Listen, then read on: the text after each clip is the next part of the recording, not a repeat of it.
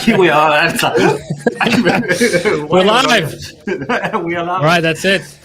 Good morning, everybody. Good afternoon, Good good morning. evening, depending on where you have joined us today from the world. Good morning, That's right. Jonathan. How are you this morning? I'm good. How are you, Dirk? I'm very well as well. Well, very good as well. You sound like you finally got rid of your flu. Yeah, it does feel much better today. Yeah. You have like more color in your face again.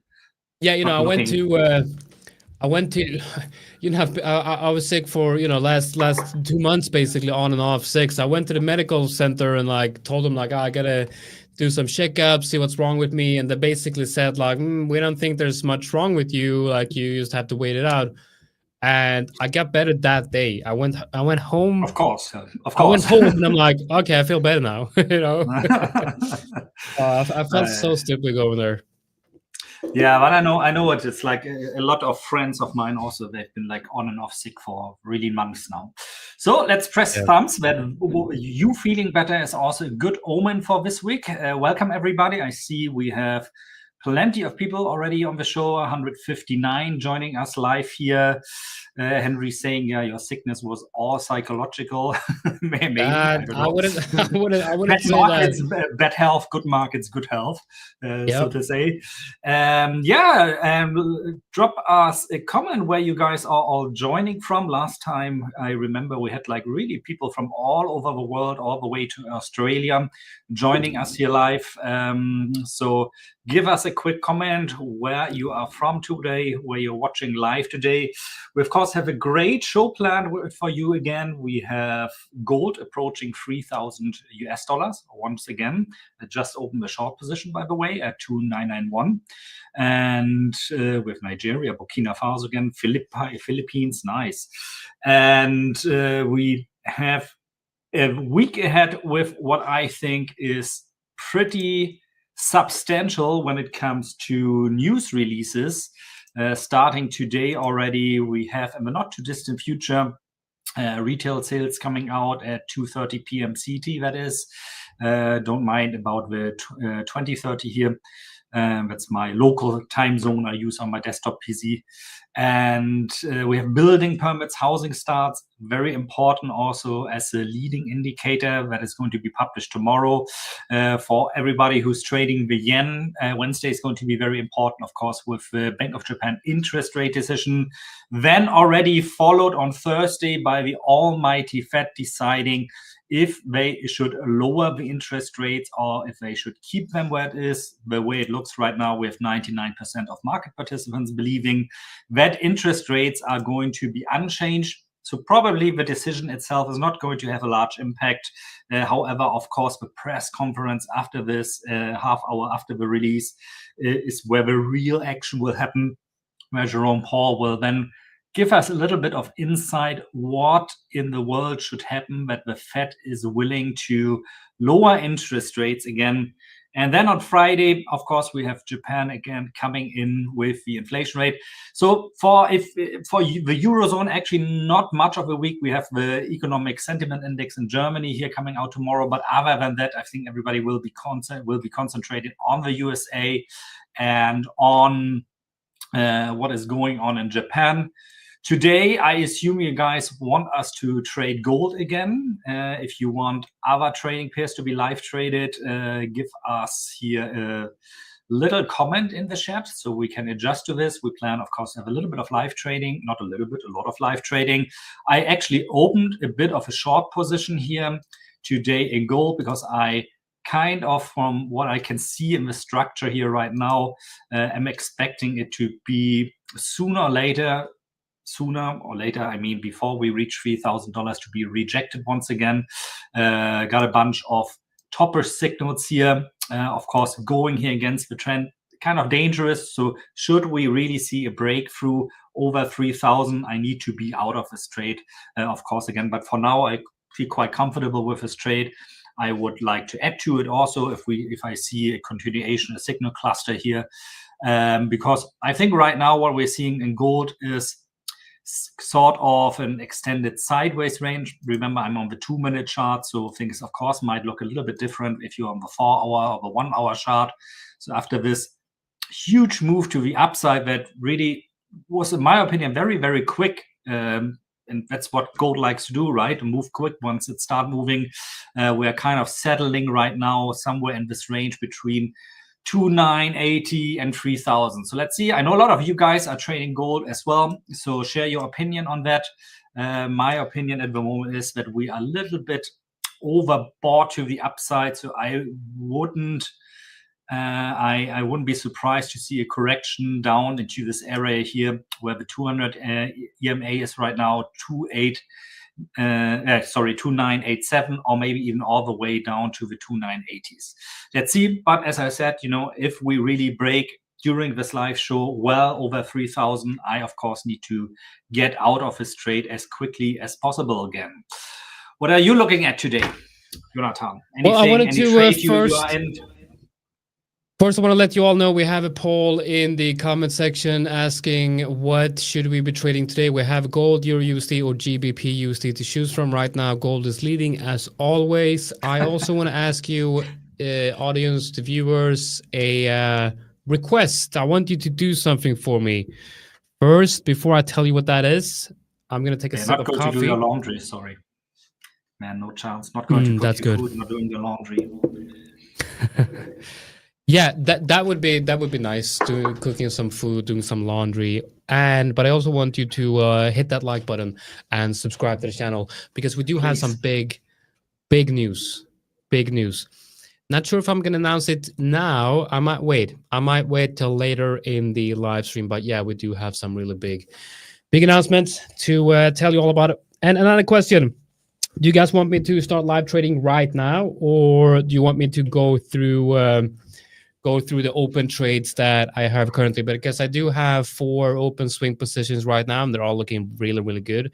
And I do have a trade I entered on Euro AUD earlier in the not earlier in the week, because that's not possible. End of last week on Friday. Earlier in the week. Can't believe I said that. It's actually Monday. Time just flies. Feels like it's Tuesday already. It does, yeah.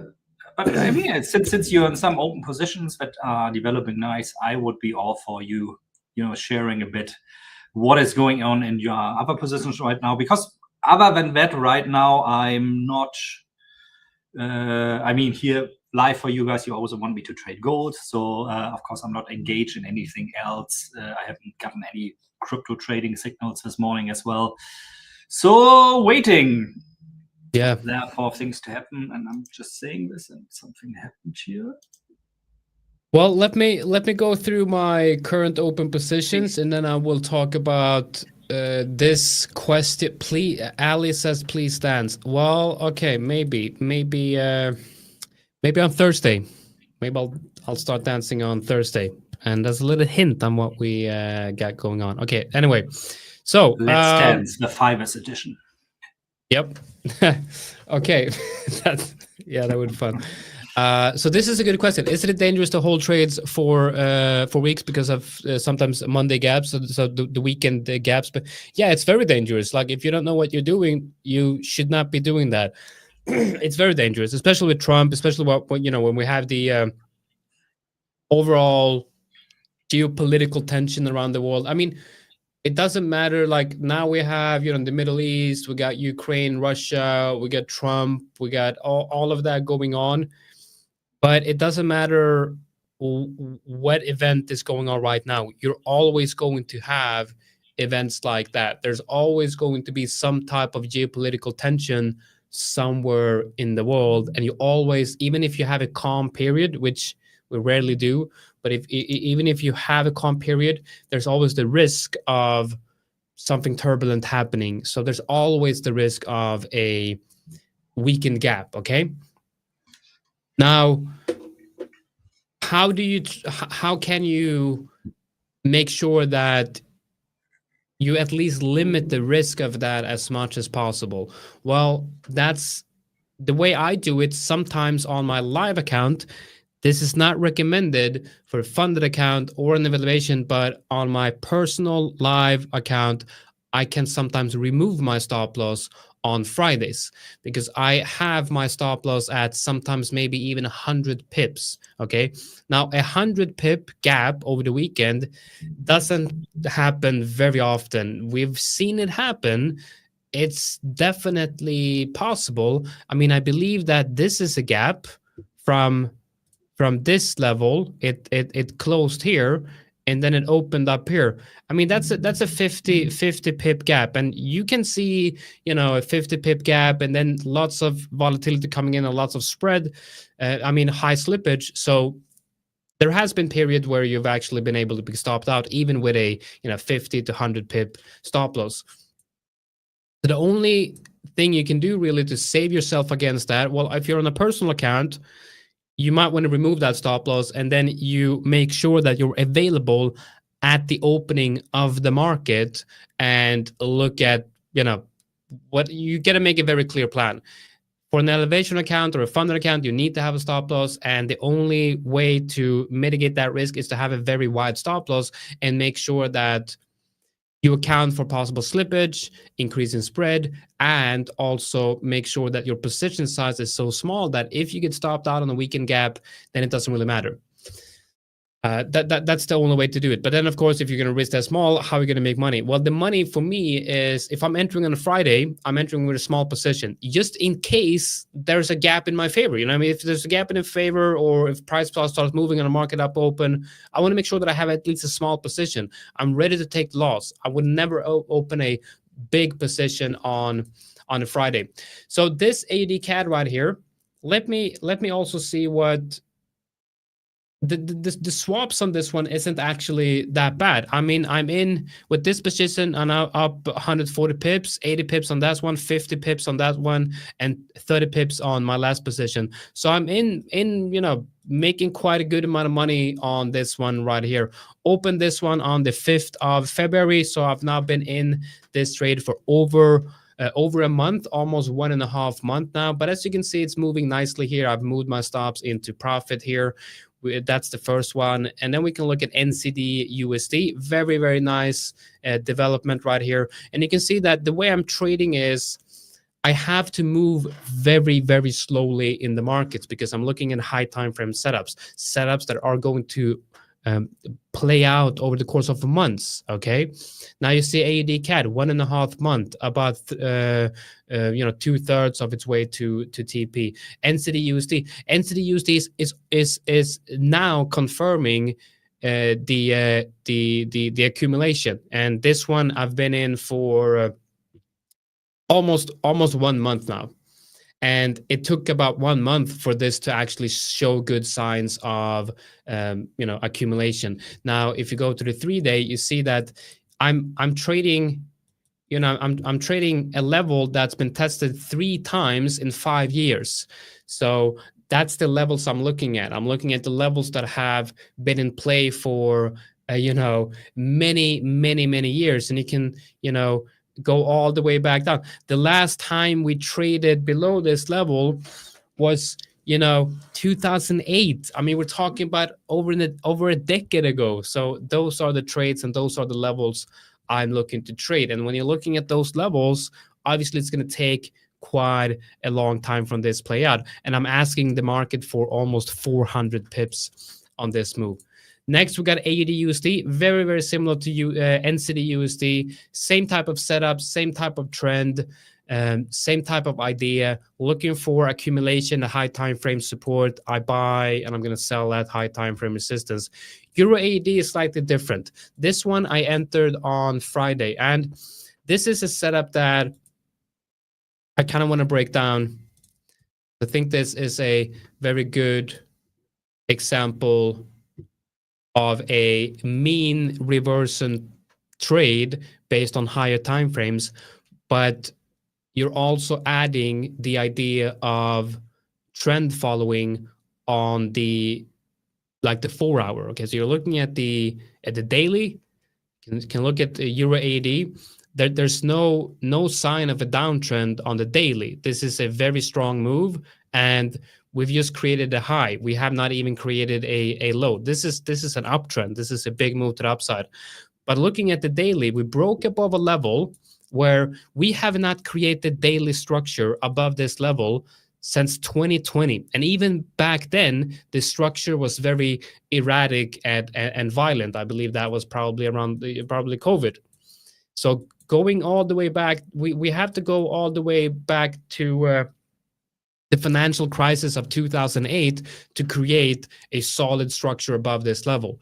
This is telling us that Euro AUD should not be trading statistically above this level for very long. So once price hits that level, I'm going to be looking for shorts, because I know that by the law of average prices and big prices and the law of big numbers, and applying this to the idea that when price fluctuates are way above its average price, it tends to come back to the mean, which in this case would be what I'm looking for, horizontal levels. So we have that in mind. And looking at the daily, what happened on Wednesday was, or the Wednesday daily candle closed as a bearish engulfing candle, a strong bearish engulfing candle. I go into the 4-hour, and what I see on the 4-hour is the first lower high. And what we have here is a head and shoulders. Now, Victor would call this a quasi, because a quasi is a asymmetrical head and shoulders. But then ask yourself, if a quasi is a asymmetrical head and shoulders, why not just call it a head and shoulders? That's, it's a head and shoulders, but he won't agree with me, but I agree with myself. And it's a head and shoulders with a ascending trend line. Okay, that's the correct way to explain what this pattern is. It's a head and shoulders with a ascending trend line, and it kind of looks like this. So the neckline is a ascending trend line like this. That's the neckline. Now, how do you measure, do the measured move on something like this? Well, it's a bit complicated and it's not perfect, but the way I do it is I look at where is the top of the head. The top of the head is right here. That is in the middle of the left and right shoulder. That is my point of reference when I'm doing the measured move to find the TP. From that level to the very top, and then I double that from the breakdown area, which would be right here, and then my TP comes in around that level right there.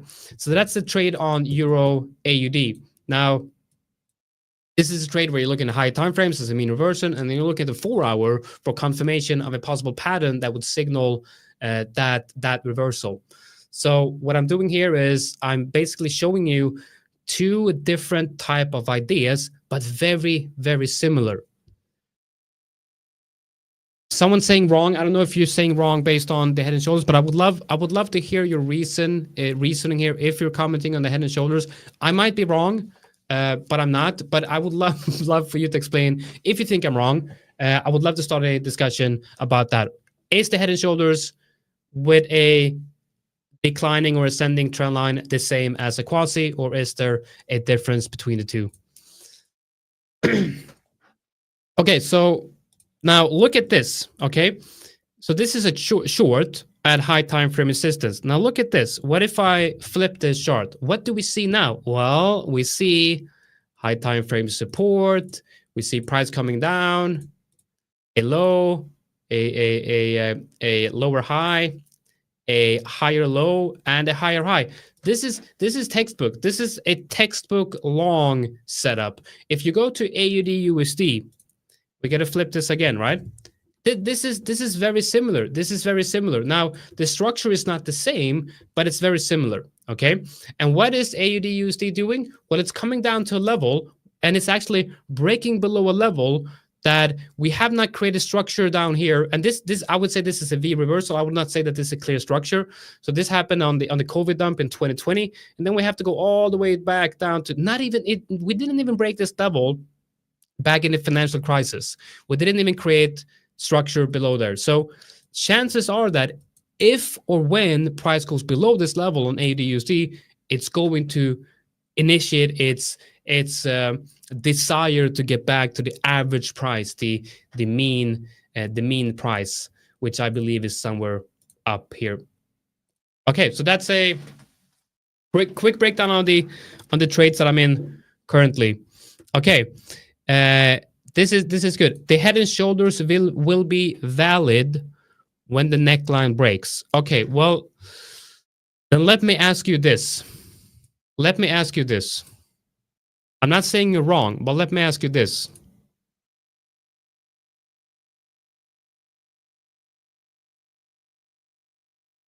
Is this not a head and shoulders? Would you not call this a head and shoulders? If you see this in the market with a break or without a break, would you not call this a head and shoulders? Now, everyone would agree that this is a head and shoulders. Now, for most people, yes, it is not confirmed until the neckline is broken. You're correct with that, but we can still identify it as a head and shoulders before it's confirmed. So we can differentiate between a confirmed head and shoulders and I love this comment. This is a very, very good comment. Head and shoulders doesn't work. It's 2025.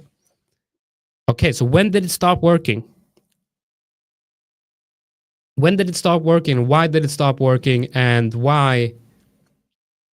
I mean, the head and shoulders is basically a lower high.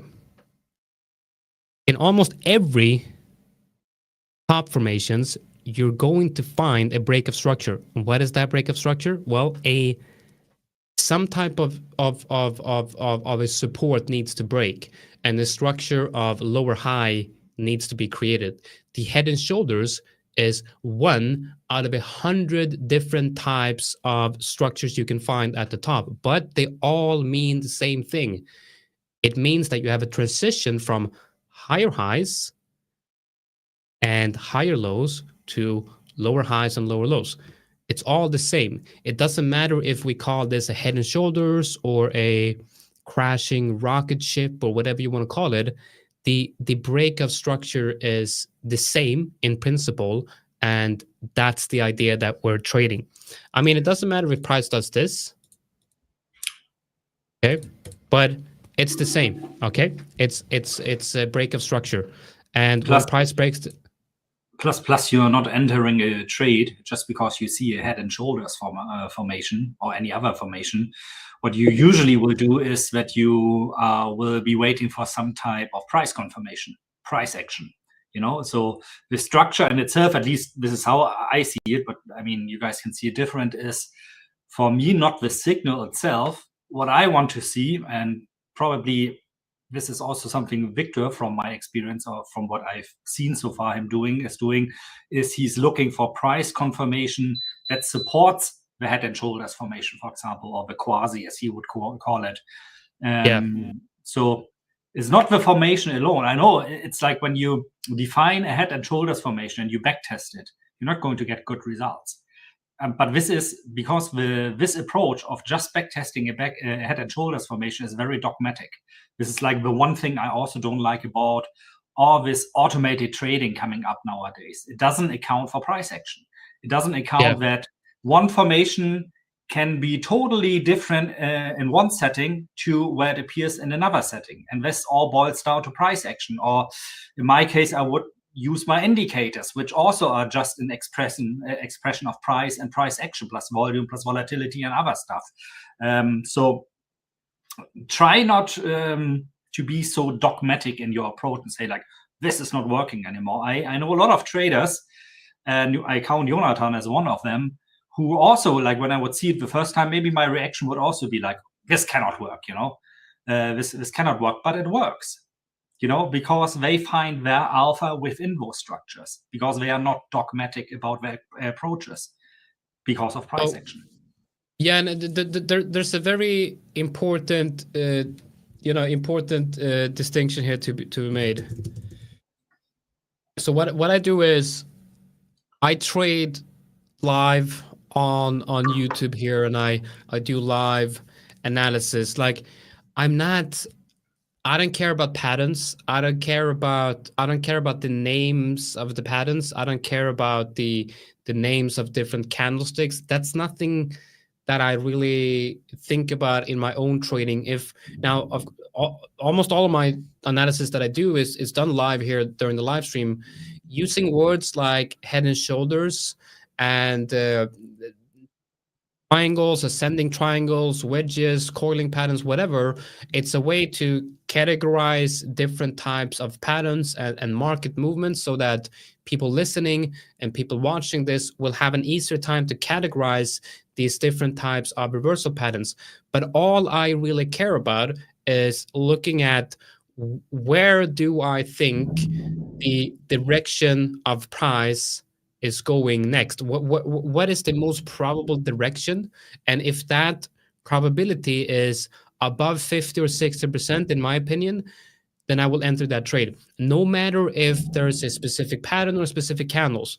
All I care about is, if we zoom out here on the daily, I care about the very, very simplistic principles of technical analysis, being one, if there's a trend, there is a likelihood of that trend continuing. If there's a very, very strong move in one direction, there is a likelihood that it will revert back to its mean.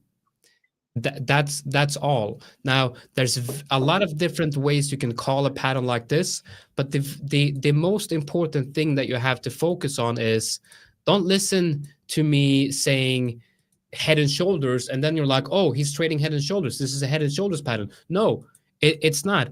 This setup is based on that lower high and this level.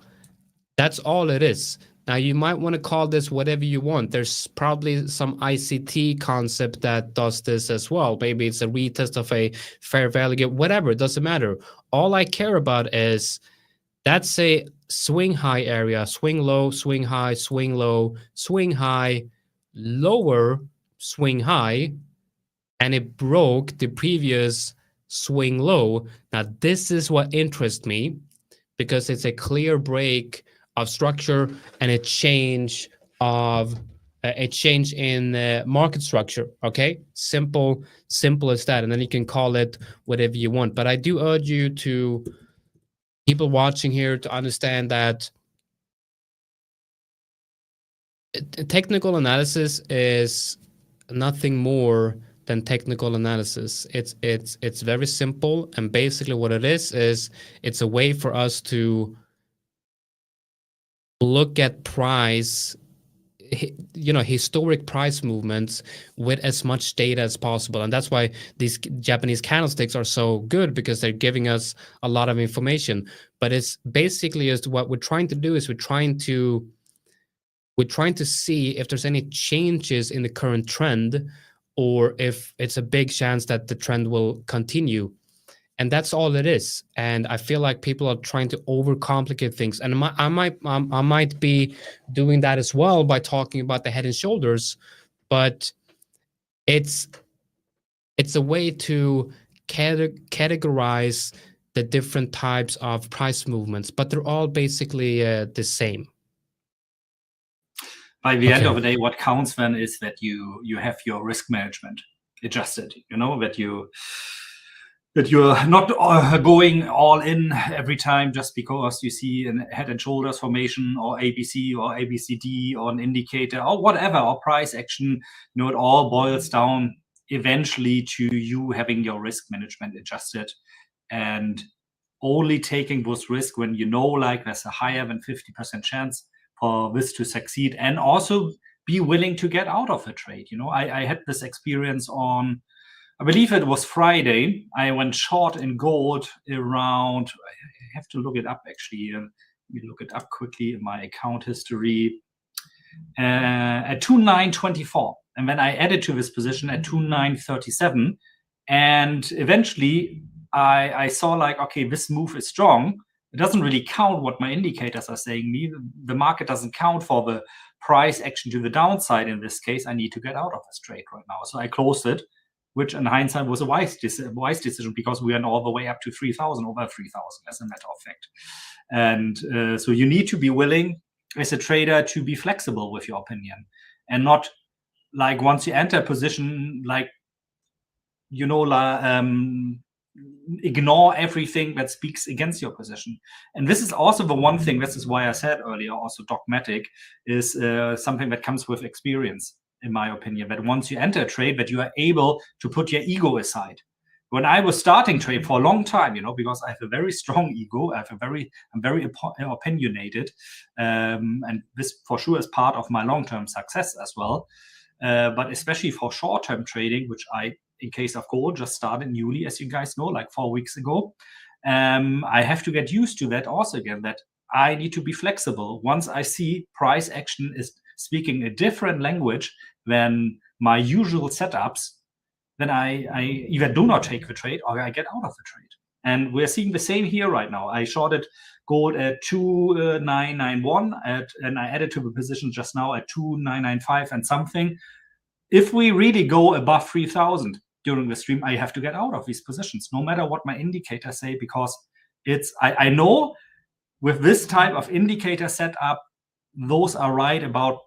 In gold, I don't have the figures yet, but in the markets, I usually use them. They are correct around 60 to 62% of all the time.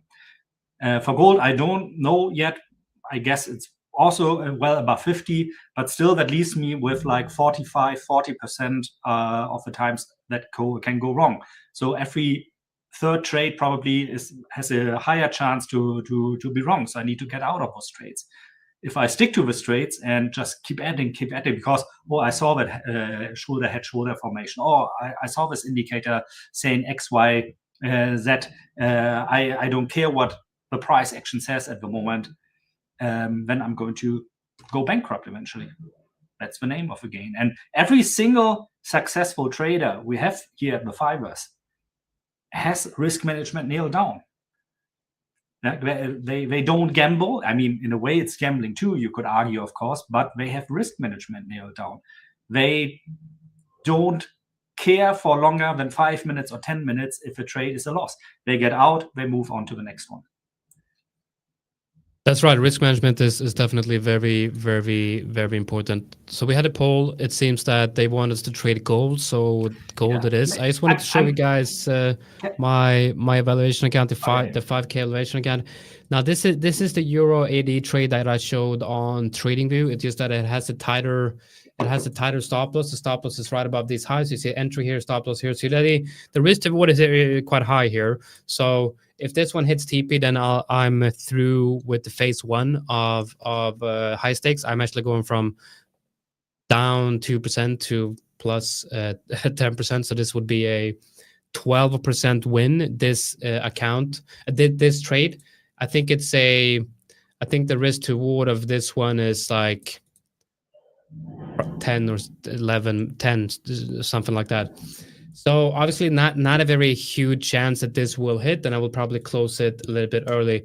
But that's the idea with this high stakes account is I want to try to push myself to the very limit of what I believe is possible for myself as a trader. So I'm starting with a 5K account. It costs around like $40 or something like that, around that, and I'm going to see how aggressive can I trade this. Now hopefully the risk team will not alert me and like limit myself. Maybe that will happen. I will let them do that, because if you're trading way too aggressively and you get funded and you trade way too aggressively, the risk team might email you and say you're trading a little bit too aggressive. You will lose the account if you go in a drawdown, and then it will limit me. And I welcome that. That's actually a very good thing.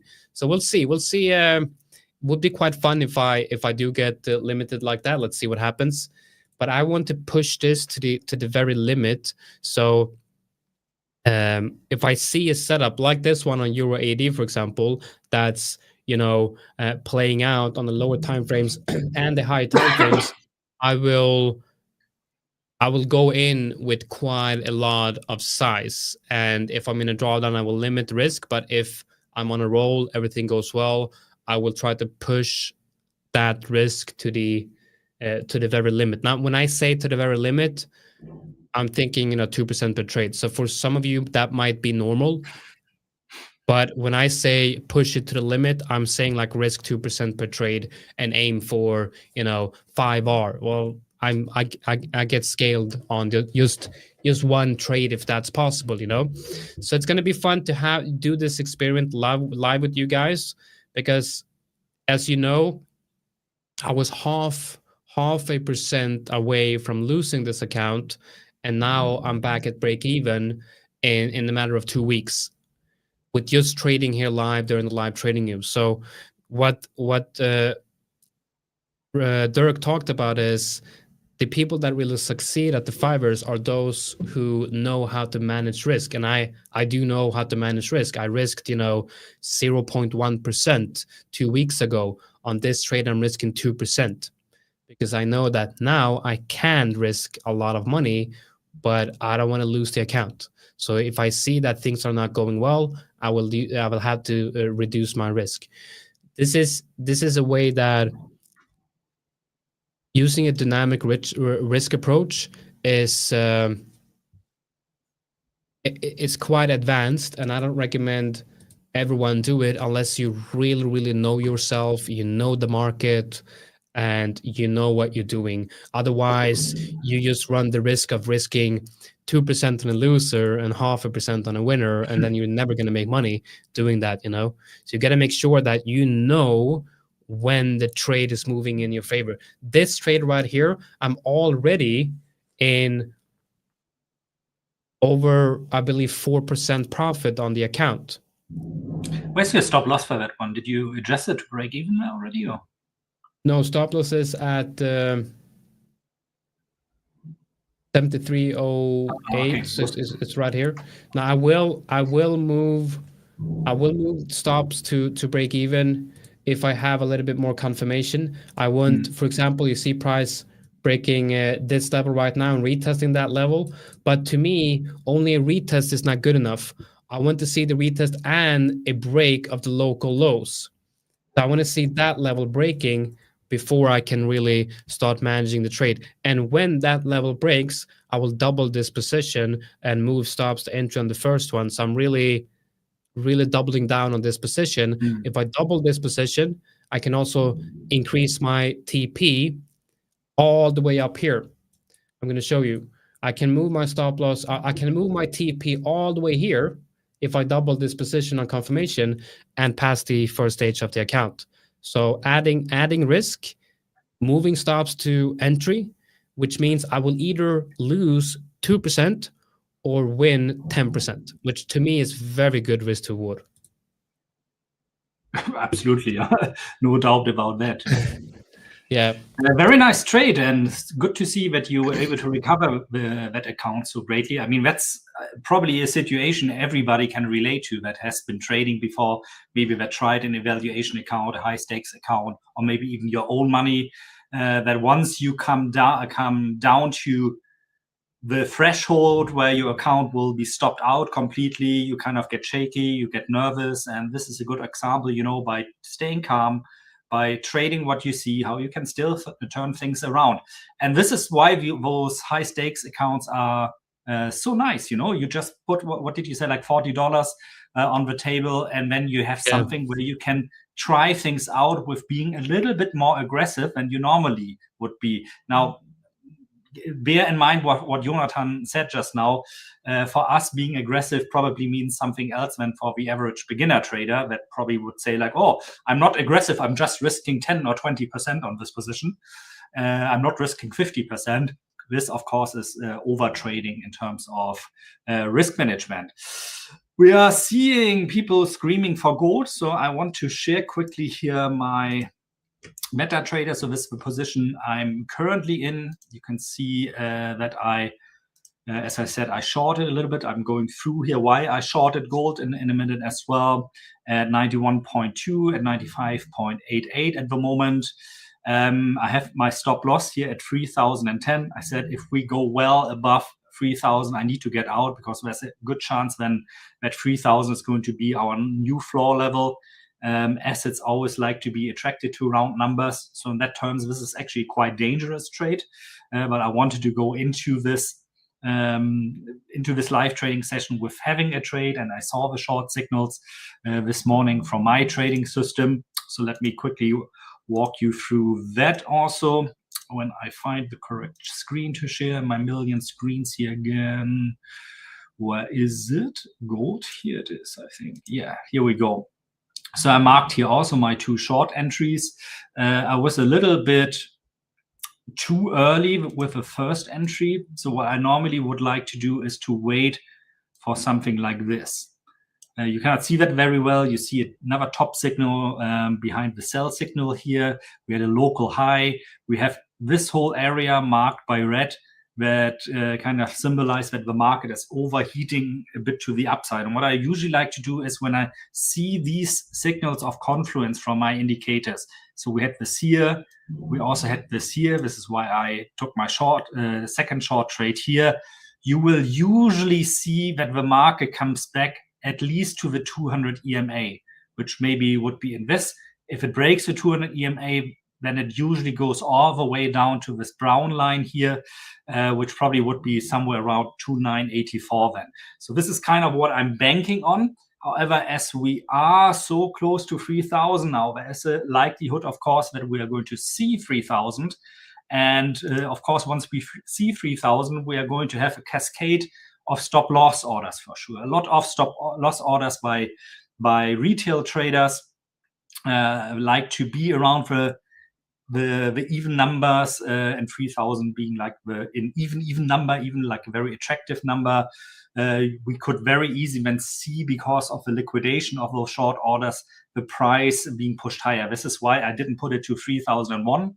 My stop loss, I put it to 3,010. This is over the all-time high we saw, I believe, last week, end of last week it was.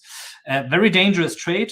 I'm risking here around 1.5% of my equity because I want to also risk a little bit more. I had a quite good start on this account, up by 420, was over 500, but I don't, since we're live trading here with an evaluation account, I don't need to risk my real money trading gold here. I want to risk a little bit more as well, so we have a little bit more action here.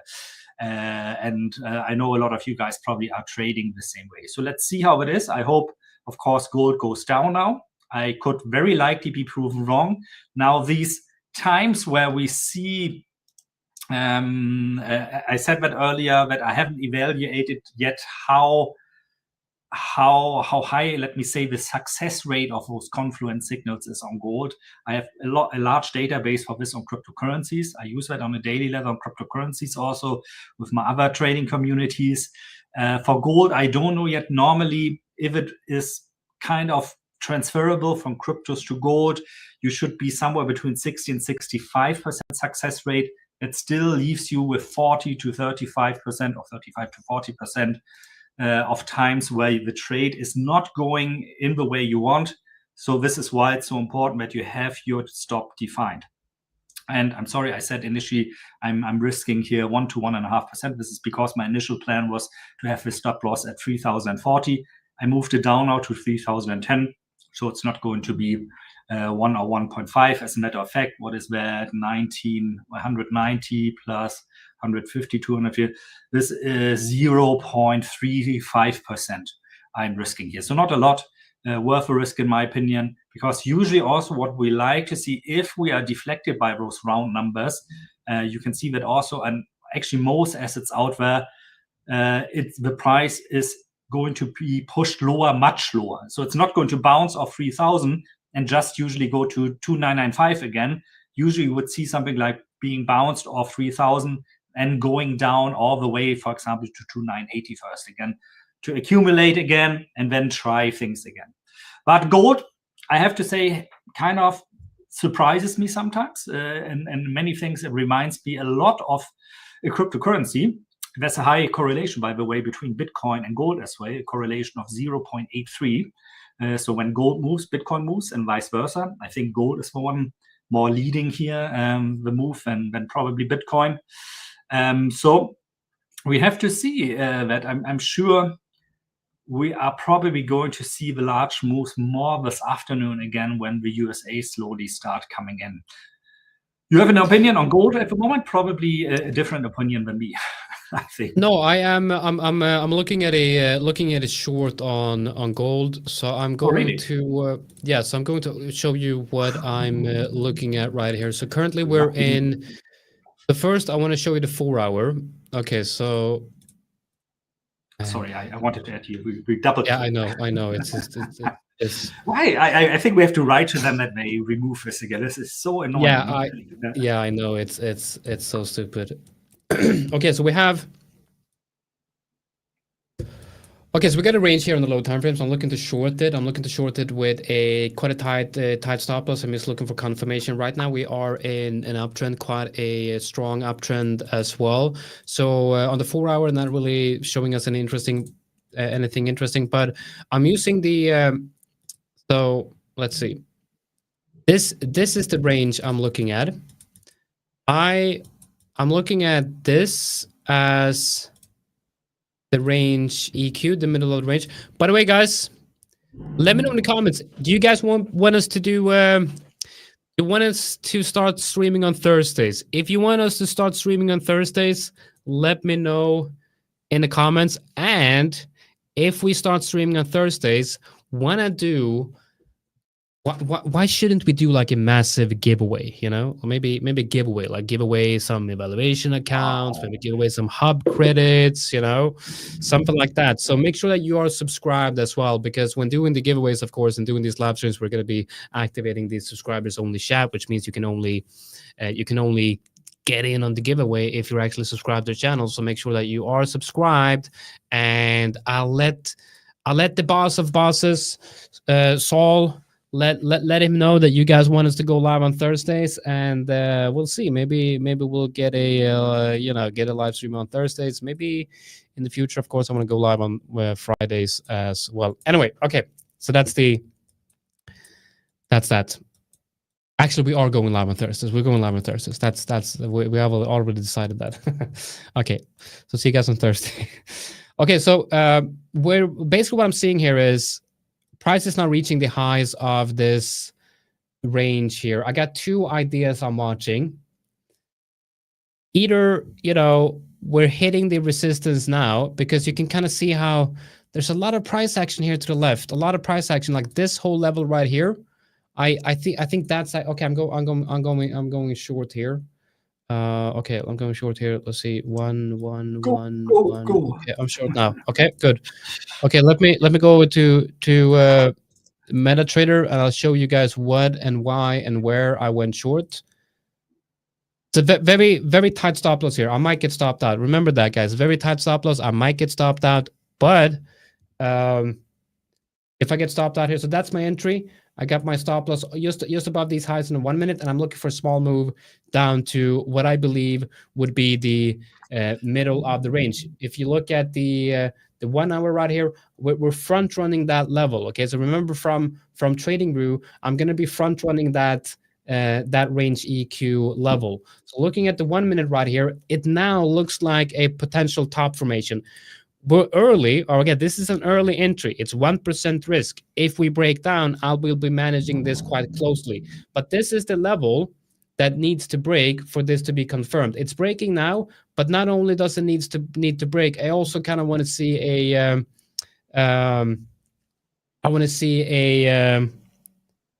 retest as well. Okay, looking good. Now, if we go to the 5 minute, this is exactly what we want to see, right? A strong bearish candle coming in, breaking below that level. We got another level here on the 5 minute. That's our point of no return for gold. We break this level to the downside, and it's good night.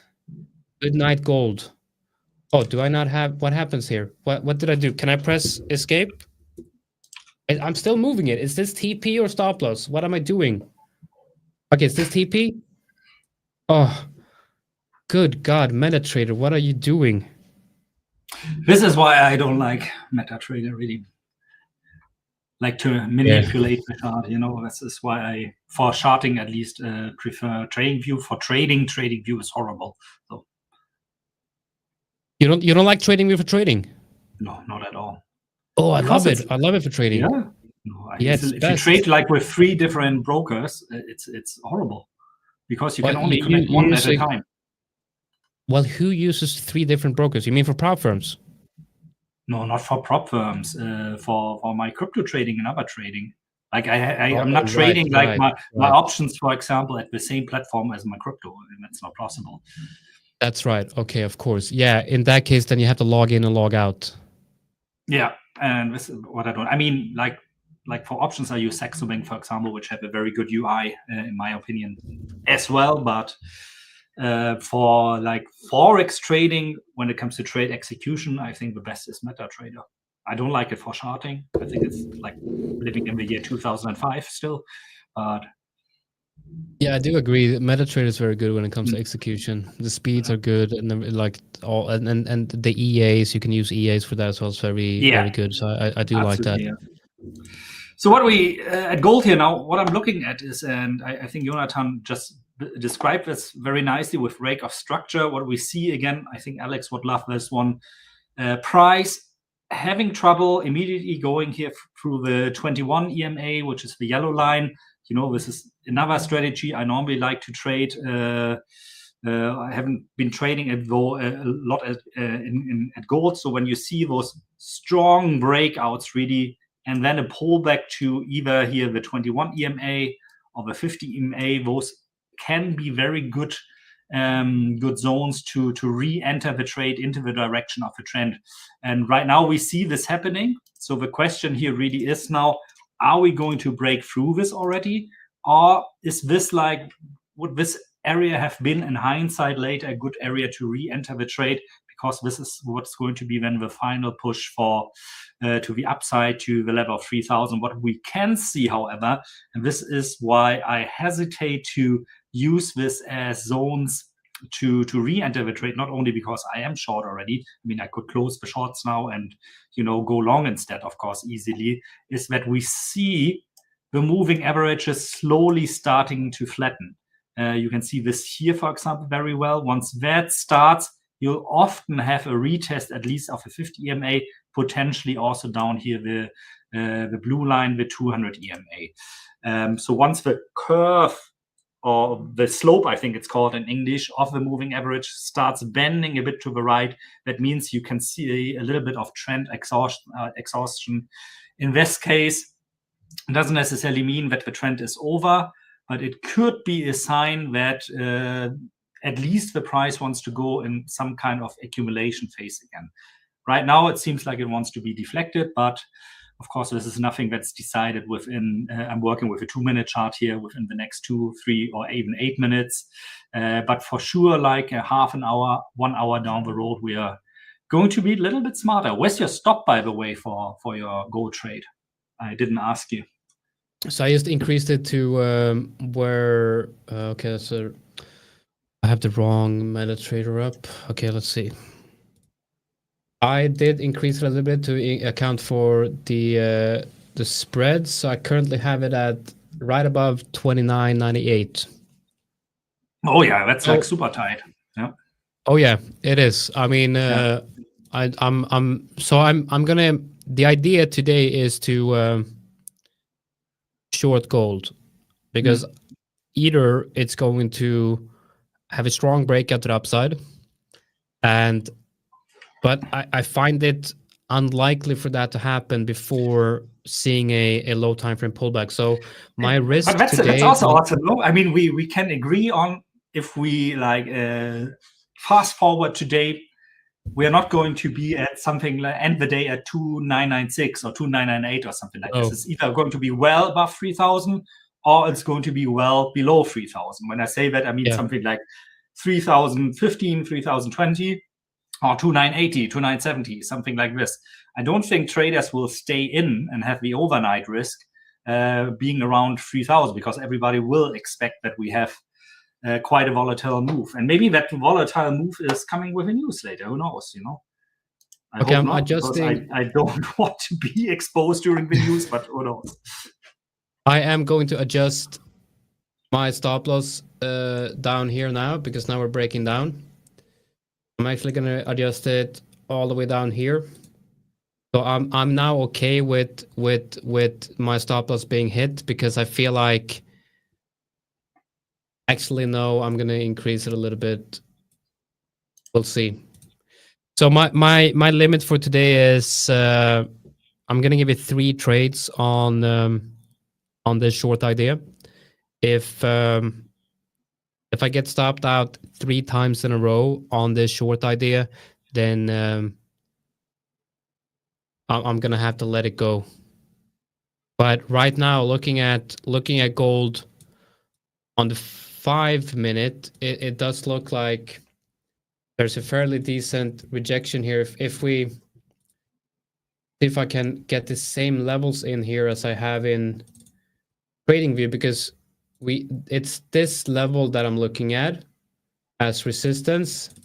And if we zoom in here, we see there's a fairly good reaction to this level on the 5-minute. I need to adjust my color here of this. Let's see. Yeah, I can choose a custom color here on TradingView. I want it to be like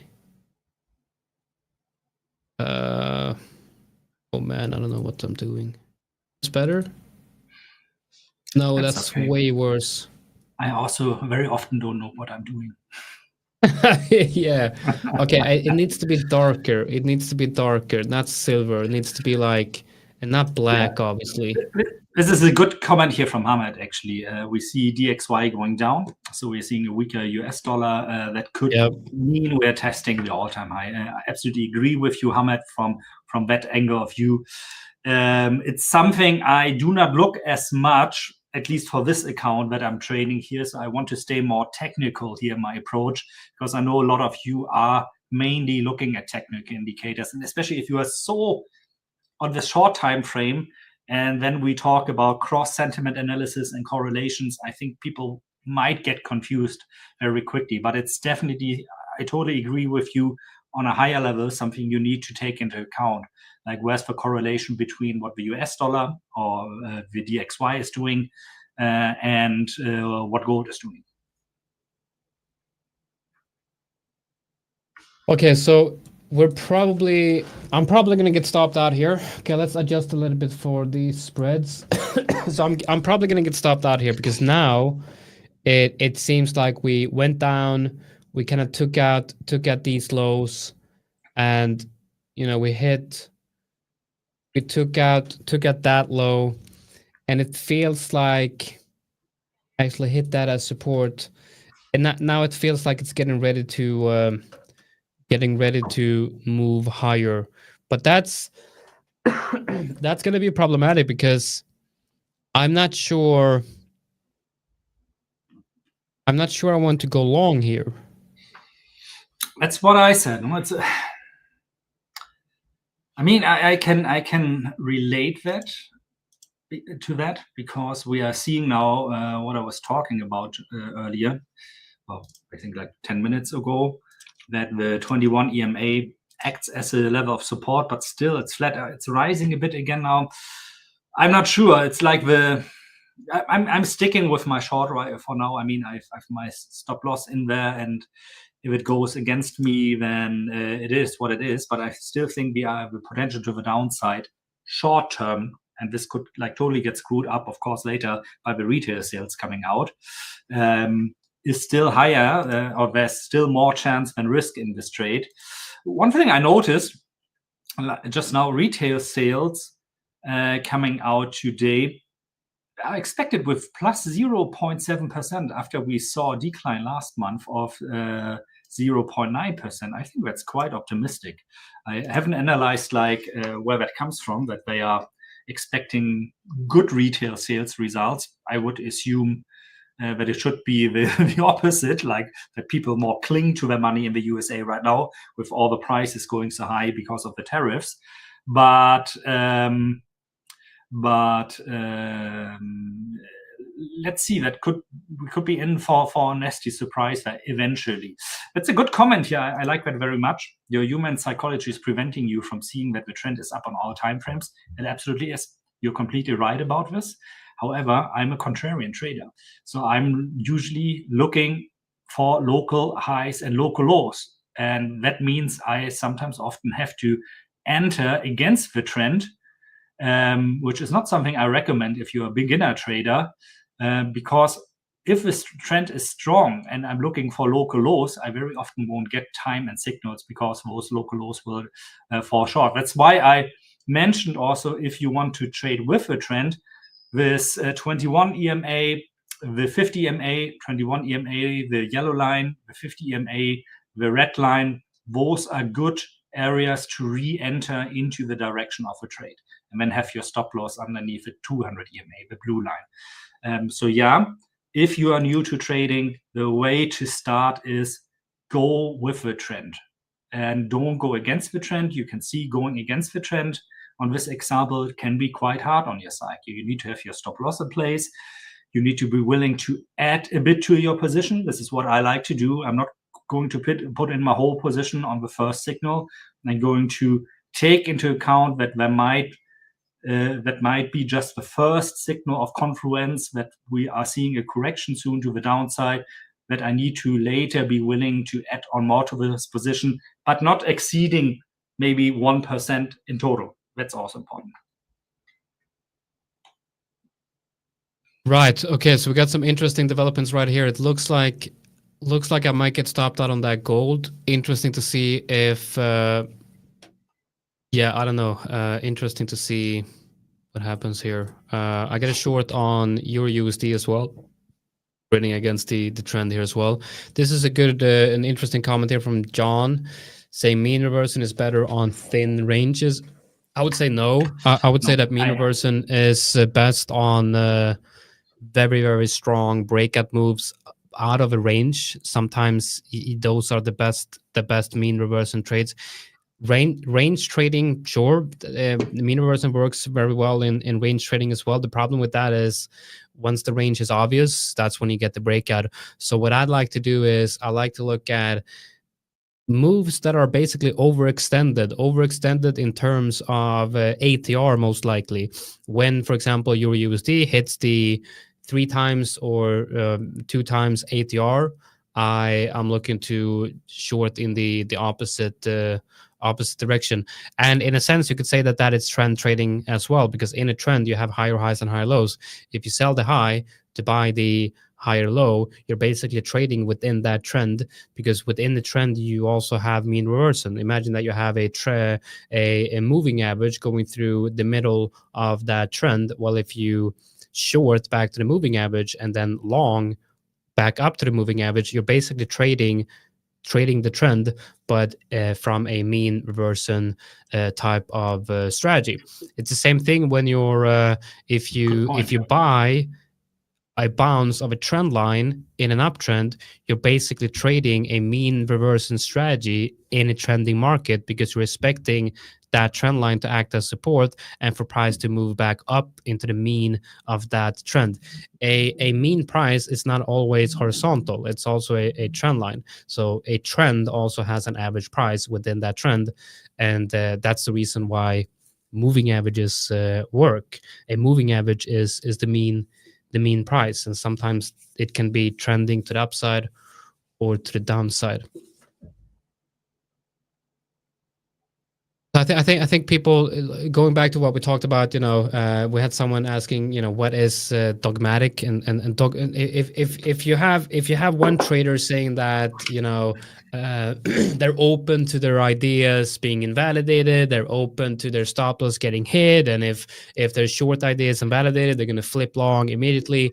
Well, that's the opposite to being dogmatic. When you're dogmatic, you have an idea and you're like, something like Head and Shoulders will always break to the downside with a 70% chance, and if I enter this trade, I will make money on this trade, and no one can say otherwise. That's being dogmatic. Like you're very close-minded, and you always have like tunnel visions on your setups. And I think the trading space is very divided up into different trading styles and different types of technical analysis in a way that's almost dogmatic. You can have a trend following trader saying that I'm a trend following trader. I would never trade a mean reversion type of style. And then you tell that person that, well, whenever you buy a higher low in a trend, aren't you buying that for price to perhaps get closer back to the mean price of that trend? Because that's basically what you're doing. The average price of an asset is trending to the upside. And then you can play that mean reversion within that trend. So it's all the same. Trend following traders needs to understand what mean reversion is, and mean reversion trader needs to understand what trend following is to be successful. Okay, I just got stopped out on gold. So that's the first. That's the first like really short. Wants to go higher.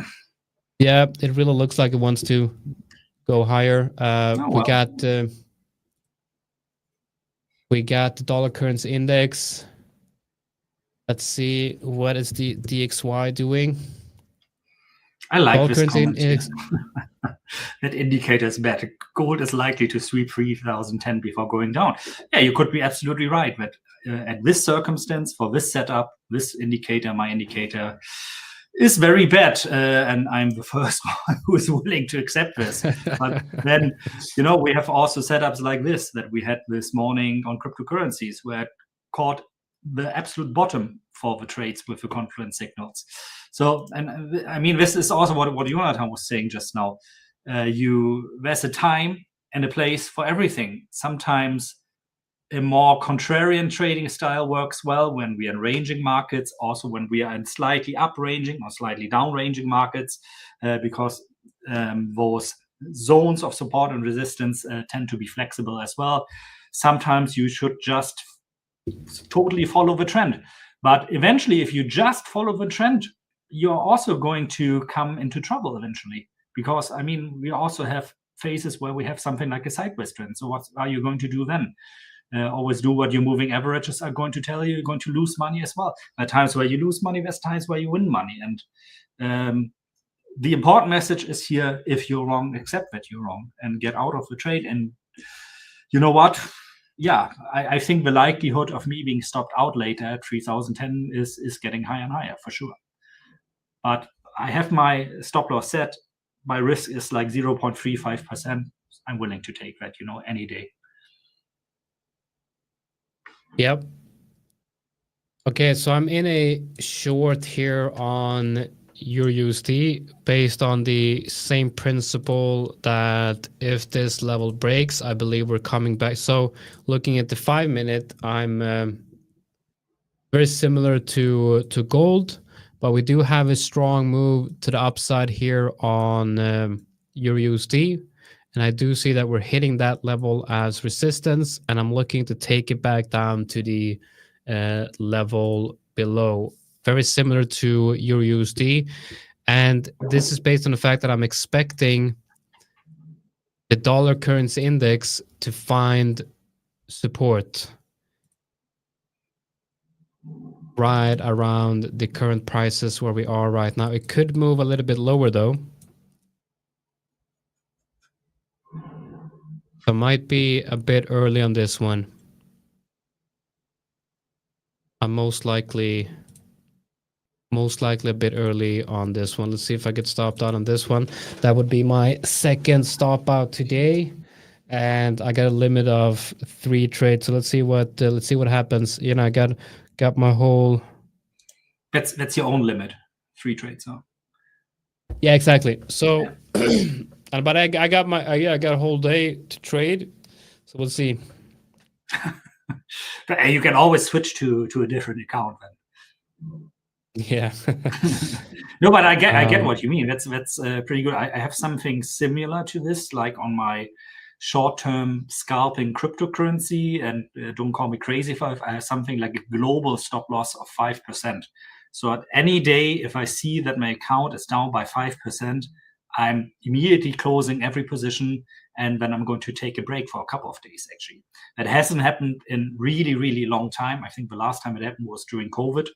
But if that happens, I know this is like where it's just enough, where I'm at the limit, where I'm probably also not going to take decisions anymore following a logic that I normally would apply to the markets, if you get what I mean. Like I probably would try to revenge trade like the money back then at that point.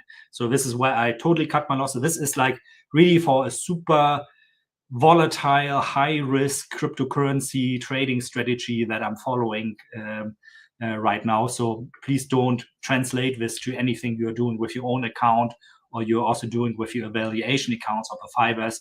You should not have something like minus 5% in a day, please. Yeah. Oh. And don't do that. You are going to be stopped out anyway. Your account is going to be closed immediately then.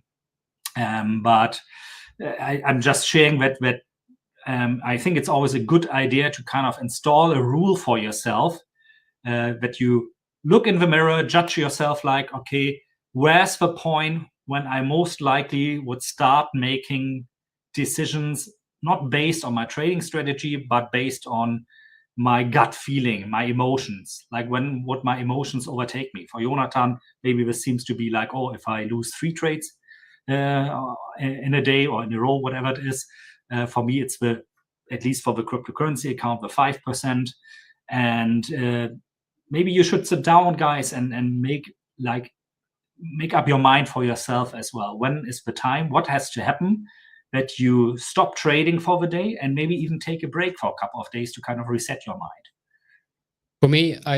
For me, I feel it's like it's important to, listen to my emotions and make sure that I'm taking a step back before I get frustrated. Because if I get frustrated, I might start revenge trading. So I know, for example, now on your USD, I'm okay with this trade being stopped out and it's not going to affect me much. But if I double this position right now and it gets stopped out, then that will definitely affect me because I'm making then a bad decision. If I'm entering the same trade immediately after being stopped out without confirmation and then it gets stopped out, that's going to affect me in a way that I will be frustrated, and then that might lead to more trades. So right now I have 1 stop out on gold, which is I don't have any problem with that at all. And now I got the Euro USD, which might stop me out as well, and I'm not going to have any problem with that. But the next trade, I kind of have to get a feeling for when I enter the trade. Am I okay with this being stopped out? And now I'm actually looking at maybe I should close. It's a great name for a movie, by the way. The Revenge Trader. Jonathan Rendine is the Revenge Trader. Featuring Christian Bale, Kevin Spacey. Oh no, nobody wants to see Kevin Spacey anymore. So not Kevin Spacey. That should be with Arnold, the Revenge Trader with Arnold. He kind of goes back in time to try to fix. Hasta la vista, baby. I'll be back. Yeah, that would be nice. Finally, my German accent is useful for something. Instead of doing the Terminator, we'll do the market maker. The market maker who goes back in time to fix his mistakes. That would be awesome. He goes back in time to provide liquidity to the book. Yeah. Oh man, that would be a good movie. That was probably the most nerdy joke I made for the whole week. My God. Yeah. Okay, so gold got up and took out my stop here. Now it is no longer in a range. Oh, God damn it. It retested range highs. Now I feel like I want to go long. Man, what if it breaks out? Okay, so see, how close you are already to the revenge trade now. Well, get it. Yeah, I mean, I'm not gonna buy range highs. I'm gonna wait for the breakout, obviously, but it is so close of breaking out here.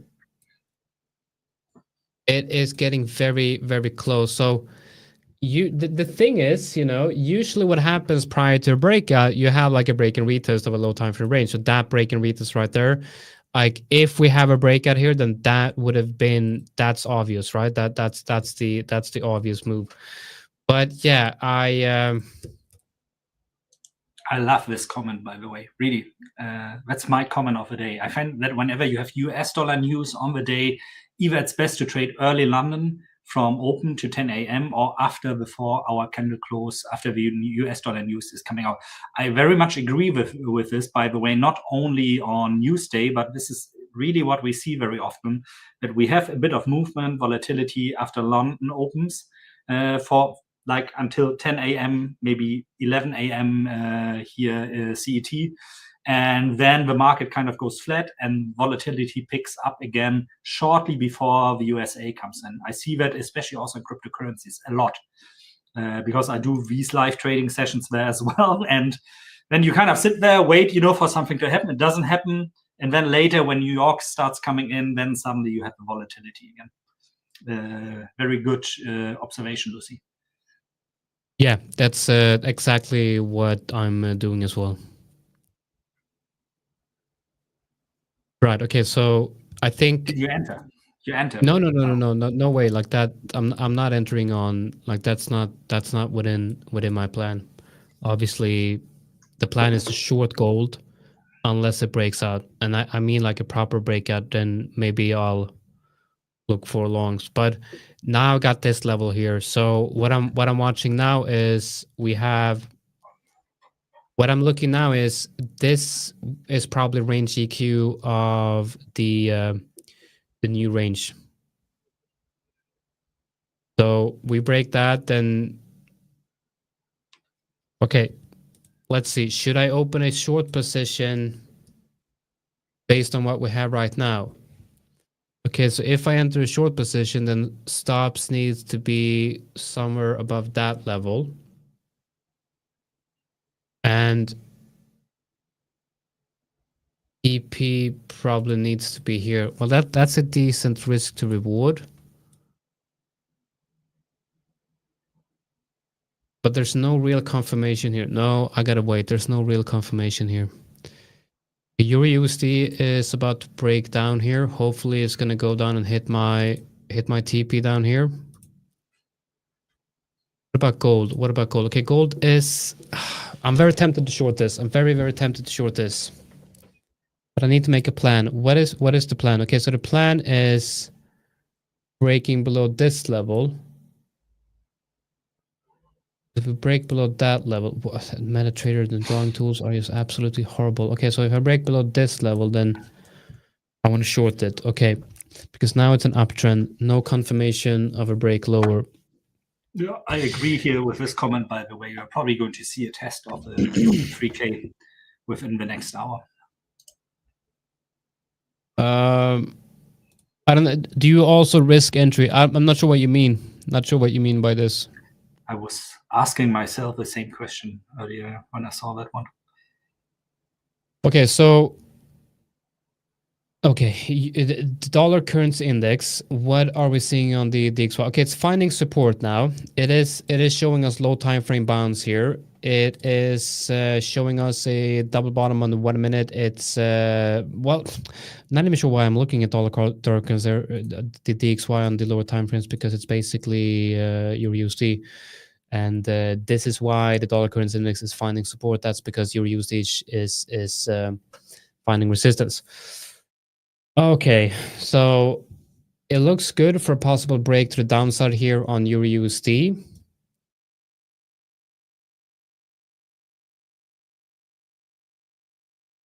No, I never enter.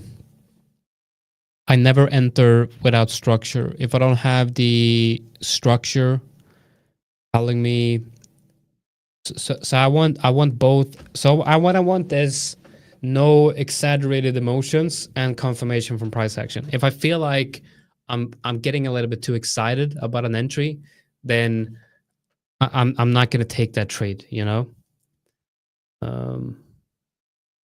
Perez says so many trades not usual. Well, when I'm trading this account, it's very normal to take many trades. Last week I took 40 trades, and as you can see, the account is doing quite well. So trading this way on the live stream here with this account, my goal is to push it to the very limit, and I'm not going to be able to push it to the very limit unless I get a few trades in. I mean, in a way, it would be boring for you as well, no, guys? If we just sit here, talk 2 hours about the markets without showing any trades. It's about live trading, everything we're doing here. Okay, we now have a trend line here that if broken, if this trend line breaks, I will close this trade. We can look at gold also. Gold is gaining some momentum to the upside. Yep, I think we have a breakout in the making here. We're testing the very, very highs. Okay, so look at this. This is now the important area, okay? I want to find confirmation of a short setup at that resistance.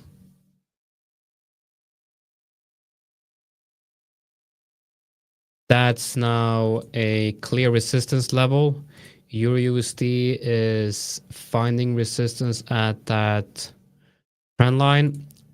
The dollar currency index is still ranging here on the lower time frames, finding support though. We had a big move to the downside, but it's now finding consolidation after that move.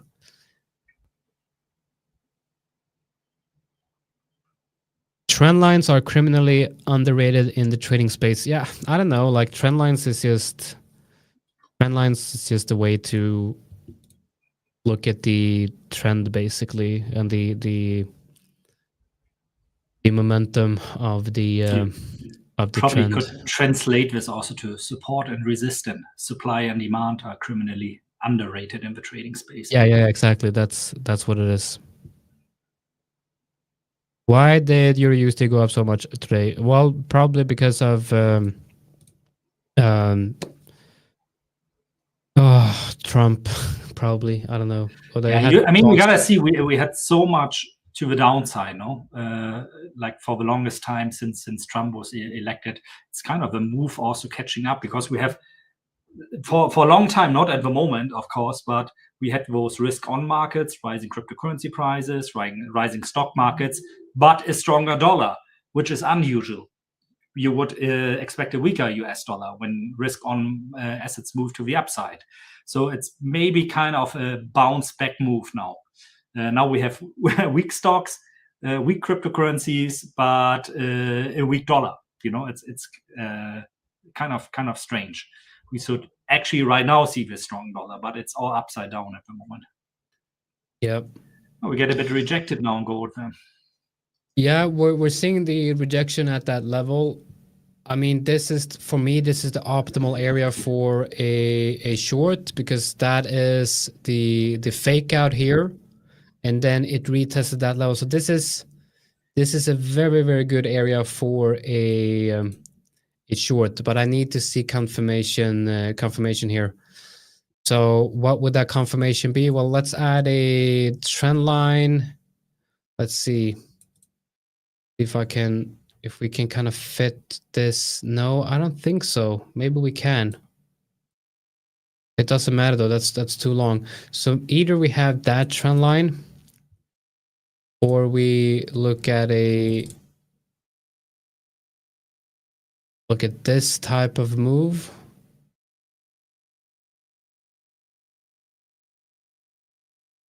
Let's see if we can.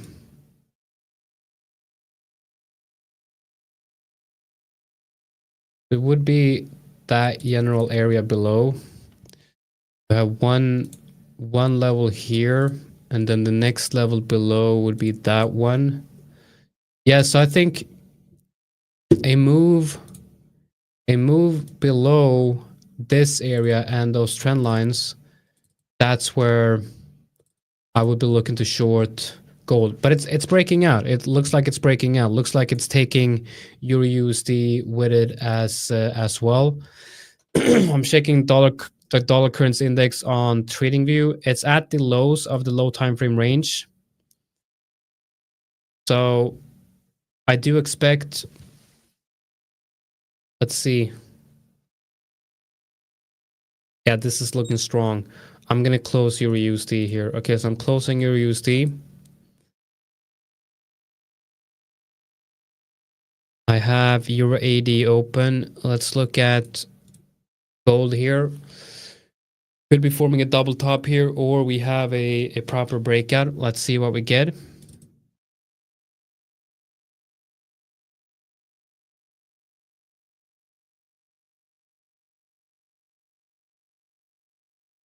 You know, the thing is, every time I trade gold, I say, why didn't I just go long and held it?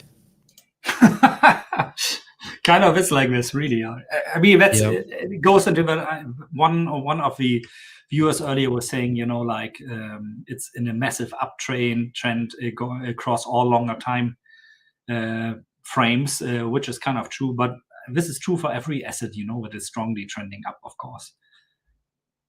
But within the structure, you find like those, of course, mini structures also of uptrends, downtrends, and sideways trends. That's why I zoomed out first earlier and said, like, I think we are a little bit in a sideways trend, at least looking at the last, couple of hours. So I can take bottom signals, long signals, and short signals.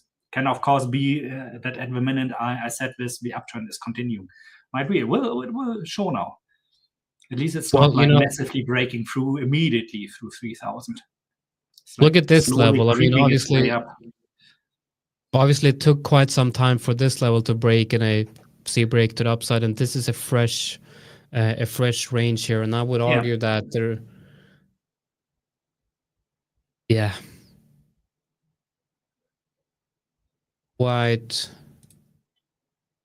quite the incredible move, though. By that logic, I could also say, remember earlier when I said, like, if you want to trade with a trend, the 21 EMA kind of is a good area to re-enter long here. So either I close them, my short trades, and then I switch them completely to long trade, which, of course, now in hindsight is probably something I should have done. But since I defined already my trade before that, I want to sit that trade out, because I know that these structures here usually are quite good in telling local highs. Might, of course, been that the local high was this already, and this was the local low, and now we are continuing all the way up to 3,010. Okay, so we got a breakout here. I actually think that I actually think that I should go long if this 5-minute candle slide, because we had a fake out here. That's a strong fake out immediately down resistance, and now we're about to break above that level again. So now I'm no longer interested in shorts, which this looks very, very strong. I think this looks really strong, because it keeps hitting that resistance, and it's a very strong trend. Let's see what we get. Obviously, rejection here on the 5-minute. It's like either we go long or we go short. It's just at that level where either ideas are going to get invalidated soon.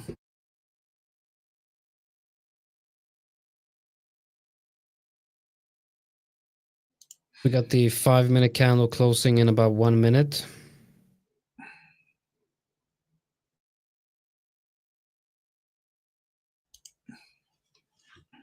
No confirmed breakout.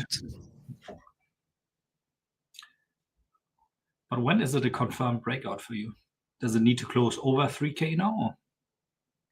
Well, basically, I want to see. I just want to see it change in behavior. So, what happened? What happened last time the level got tested? And are we seeing the same type of reaction now, or are we seeing something different? I'm creating a poll. You can go vote in the comment section on YouTube. Are you long or short on gold? Let's see where you are. So what I meant is, what happened last time we hit this resistance? Well, only wicks on a 5-minute.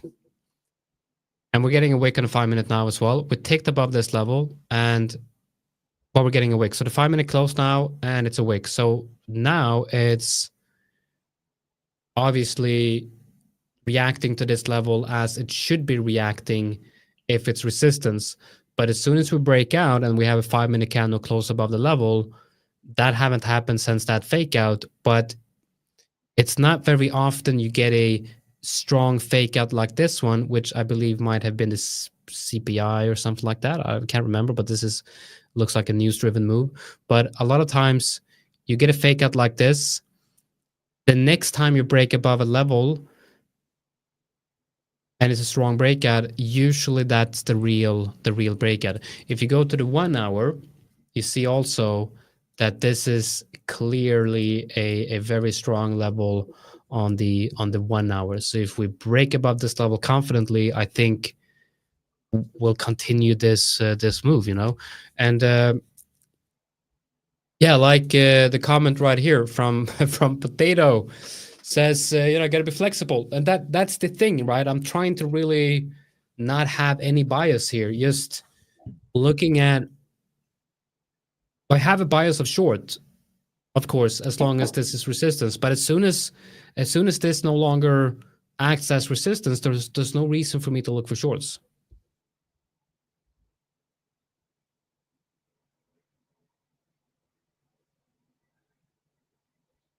And I mean, on the 15-minute, we might actually have a decent breakout on the 15-minute here. So it looks like some really good opportunities to go long here. Oh man, I gotta take a quick break. I'm back in 2 minutes. Go for it, man. All right, let me switch over to my chart again then.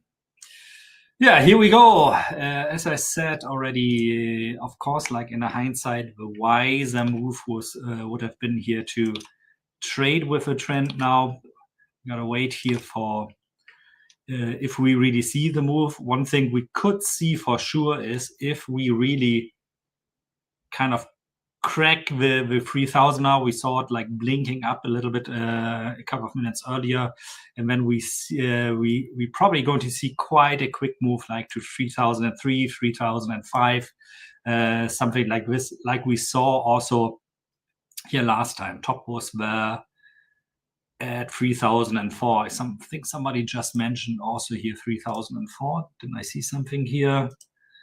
Bin Yami, I don't know how to pronounce it. I hope I'm pronouncing it right. Long till 3004.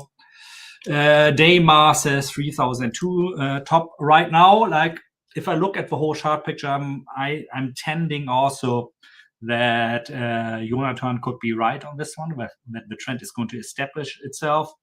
On the other hand, I have my zones of confluence. We are still at a level like that, according to my system, that it looks a little bit toppish. But I'm willing to change my opinion on this. Also, if we see 3010, if we see a new all-time high there, I'm going to not flip my position, but that would indicate for me that I'm getting out of my short position and that I would be looking for setups more in long positions again, because then the short-term trend has changed from a more sideways trend to a more uptrend. I saw earlier somebody, while we are monitoring here how this is developing, somebody was asking about my opinion on Bitcoin. Just very quickly want to share here. I was looking into correlations for Bitcoin this week, especially the correlation between Bitcoin. So Bitcoin is the blue line you are seeing here, trading at 83,300. The red line you are seeing here is the global M2 money supply. M2 money supply meaning this is basically the short-term cash that is currently available on a global scale. And we're sitting there at 104,000 trillion US dollars, globally speaking.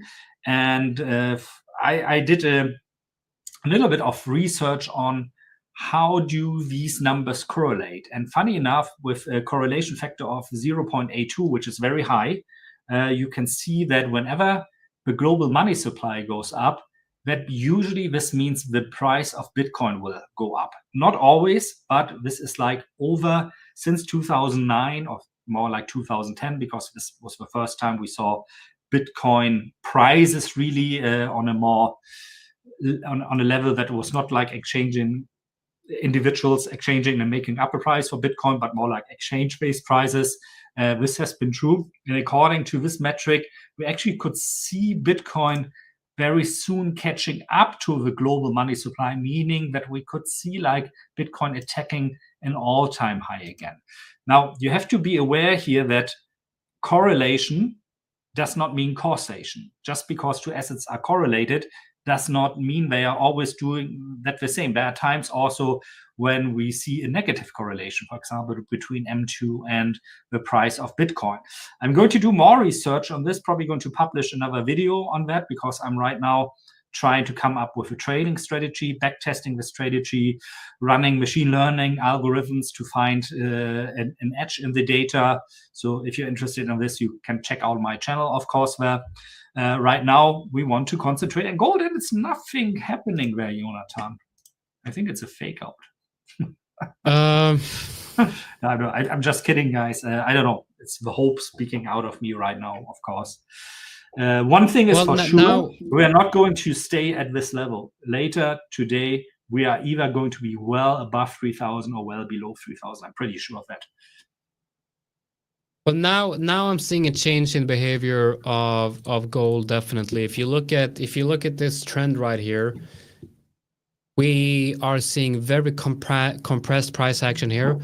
Lots of wicks to the upside and the downside on the 1 minute, and we have not seen that since the beginning of this impulse move to the upside. So two options here. Either this is compression before the breakout, which happens sometimes on the lower time frames. You hit resistance and you don't reject that resistance immediately. You start testing that. There you go. This is what I'm talking about. You start testing that resistance, testing with no strong reaction to the downside, and then eventually you'll see that break to the upside.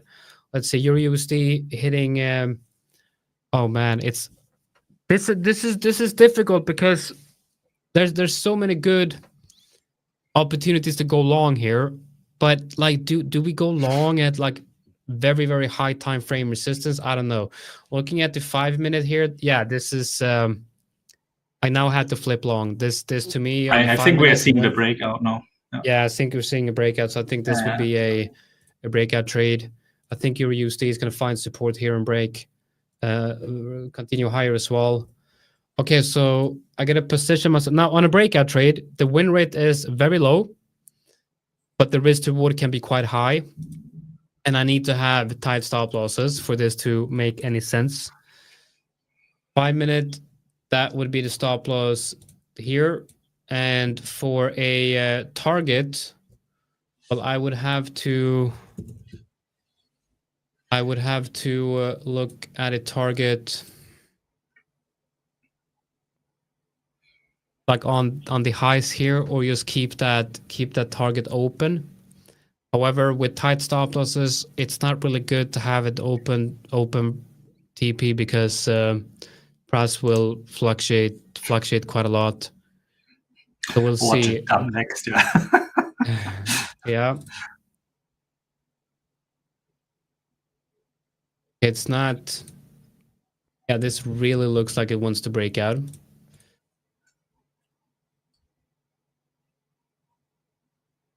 Yeah, I'm. Okay, we got the breakout happening in 30 seconds. It's one above one at least. Those highs probably around here. Okay, so I'm getting in. On this one. I have to see later what Peter Schiff is tweeting, I think. Yes, I'm opening that long on gold. Now, what I want to do is I want to look at, I'm going to go over to Trading View, and we're going to look at, gold. Look at gold futures, and we're going to do some volume analysis. I'll be back in 2 minutes. I have to quickly do something. Okay, so we're going to look at some volume analysis here on the futures market of gold. Because volume is great when we're trying to identify, when we're trying to confirm breakouts. I got my gold open position to the right of me here on MetaTrader, and I'm looking at futures market here for gold, and I'm not sure if there's like a huge delay here. Doesn't matter. What we're going to be doing is we're going to be looking at the on balance volume as well, which I believe is this one. There's no names on this, but I assume that we have the, is that ATR or ADX? Okay, we got ADX at the top, and we have volume profile, not volume profile, but volume, the volume bars here, and then we have the on balance volume at the bottom, and we do see that there's obviously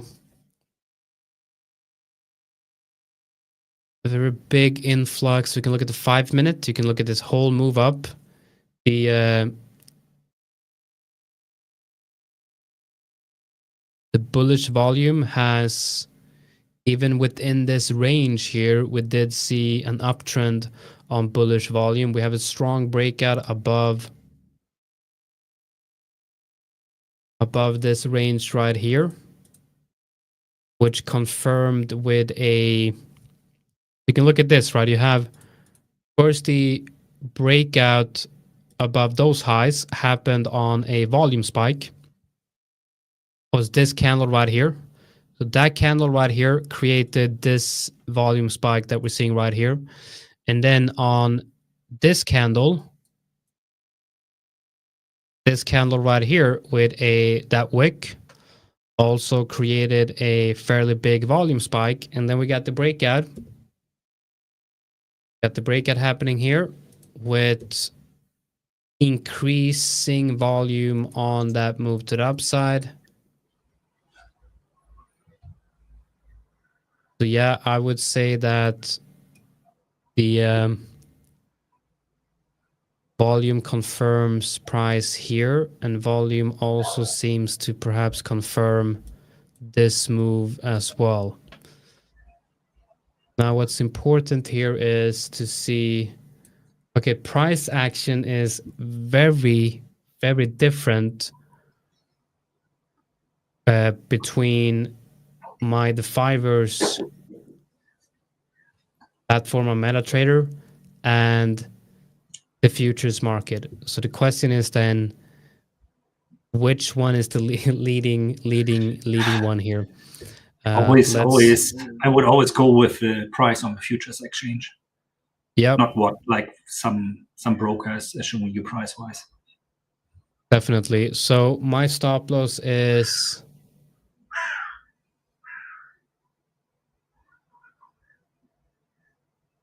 oh, okay. So the price is very different. I mean, on the The5ers we're at, but it's not, because on the The5ers you trade the spot price, and yeah, on the future price is now plus, I don't know, what is it, 1 to 3 months probably the contract. So usually you will see higher price there, right? Yes, but it's not only the actual price, it's also price structure, because The5ers is we're still up here.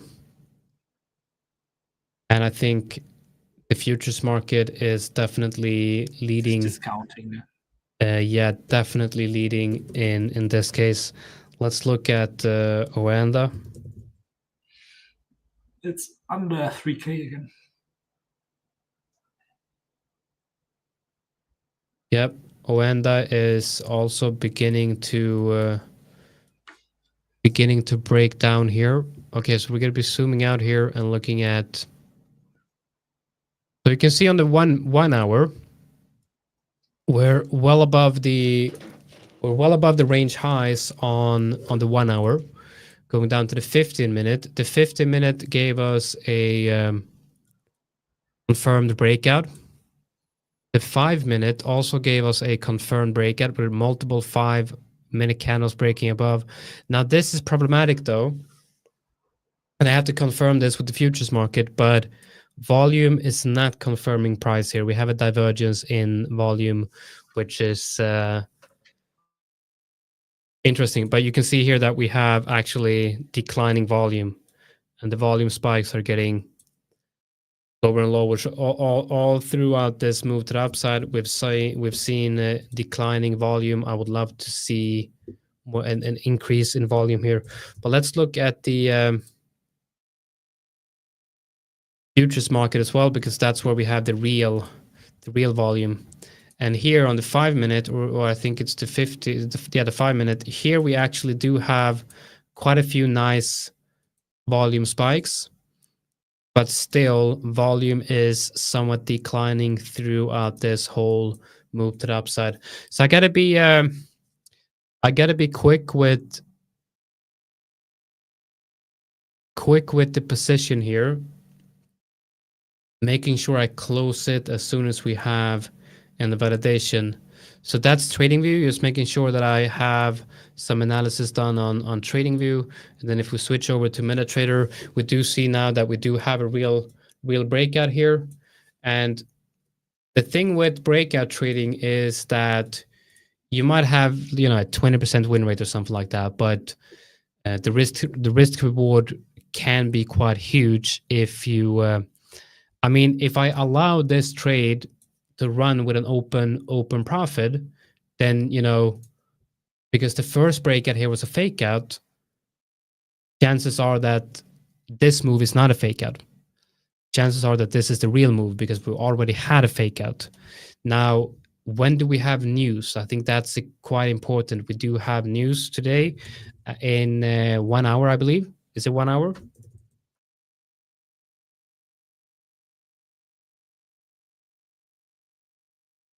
Let me take a look. Yes, we do have news in 1 hour, which means that I need to close this trade within 1 hour. And so I might as well keep this take profit that I already have.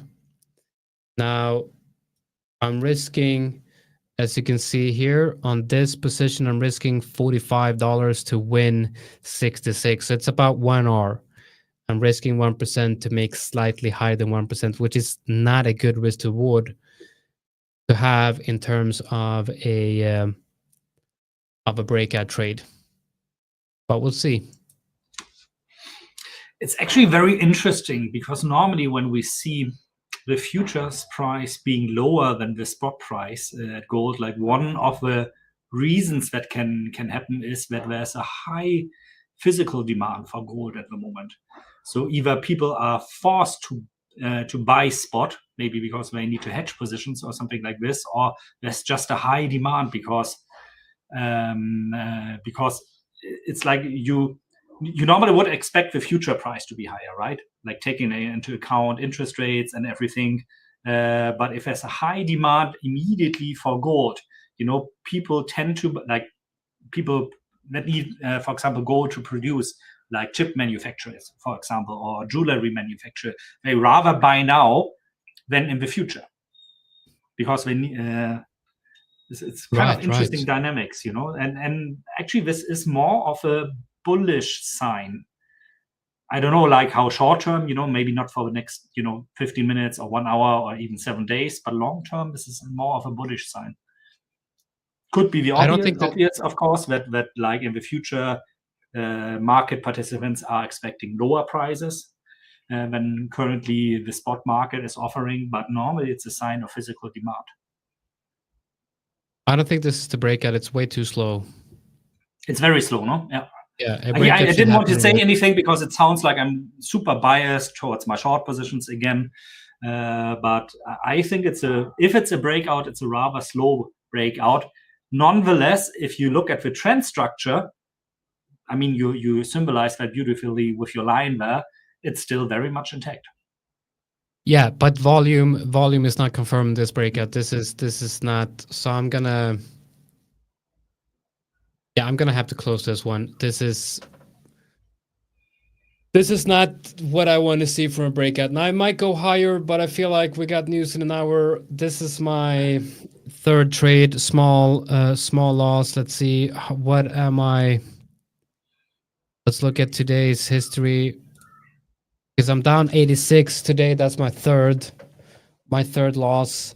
I gotta take a step back, see what news has, and then I'm gonna be back later in the live stream, and I'll see if I can have any trades during that period. Right now, I feel like. But don't be the revenge trader, please. No, but I feel like, yeah, this technically, looking at price action, looks like a decent breakout, but there's nothing, confirming. If I go back to TradingView, I can show you what a good breakout looks like when applying a volume analysis. So this is the first time when we broke above that level, and here you see. Hold on, need to add your. Oh, right. Here you go. So here you actually see on the on the 15-minute, you see we have a steady increase in volume, throughout this whole move here, and leading up to the breakout. So if you look at the 5-minute, you can see here on the 5-minute that actually that was quite low. We go to the futures market.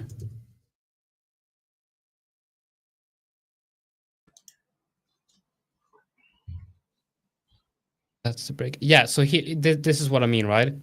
Now, a top, the top usually happens on very high volume, right? And you can see here that you have a very high volume spike here. But what we see is actually increasing volume leading up to that breakout, and the breakout happens on like a volume spike. But here, we're actually seeing the volume spikes are getting lower and lower and lower. So we're actually seeing declining, but now it's breaking out on the futures market. Yeah, it's a bit crazy, really, right now. Yeah, Henry has a point here. I actually think we should add like maybe 1 or 2 more pairs to trade. Yeah, if you guys have any suggestions, let us know. Yeah. Definitely let us know. This is confusing though, because you look at the gold futures and it's breaking out. Yeah, but it's 1 hour before the news. I mean, you gotta expect there are people like catching themselves. You gotta have those price differences eventually going to even out, I'm very sure, because of arbitrage.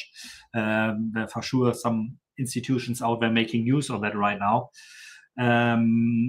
What I don't like is really that I'm going to be probably, if we don't see a massive drop now, going to be exposed to whatever the outcome of a retail sales is going to be. I don't like to be in a situation like this, but I gotta take it,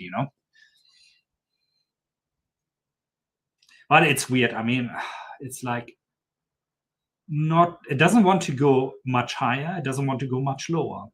So is the catalyst going to be the retail sales in an hour? That's an awkward position to be in as a trader, really. If you have to ask if you should hold during the news, then you shouldn't hold during the news. It's a very bad idea, especially not like the trade that I had, like with a tight stop loss.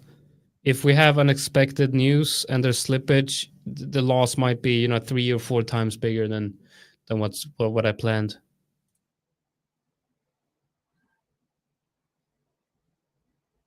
But yeah, it's okay. Euro USD is actually creating a top formation here on the lower time frames. Okay, this is an idea that I had on a long oh my god. So now a long trade is confirming and I'm looking for a short. This is unbelievable. Very very confusing price action today. It's all quiet. I see cryptocurrencies on the lower time frame also hovering around the 200 MA, EMA. It's really, everybody is waiting for the news to come out.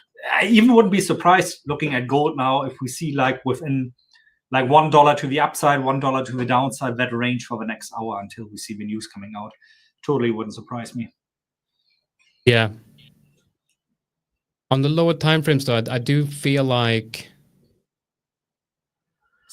I do feel like we're seeing a top here on your USD. Yeah, I have to short this. I don't want to short this, but I have I to. It. I love it. This is exactly what I was looking for earlier. I feel like I have to short this. Okay. So guys, I will be leaving the stream soon, but of course, like always, I will be updating you later on the chat, or maybe I'll jump into the stream later on again very quickly, whatever the outcome of my short position is today. And so either I'm getting out with a profit then, or I'm going to be stopped out at 3,010. I don't like that the decision maker for this outcome probably is going to be the retail sales very much. So my hope, and that's not a word I like to use in context with trading, hope, is that it's not going to differ too much from the expected number, the plus 0.7%, I think it was, that the market is expecting. And I see we have Victor joining us. How are you today, Victor? Welcome. Welcome, Victor. Hello. This is a new day, to be happy of being a trader. How are you guys today? Oh, you're definitely in a winning position. Wow. Oh yeah. You're like the opposite of us. Like, yeah, it's like we've been losing all day, and you're like, today is a good day to be a trader. We are more like, don't do what we are doing today. Yeah. I'm having what you're having, Victor. What is how is everyone at my voice is coming, still not here. Hold on. Well, yes, I'm short your USD here, so if you can find some type of quasi or order block to confirm that short, then I would be more than happy. I will, and that is EU. I see. Is that your screen? I think it is, right? Yes. Yes, it is. I'll jump into the analysis in a short while, but I don't see right away on the first glance. I don't see anything there, at least from the hourly. So I'll have to jump down, dive deep in to see if there's something on the lower time frames. But great stuff. So you're short, and what is the rationale behind your short position? Mike. Guys, Mike, welcome.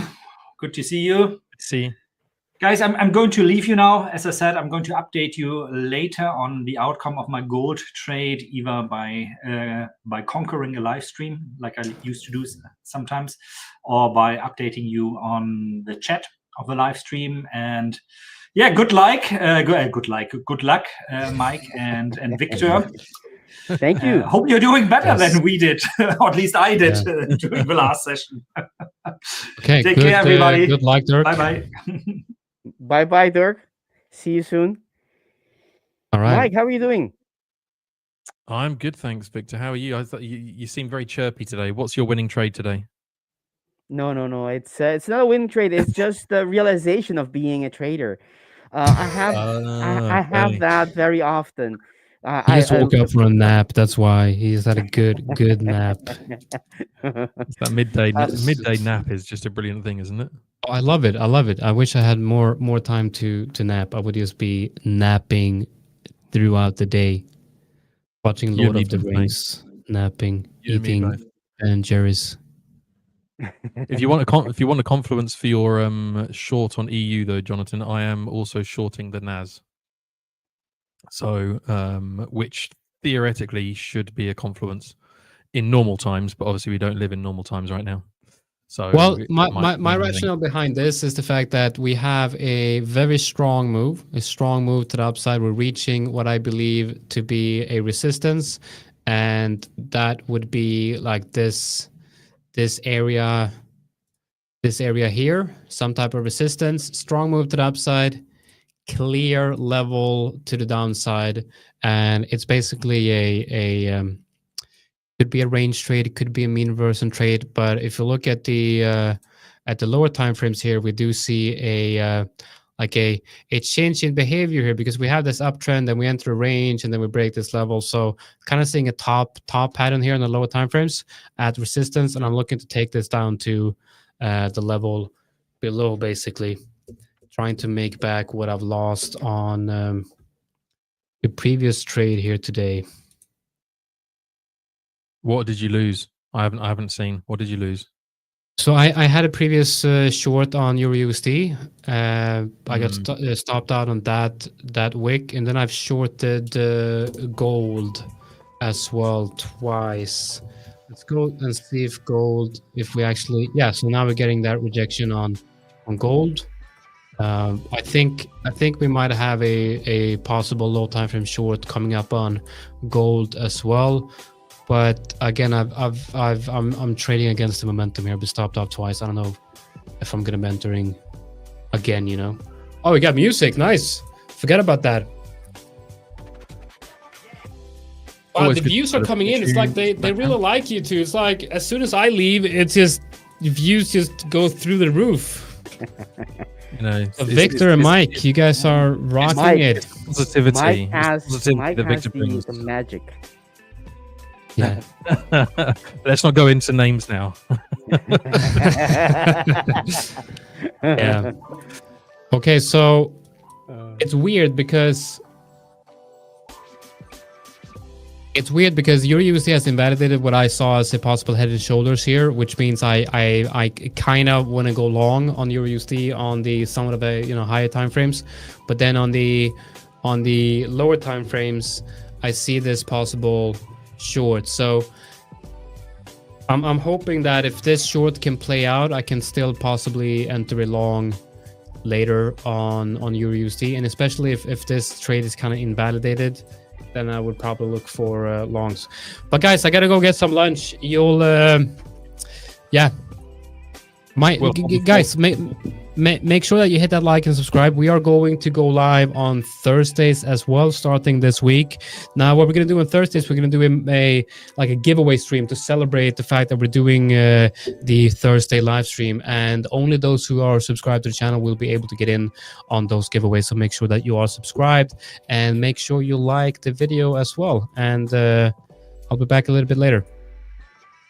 See you in a bit, man. Take care. Have a great lunch, Jonathan. See you soon. So how's your weekend, Victor? Great. I was enjoying as much as I could. It's always too short, although I can't get enough of both of them. When weekend starts, I'm all excited because I get to do other stuff that I normally don't do during the week. But I'm very excited for the Monday to start as well. So I can't decide which one I like the most. I enjoyed them both. There is something strange about being a trader and loving Mondays. It's like exactly right. I mean, waiting for the markets to open. Yes, that's the excitement that I came in with.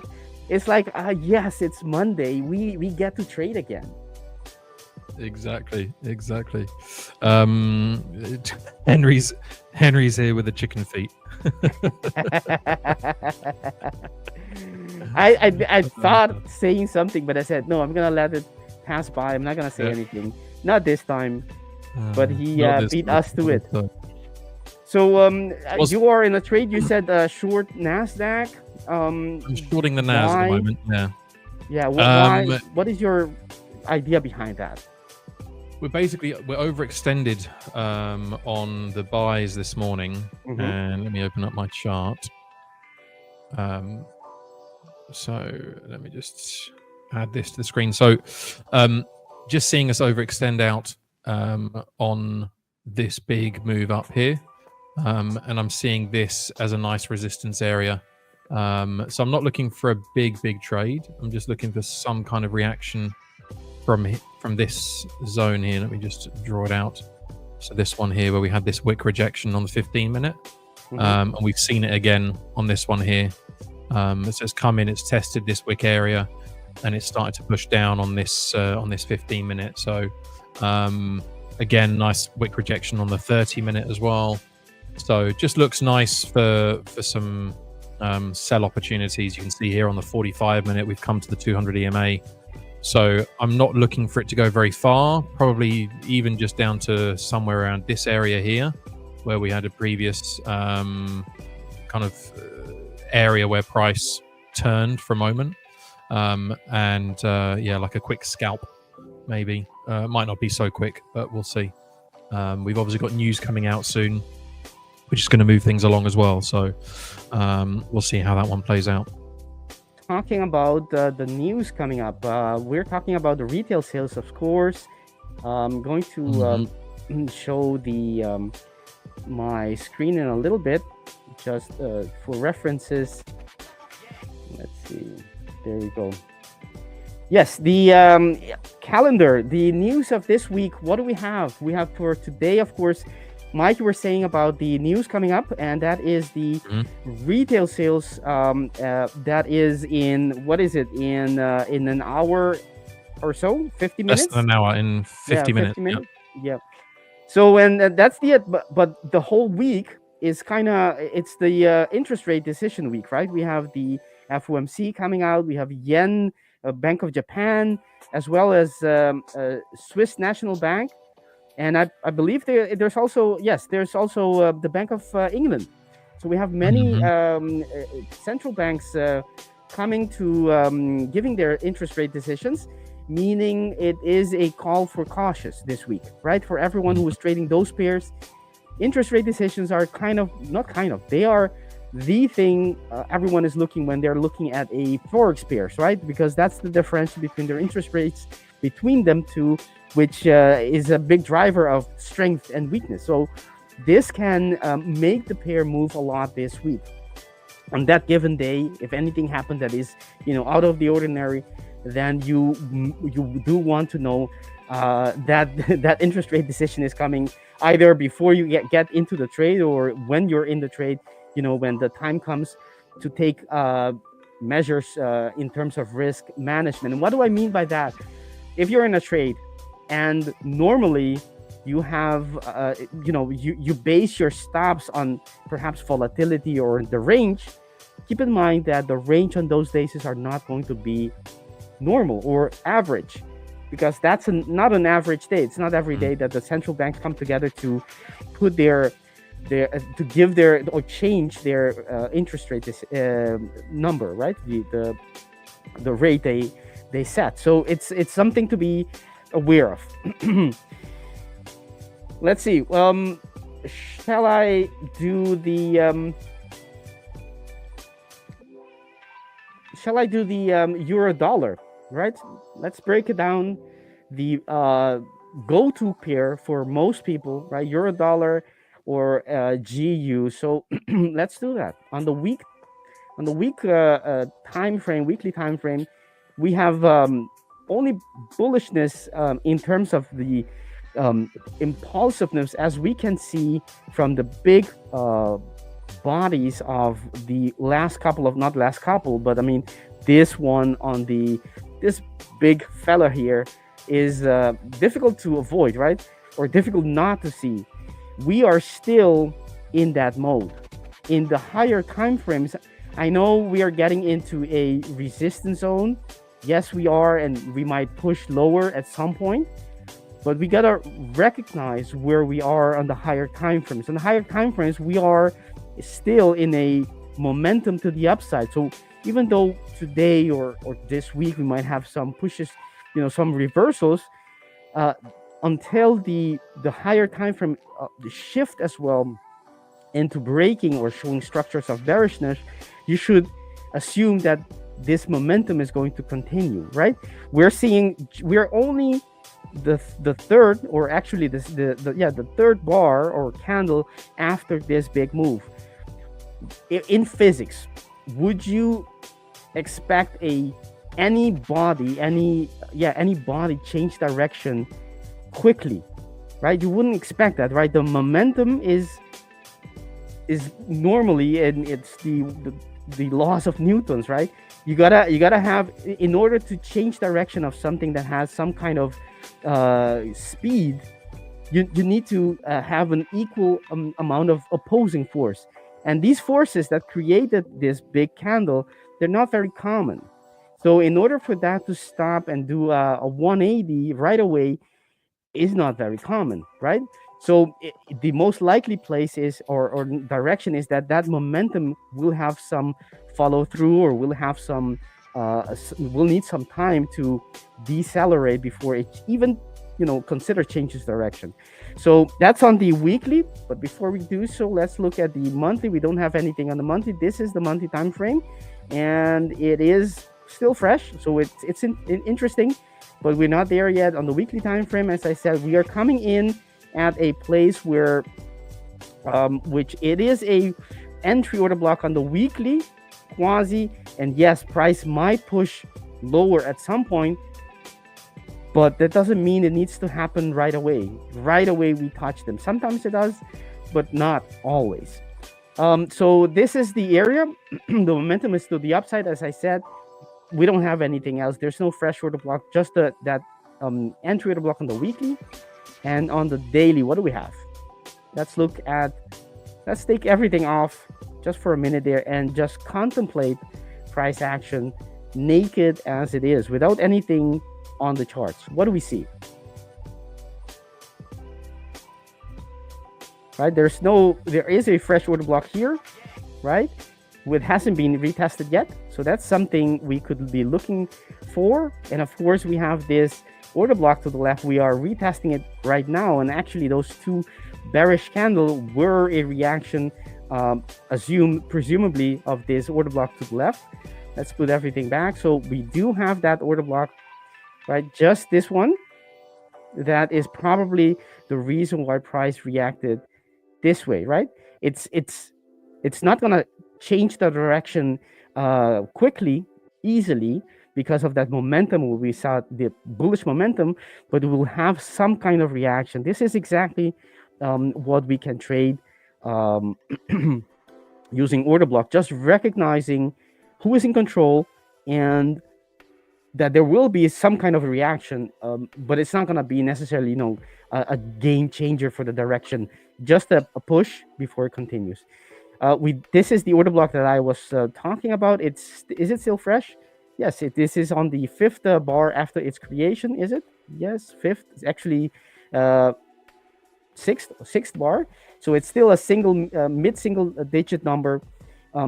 However, we're not there, so there's nothing to do about it. That entry order block, that weekly or that daily, I should say, is not a part of an entry order block on the quasi, because we have way too many order blocks, right? We have 1, 2, 3, 4. It's over 3. It's personal preference, but once it's over 3, to me, they price, what I've observed is the price reacts less strongly to them, right? And I don't trade them for that reason. Price will still react to them, but not as Henry there. First law of motion, yes, nice. Every object will remain at rest or in uniform motion in a straight line unless compelled to change its state by the action of an external force. Yes, What's the external force, Henry? That's what I want to know. What's the external force that's been pumping Euro USD? Well, from my perspective, price, I know it's a little silly to think of price like an object. It's not an object. It's it's not something tangible. However, you do see the same laws of physics. They seem to describe how the market moves as well, right? When you talk about momentum, right, it's not something that you can measure in terms of speed plus by mass, right, which is the Newton's formula, but still you could use it as in speed speed multiplied by volume, right? If I continue that analogy, but the same thing applies when you see price movement, right? If you just assume that it was an object, the momentum, when something has a high momentum, it doesn't go the other way quickly. It's very uncommon to do that. What it's likely to do is either it's going to continue to accelerate, which is when we have a big movement as we had right now, it can't continue accelerating forever. It's going to get, it takes more forces to do that. So it probably will decelerate and but not change direction the same way. So it's not very logical to expect price to, quickly go the other way. We could have like, this doesn't make sense, right? Because of the laws of physics, basically applied to price. All right, so this is what I just said on the daily time frame. We don't have a reason to expect. We do have this order block, but it's not a good order block to trade from because of the numbers of the size of this structure in this time frame. It has too many order blocks. So I don't, from what I've observed, price doesn't react to them that strongly for us to take a trade from it, at least from my point of view. You can still use them, but I wouldn't. They're not as good, for not predicting, but your odds for making a good trade in terms of the distance you can get out of it, right? You will still get a movement, but it's going to be much less than normally from a quasi, right? From a quasi, you expect price to at least go to the opposite direction. In this case, the opposite direction, the daily, is very nearby, but something like this would be perfectly, in terms of distance, it's perfectly normal to expect this kind of movement if we had a valid order block. But we don't, as I said, because of the number of order blocks we have in the structure. So other than that, we don't have anything besides this order block below us, which hasn't been retested yet. We're not there, so it doesn't help us. So if we go lower time frames, what else do we see? We don't have any fresh order block nearby, and there is no quasi. The quasi is all the way down here, this break of structure on the H4, meaning price, at least in the H4, which is the basis for my structures, price hasn't, by breaking structure, hasn't given us any clue or any signs that it wants to reverse yet, right? So our best bet as a trader is to follow the trend, follow market structure, right? Because that indicates the intention of the market participant collectively, right? When they break the structure, then we start looking for that reversal or that change in direction. That is not happening yet. So we have a order block here, yes, on an H4. It's not unmitigated, has been mitigated before, and you can see on the first time around we had a reaction from it. Price did manage to squeeze quite a lot, but reacted in the end, didn't invalidate that order block. And in the second attempt, which normally is weaker than this order block becomes weaker, it seems to be we'll have to wait 1 hour and 6 minutes, but it's there's nothing much to say, but it's not an order block that I would like to use because it's not unmitigated, right? You want to be using unmitigated order blocks because those are, that's going to be the first attempt when price visit them, retest them. Let's see. So we do have. Go ahead. Sorry, Victor. David, just let you know, there's nothing wrong with it hitting your TP during news. You just can't open a trade 2 minutes before or 2 minutes after. Just opening a trade, whether it be market order, stop order, or a limit order. Just don't open the trade in that 4-minute window. Otherwise, you're fine. And that's the external force. It's Trump tariffs. Trump's tariffs or his voodoo dolls? More like his voodoo dolls, as Henry says.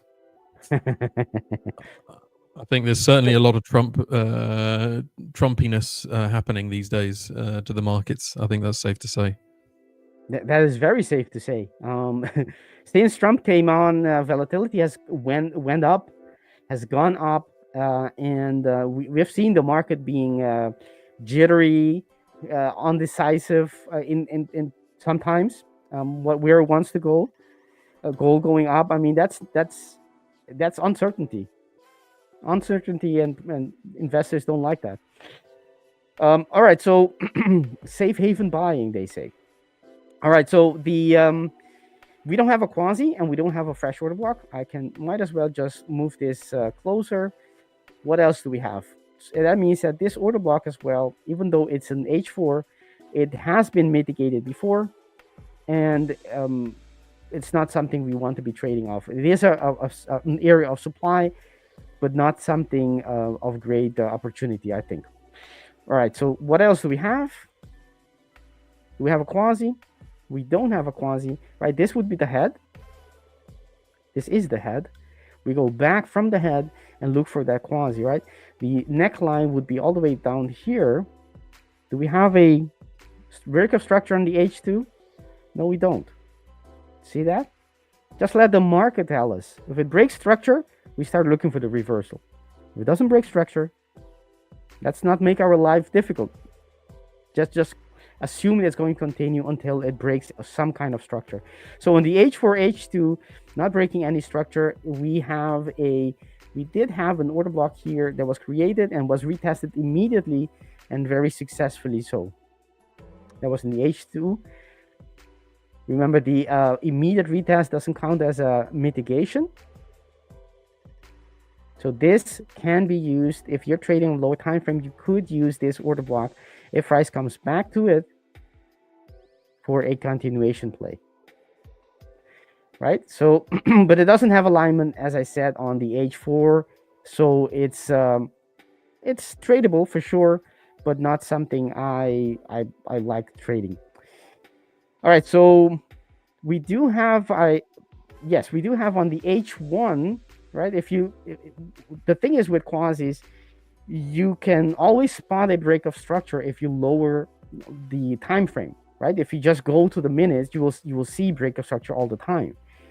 But it is knowing how the context of those break of structures. If it's happening without the hourlies breaking structure, then it doesn't mean a lot. It means something, but just for those time frames. So it's going to have a move, but not something significant or something that's going to be very visible on the on the hourlies.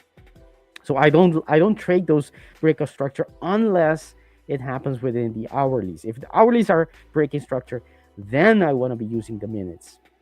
So we do have the H1, which has a quasi, which is this neckline right here.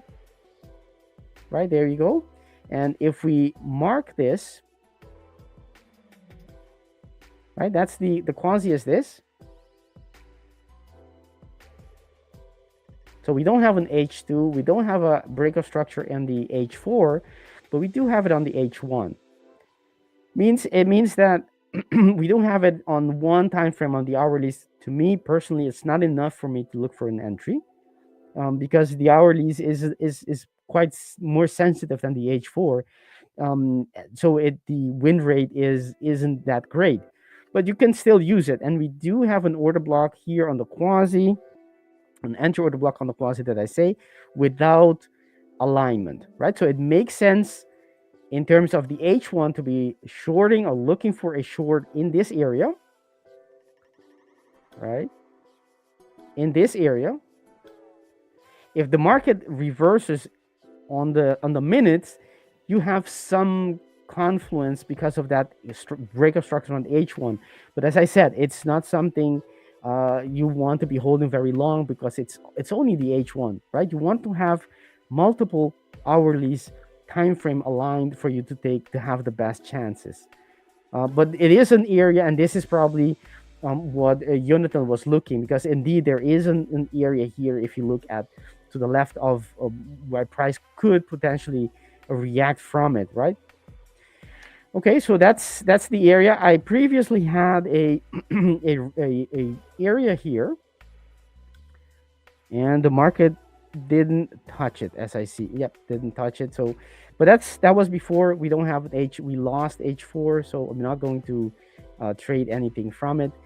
This is the area where we could look for some reversal patterns, but it's a low, in my opinion, lower probability trade since it doesn't have much alignment. It just has the H1, which counts for something, but is not, you want to have more than that. So that is my my view on EU. Basically, if we don't have break of structure on multiple hourlies, I will assume that we're going to continue to go in the same direction, meaning we're going to eventually just continue. We might have this reaction because of this order block we have here, but if eventually I expect price to be coming to go higher, I assume that because of just of what I just said, right? You want to not predict. We're not here to predict. We're just here to read price action. If the market is breaking structure, then we automatically read that the market wants to change direction, and it's not doing that, meaning it wants to continue in its same direction on the higher time frames. I meaning on the H4, and until then, I'm just going to continue until it actually breaks the structure. I'm just going to continue. It's going to assume it's going to go higher, so I don't want to be going short with those odds or that read on market structure. That is on EU. Let's see if we have. Remember, guys, if you like our stream, hit the like button, subscribe to the channel. You make us a better channel. You have the power. The power is in your hand to change the quality, increase the quality of our stream. If you want us to, if you like what we're seeing and you want us to keep on doing this, then hit the like button. There's no better way to show us your appreciation and your support for our channel. So, let's see, we have Void with us, as well as many others who are regulars. I love seeing them in the chat. Hamed, Henry, thank you all for watching our stream. All right, so that's EU. Personally, I don't have any setup coming up because I don't have any H4. Let's look at at the GU if it has anything. If you guys have any questions for us, or you want to have a request, a pair you want us to look at, don't hesitate. Let us know in the chat, and we will try our best to answer them if it is within our realm of knowledge. I think it's fair to say if it's within Victor's realm of knowledge, with Victor's vast wealth of knowledge that he has. I'm just here for the comedy effect. You're too kind to me, Mike. All right, so we do have a weekly, unlike actually the same as EU. We do have an entry order block on the weekly time frame, and it's no surprise because EU and GU, they move very similarly. It's the dollar that's moving most of the time, and you're gonna see the same kind of reaction, the same kind of structures, just one before the other one in terms of synchronicity. But so we do have an entry order block, but price hasn't shifted on this time frame, so there's no reason for us to think that the market is going to reverse yet. We could be looking for the lower time frames and wait, knowing that we have a weekly order block. If the lower time frames reverse and we have a weekly signal, then we could be looking for that weekly entry short, but that's not the case yet. Let me eliminate these alerts. These are from trades that I had earlier. All right, so the daily, what do we have? We'll try to do it as quickly as possible. You can see the bullishness, right? You can see the market is creating bullish structures and doesn't need them to continue higher. That's what I see. The market is normally on average, typically the market needs those structures to continue higher. That's still bullish, but this is even more bullish. It doesn't need to retest before continuing, meaning that the bulls are very much in control. We don't have this is the fresh order block, which hasn't been retested yet. There's nothing else to the left. Let's see if we have anything to the left. We have 1, 2, actually 3. Let me see if we have a valid quasi in this time frame.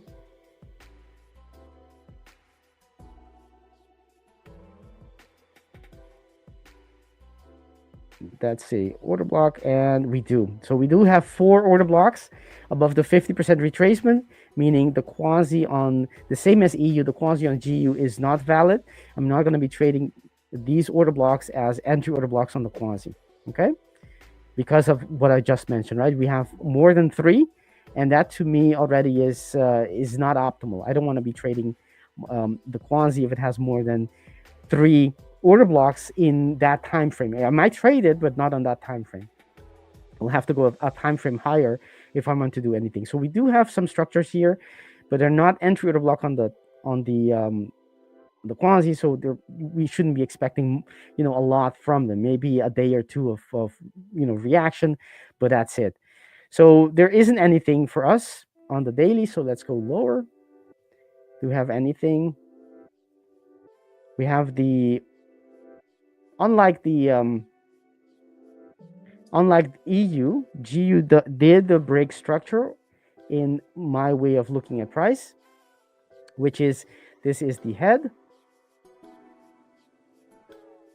right? And that is the left shoulder. That's the higher high and higher lows, the established uptrend. It breaks, even if it breaks it by a little bit, that is a sign of relative weakness in comparison to EU, right? Because EU didn't break the structure, the neckline, but GU did.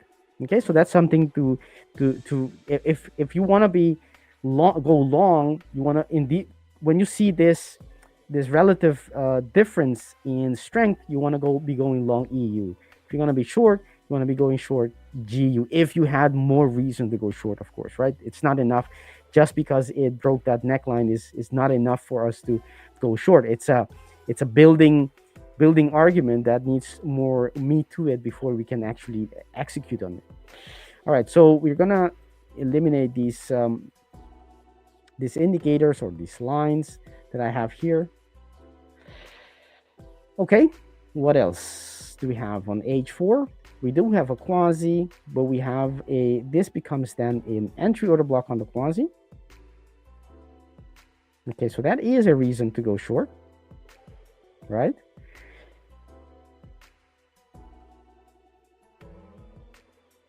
That is a reason to go short. Let me look at the retracements. Of course, it is above, but still we need to check it from just to be on the safe side. So we do have an entry here, but price is already squeezing it. And on the H2, it already broke it, right? So these order blocks are no longer valid because of that close. The market is all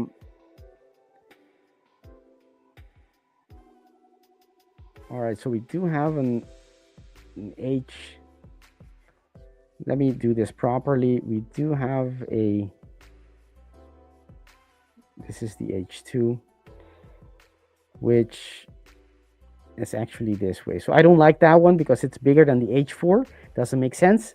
It needs to be smaller, not bigger, right? We're lowering in time frame. It needs to be tighter. It needs to be aligning. And I would be interested in this alignment only so far as this part, this slither of his space, right? This overlap. That's the only area that I would be interested in trading short, right? Because we have structures on multiple time frames, alignment that is, and the market is clearly not reacting to that area, right? So when that happens, you don't want to be forcing price. We don't do anything to price. We just follow price. If price is not telling us it's reacting to that area, there's no point in expecting anything else from it. Let's go to the H1. Since this order block is still, this entry order block is still valid, but it doesn't have alignment anymore with the H4. We do have Let's see if we have enough. That's one that has been already invalidated, obviously, on the H1. We go back. We do have one here. That's it. That's one that has been invalidated already.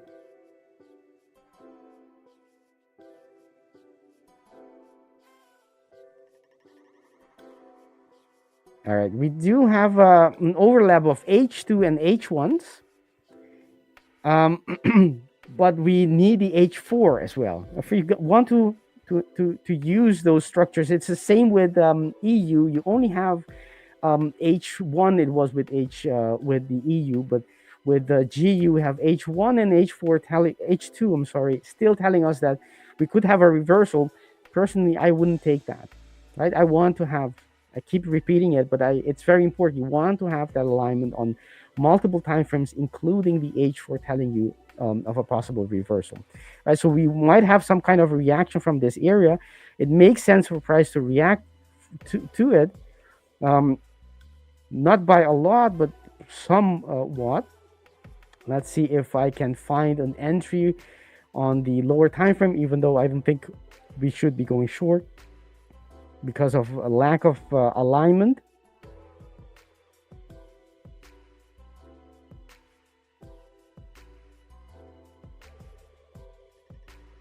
This is look at that bullish successful retest of that 15-minute retracement. There isn't a lot for us to see. There's no reversal. Actually, there is a little quasi here. You guys see that? I wouldn't be personally, I wouldn't take it as long as the H4 is not telling us to reverse. And we are, what is it? We are 20 minutes from the news. Actually, even less. Less than 20 minutes.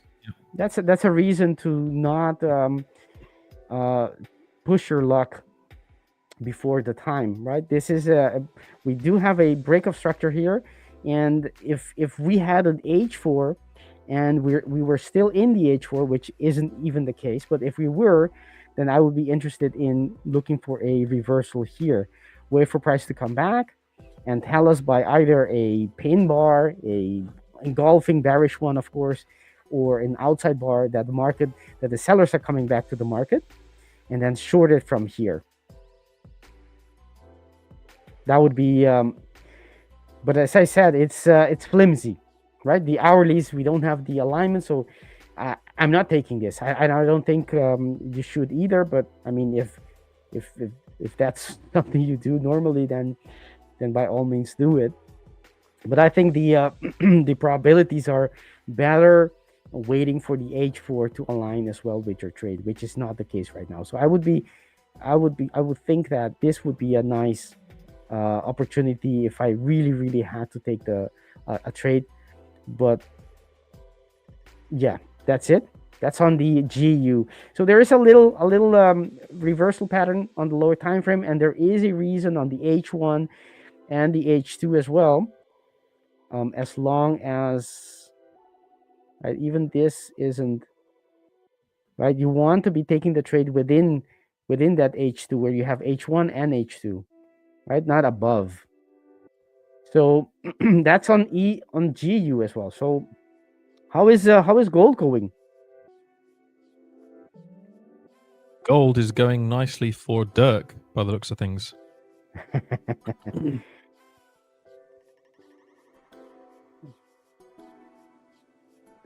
Let's look at gold. Any requests or Dirk, wide choice. questions we have in the chat? I'm sure we have perhaps one or two questions. Get rich or die trying, as Henry says. Exactly, Henry. Exactly that.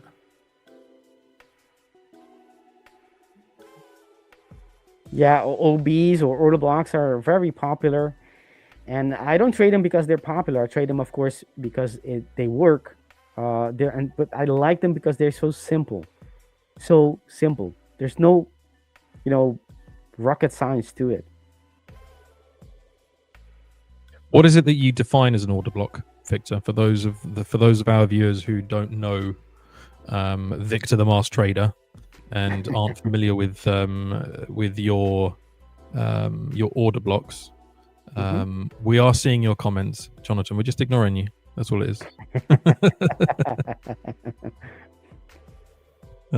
Yes. Check gold on the 1 minute, he's saying. Gold in the 1 minute. Let's go do that.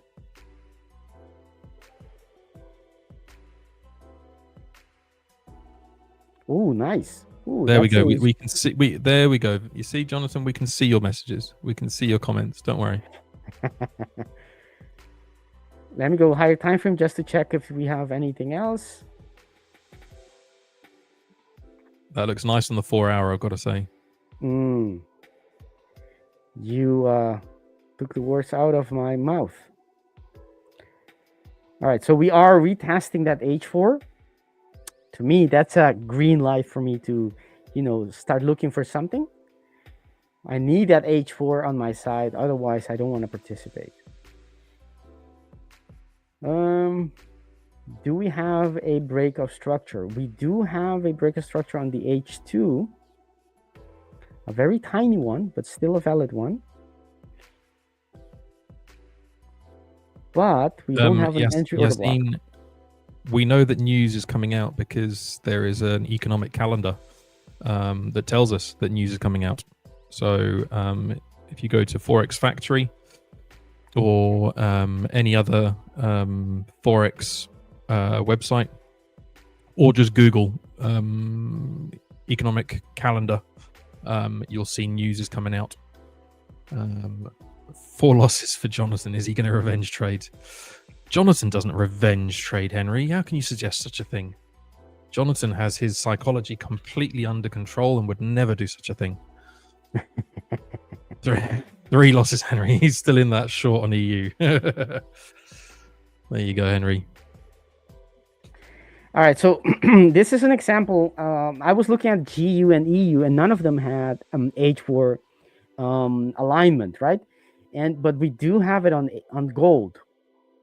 And let's see, we have it on gold. We have the H4, right? Which was, oh yes, you asked me, Mike, what is it? What's the order block according to Victor?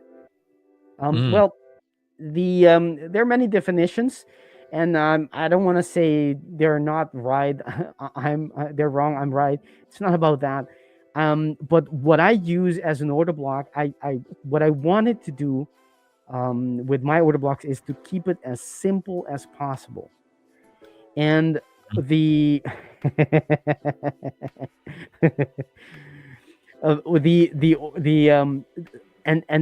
simplest form of the order block, that's the one that I want to be using.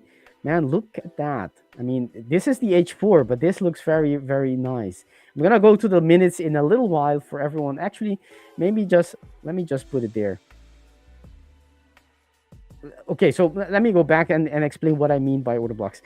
The simplest form of an order block, and that is what I use, is an engulfing or an outside bar. Those are the 2 definitions of the order blocks.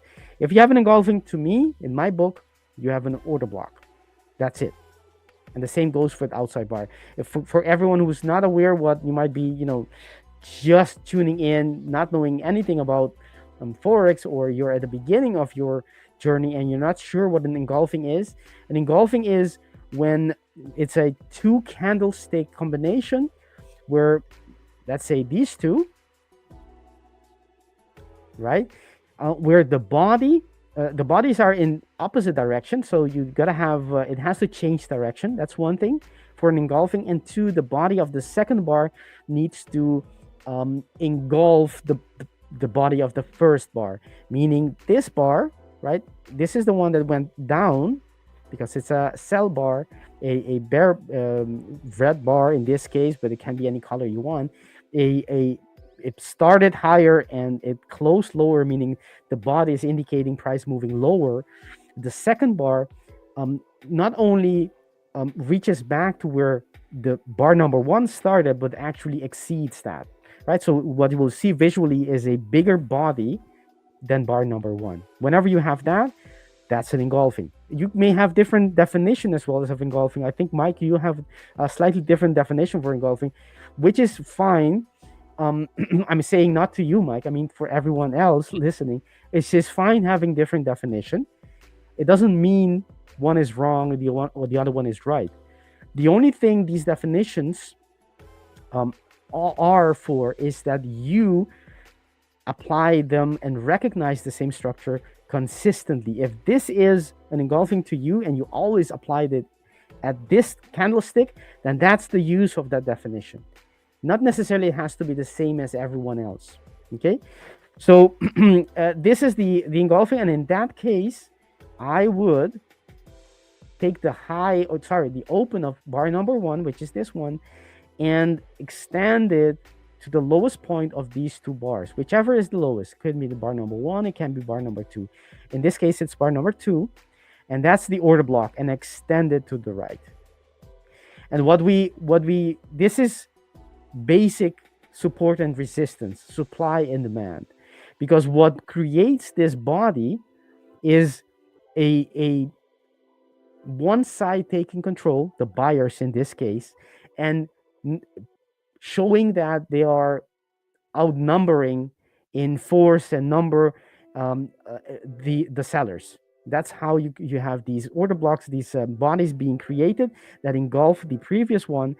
And whenever you have these points of control or areas of control where one side took control, when price comes back to them, they are likely to, not always, but the market has a higher chance of doing the same. So if this area is an area where buyers came in, next time price comes back to them, the next bar, you will see buyers coming in again, and you will have at least of a push.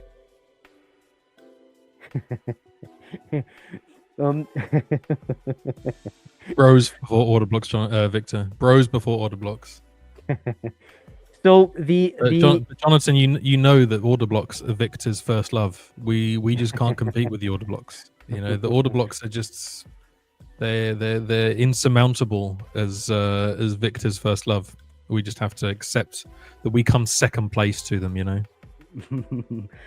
So what we see is whenever these structures happen, these order blocks either being an engulfing or a outside bar, price comes to them either right away in the next following bar, that's an immediate retest, or within a couple of bars. Whenever it does that, you will have at least a reaction, right? So price will come back to them, like in this case, comes back to them and then moves away, right? And you have this reaction.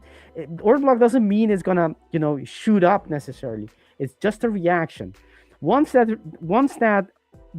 order block is used, it's no longer as strong anymore. So it is ready to be, for example, broken, right? Because it's been used already, and it's in other words, if you think about it, you could just replace order blocks with supply and demand.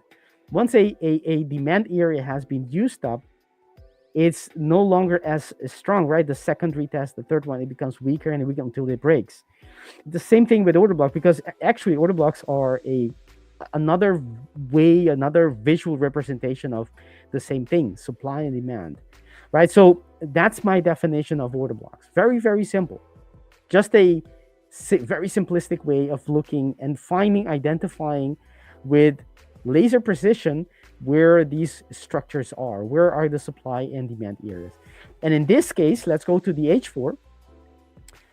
In this case, on the H4, right, we do have this order block on the H4, right? However, you see the bigger reaction here, which is the H4, the bearish one. We have two very close to each other, and this is very typical when we have another 5 minutes before the news, but we have a alignment because we have both of them. Which one is gonna overcome the other? It's difficult to know. The only way you can actually not know in advance, but No, the probabilities is by looking for confluence, looking at more time frames telling one thing or the other. And in this case, we have the H2, which has formed a quasi as well. This being the quasi, right? It breaks it and it comes back to an H2 order block. Actually, it's an H1 of a possible reaction. That's why I have these lines here, because it's of the, that's the quasi, right? You have an order block, which is part of a quasi. I'll explain that some anytime you guys want. So that's the order block, the entry order block, which we could be using, right? And the fact that the market is reacting off of it is very beautiful. Let's go to the lower time frame to see if we can find anything. On the 15-minute, on the 5. So I would be looking for structures after the market reached this area. Okay. Of course, it has already, right? It has already. So we could looking for this as a quasi. And let's see if I can find. Actually, this is the neckline. That being the head. It's a very tiny head, but it's still according to the rules, you can have this as the left shoulder as well. Doesn't matter. Even if that was your left shoulder, then the neckline would have been here. Either way, it broke the neckline. So we can look for that possible short. So if we use the retracement tool and we look for structures, and we don't have any in that line. We don't have any. So that means I don't have any. I can't use this quasi. If there's no entry order block, then I can't use it. Go to another time frame to see if we can find something. There is one here on the 3-minute, but I don't like the fact that it's outside of that alignment area. When that happens, it better reacts something like this for me to use it, right? Because if it starts doing this and it comes back, and it closes, let's say around here, I'm not interested, right? It has to be something just a wick, more so getting control, something like that. On the 3-minute, I don't see anything, and on the 2-minute, there is. This is much better. We have got 2 minutes just about to start, guys, with 10 seconds left before we go into the 4-minute window. So, as always, if you're on a high stakes account, don't be opening any trades, whether it be a market, stop, or limit order. If you want the profits to count, don't open a trade in that 4-minute window. Just about to start. Well, it's already started. So, less than 2 minutes to news. Yes, and gold is notorious for wicking and moving wildly during news. So that's a triple reason not to be opening any trades, right? The rules of the high stake accounts, the risk in general, not only because of the rules, but the risk as a, the news will, on every pair, the news will make them go erratic for a couple of seconds, sometimes a couple of minutes, and gold is even more so. So you have 3 reasons why you should be watching out if you're considering a trade. Right now is not the moment to be doing that. Let's go to EU. Shall we go EU or gold for the news? Let's go to EU, shall we? Before we have Jonathan getting cross at us.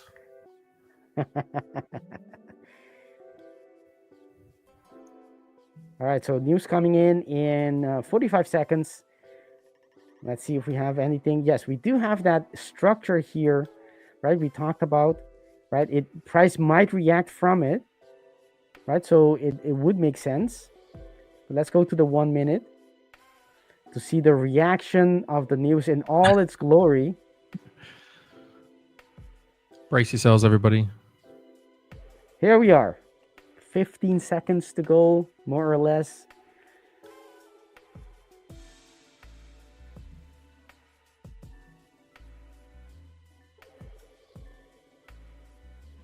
think we're going to see some bullish momentum in the dollar. Retail says first initial reaction is euro dollar is to the upside. It's only a couple of that's exactly what I mean, right? This kind of reaction, the first reaction, you have that it wasn't much of a spike, but sometimes it's much more than that. It's like 20 25 spike to the upside makes you think, oh, this is going up, and before you know it turns around and goes, heavily against you. I actually think it is going to go up. I do think it's actually going to go up. What has the news been? Do we already know what the news has been? The news has been and gone, or has it? Let's have a look. It's worse. It's worse than expected. Yep. And so that means it should be bullish for euro dollar, right? It's bearish for the dollar. That means that the dollar should be weakening with this news, because it's weaker sales means a weaker economy. So a sign of cooling off of the economy. So that means that the euro dollar should go up based on that. But it with the news, it's always difficult because it depends on the expectation. Because if they were expecting something much worse and it's not as bad, it can still go up. I think my TP got hit. Yes. Really? Ooh. That's how you do it. Never close trade before the news. I think Jonathan's happy. I'm not sure, guys. Can anyone just confirm for me? Is this Jonathan happy or is he frustrated? I can't tell. I don't know, but I'm happy. Obviously, look at this. Look at this. Ride or die. Yeah, look at that. Look at this little trade we got going on here. Look at that. Look at that volatility. It's hitting my TP like it's nothing. Goes in, grabs the money, and then runs. Look at that. It's a nice trade. I'm now down only $8. What my balance is? What do you want to know what my balance is? That's an irrelevant question. The trade hit. That's all we care about. Let's forget about the 3 losers before it. All right. Let me before I jump out of here again. Let's look at the gold. Wow, guys, do you guys remember the trade we had on gold? I literally I shorted gold. Oh my god, I looked for that short. What a terrible, terrible mistake. Well, okay. I just wanted to get in, join you guys, scream a little, show my flex your TP. We were too quiet. We were too quiet. Yeah. Jonathan just wanted to come in. You were too quiet. All I hear is order blocks. All I hear is order blocks now. I gotta go in. I'm gonna clean it up a bit. But now look at what EU is doing now, though. It's actually giving us a pretty nice. I think EU is we're in for a long on EU now. Mm-hmm. We took the liquidity to the downside. We're now I believe the next move for EU is up here. I think we're getting a move to 1.1. I think we'll get that breakout. Look at Dirk as well. Oh!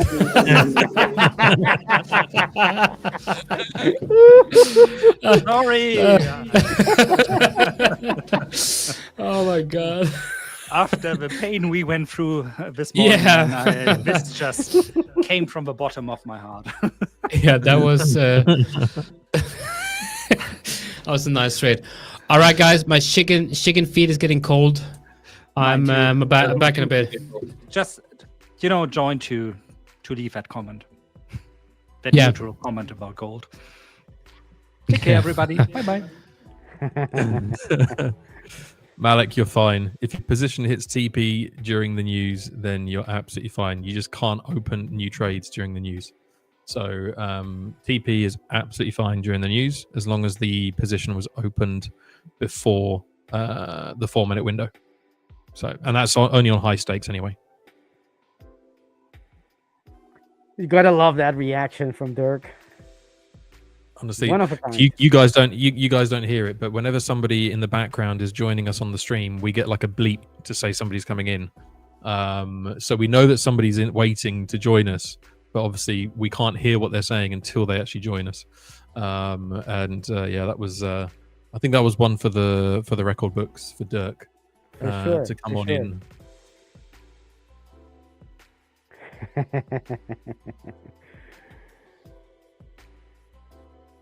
Have a look All right, at so have a look at New Zealand dollar, US dollar for me, Victor. Tell me what you think.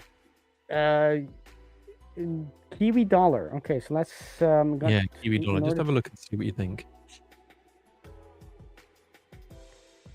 You have a position on, or you're eyeing something?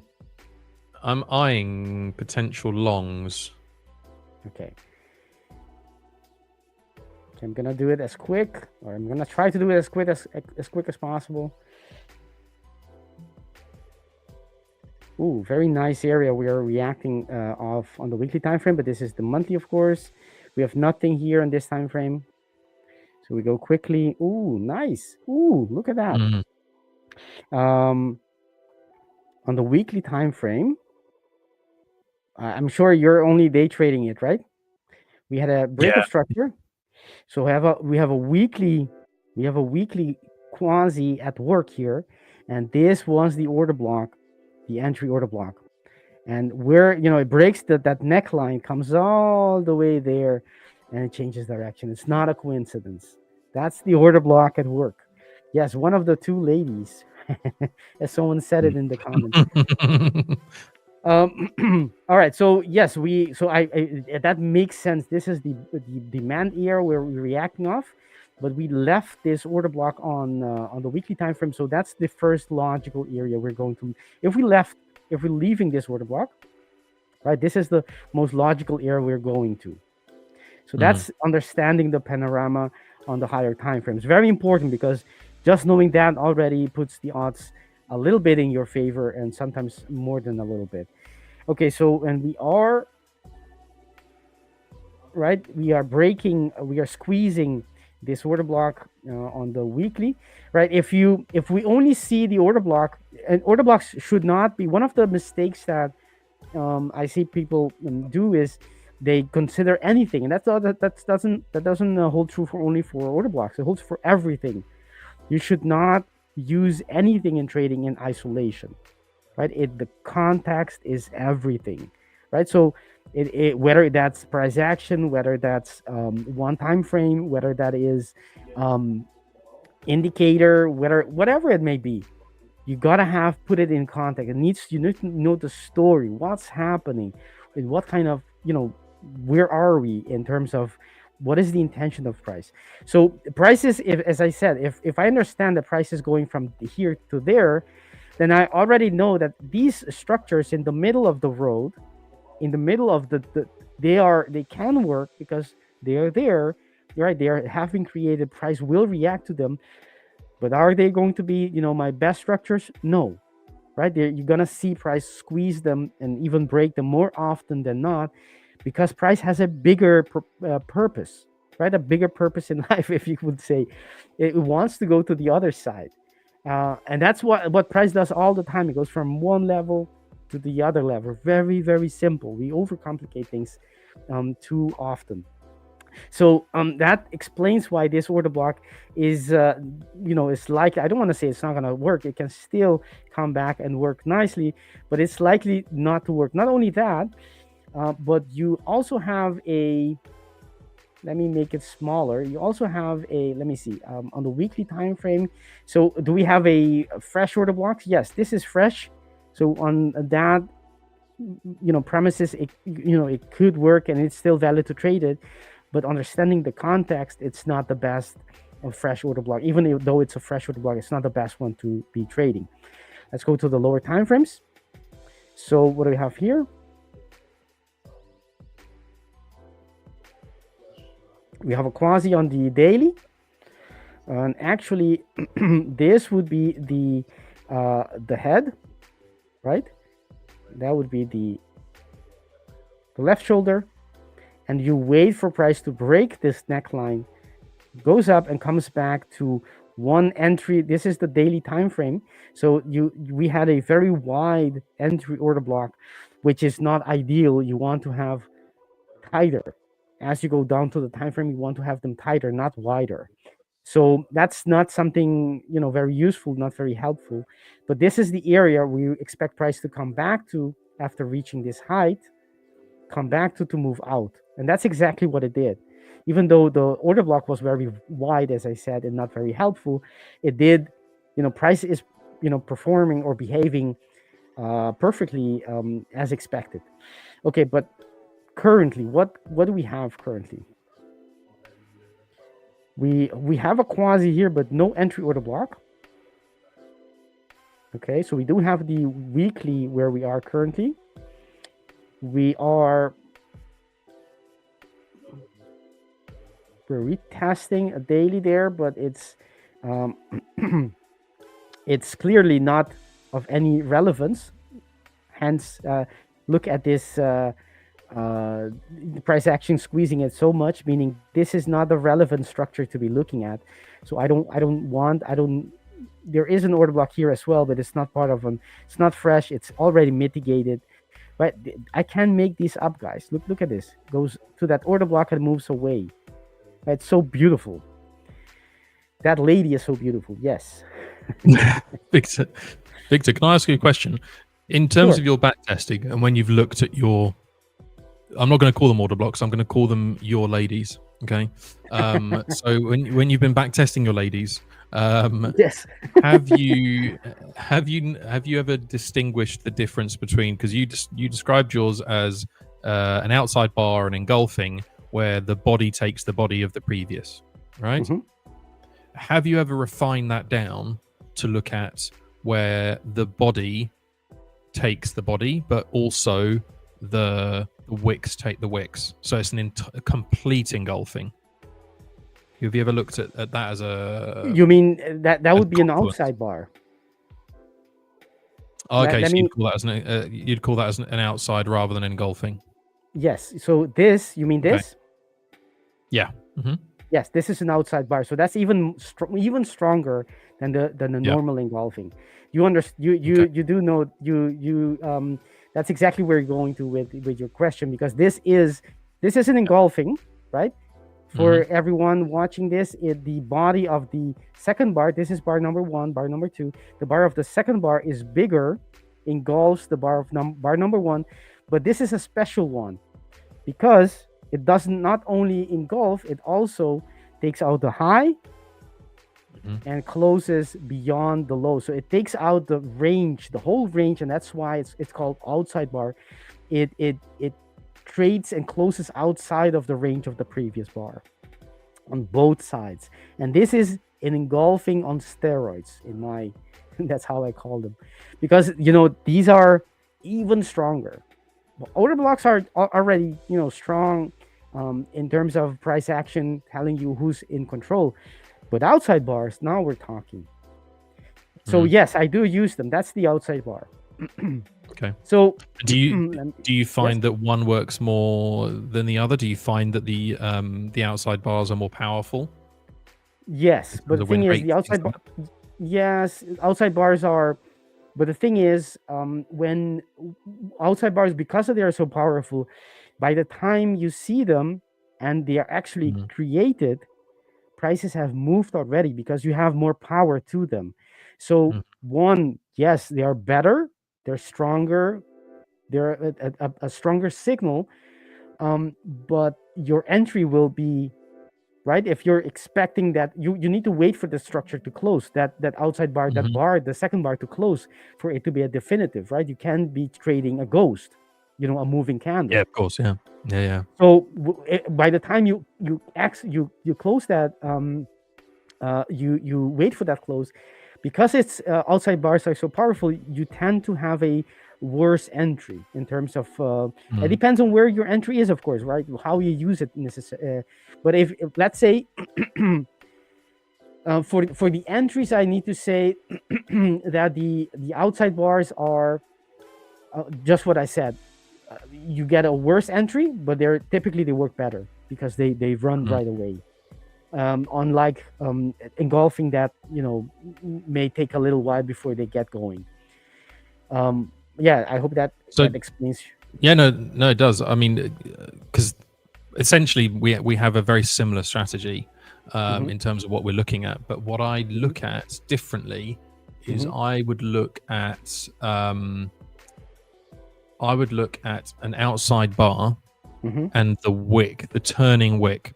So if it was let's say for example it was a bearish outside bar like that one that you've got there, I would be focused more on the top wick of that.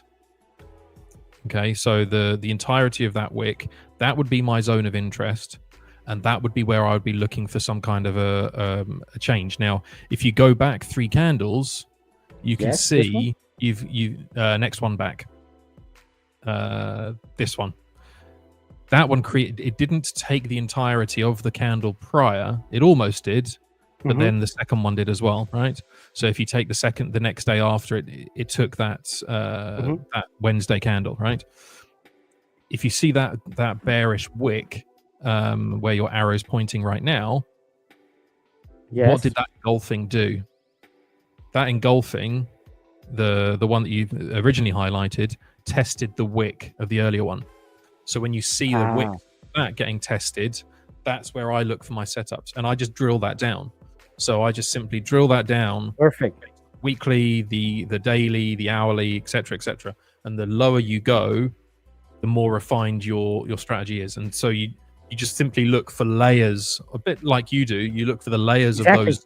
Exactly the same way. Yes. You build it up. Yeah. It's just setup that I look for. Yes. I completely understand what you're doing, and it makes a lot of sense to me.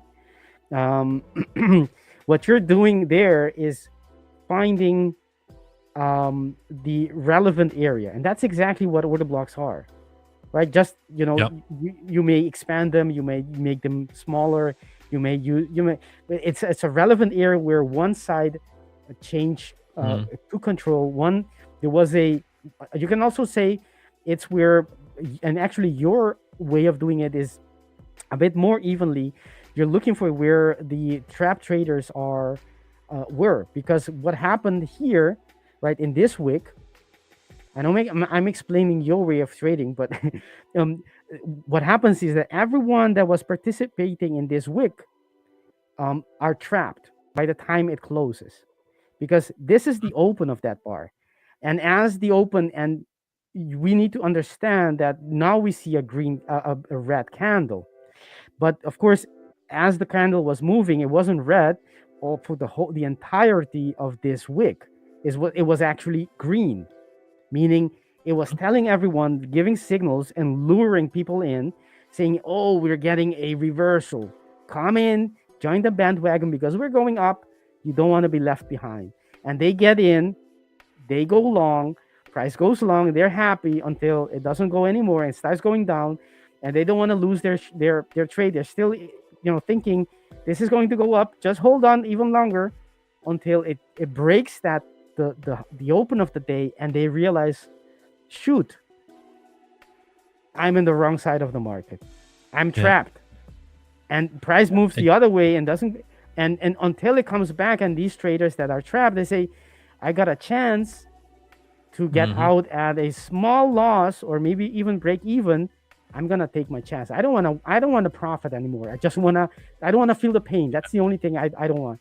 And once they do that, you have both sides concurring, the sellers and the buyers, that they want to be out, or the sellers, they want to be selling more, and the buyers that were trapped, they want to sell their positions, and the market hangs right after. Exactly. That's the whole dynamic of price action, and that's exactly what I trade as well with order blocks. It's the trader psychology. Where are their pains? What are they feeling? Because we are emotional beings as humans, and we are driven by pain and greed. That's basic human psychology. Go ahead. Yeah, I was going to say because we joke about you obviously talking about order blocks, and we say it all in jest, and everyone who knows us will know that we're all good friends when it comes to making fun of one another. But you describe the name of the order block. Now, interestingly, my description of an order block is twofold. One is where if you go back to that daily engulfing, the daily outside bar that we were just talking about. Okay. So if you look at that trend, right, you've got a whole bunch of bearish candles, and then you've got just a random bullish candle, right? Just completely random, right, in the middle of that trend. Now, there's no explanation as to why it's there, other than there's either an accumulation of orders or something that has just slowed the price down and said, hang on a second, let's just hold our horses for a minute, and then it's kept on going. So for me, that candle would be an order block, because you've got, especially on a higher time frame, you've got a big trend happening, and then you've just got this random counter candle in the middle of that trend. The other time you would have an order block is when you have that outside bar, and let's say, in fact, this is an example of it. That's a really strong order block, because you've got an outside bar going one direction, but the prior candle is so for example, you've got the outside bar going bearish, the previous candle was bullish, so it's a complete change of direction in terms of on those two candles, right? And so my definition would be one of those two, either just the random candle in the middle of a trend, or where you see an outside bar preceded by the opposite. So if it was a bearish, then it's preceded by a bullish. If it's a bullish, it's preceded by a bearish. And again, those end up being very, very high confluence areas for a kind of reaction of some kind. Perfect. And we can, the beauty of it is that, if you're watching us talking about order blocks and different kinds of approaches, don't take our word for it.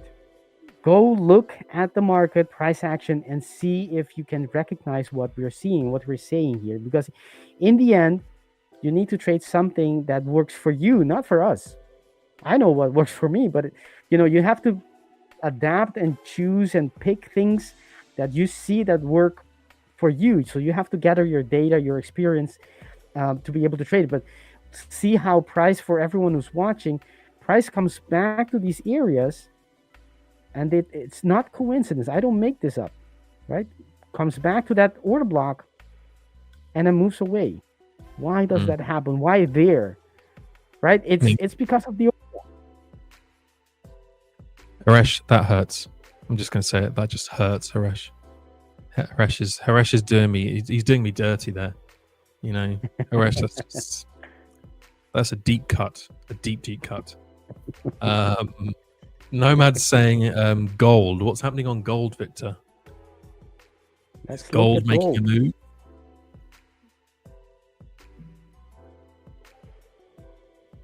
No, it hasn't really done much since the last time we looked at it, from what I can see. I had these structures, which haven't been retested yet, but the market is breaking lower, so it might not come back. Let's see if it hasn't taken out that low yet. No, but we'll have to see. But it looks very, very. That's a clear change of character and price action after reaching this area. Vinicius, I hope you mean the button and not the bottom, because that means something very, very different. So the let's see. Yeah, I like it. I just it needs to come back to a place where it makes sense for me to get in, which it hasn't. Let me see another time frame. Yeah, I don't find anything here. It hasn't broken anything locally here yet. but it seems strongly bearish in any case. If anyone caught this move, it's looking very weak right now. All right, so there we Which go. one, the buy or the sell? I beg your pardon? Which one you saying looks weak? The buy or the sell? Sorry. No. I mean the gold is weak, meaning so the sellers are they're clearly making lower lows. They came to a area of supply and they reacted. We'll have to wait for 4 minutes, but I don't think it's gonna react. It's gonna retrace all of it and before it closes in 4 minutes. Although this is gold, so anything can happen. But if it closes anywhere near here, to me it's a clear reaction to this order block we have here, and that's I would, if that is the case, I would put my initial target here, because that's the quasi. Right, so it looks weak. Price gold looks weak, meaning the sellers are strongly in control. At least that's what the price action is telling us. We'll have to wait for another 3 minutes, but it's likely if it closes like this, it may have a retracement. But I think, based on the quasi, that the likely place for it to go is to retest some structures below here. Maybe this order block we have an order block. This is an order block as well. We have an outside bar here, maybe, but it has been mitigated already. See it's already been mitigated on the 1 hour, but I think it can go. It could easily go lower. Test that swing low before it decides what to do. And since it's been going up so bullishly, so impulsively, it wouldn't be strange for price to go retest some lower areas before continuing. That makes a lot of sense to me. We'll have to see the close in 2 minutes, but it looks like it's going to close below this area, meaning a nice reversal. All right, so we were looking at I didn't finish Kiwi dollar. No worries, Vinicius. No worries. I had a feeling it might have been fat fingers. That's okay. Don't worry. It's all good, my friend. Okay, so what else do we see besides that beautiful outside bar there? Has been retested already, so it's not part of our quasi, so I'm not going to be using it. There is a daily order block, so there is, this order block I like because it is in the direction of the intention of the market on the higher time frame. So if price comes, hang on, Victor. Sorry, a second. You've turned very robotic. Is that me or is that you? A lot of. I don't think it is me, but it could be. Let people in the chat tell us who it is. I think I'm getting a weird kind of background noise when you're talking. Let us know, guys. There's normally a delay for the feed, so we'll just give it a second. It's fine. Okay, it's me. So it looks fine to me. I'll be back in a sec. Yeah. I'll be back in a sec. It's probably me then. Okay. So the Kiwi, let's change this to perhaps this one. Yep. Yeah, the Kiwi pair, I like this order block because it is in the direction of the market. So it makes sense to me that market comes back. If it comes back, that it uses it on its path to that TP. What else do we see? But it's not there, so it's not relevant. Let's go to the H4. All right.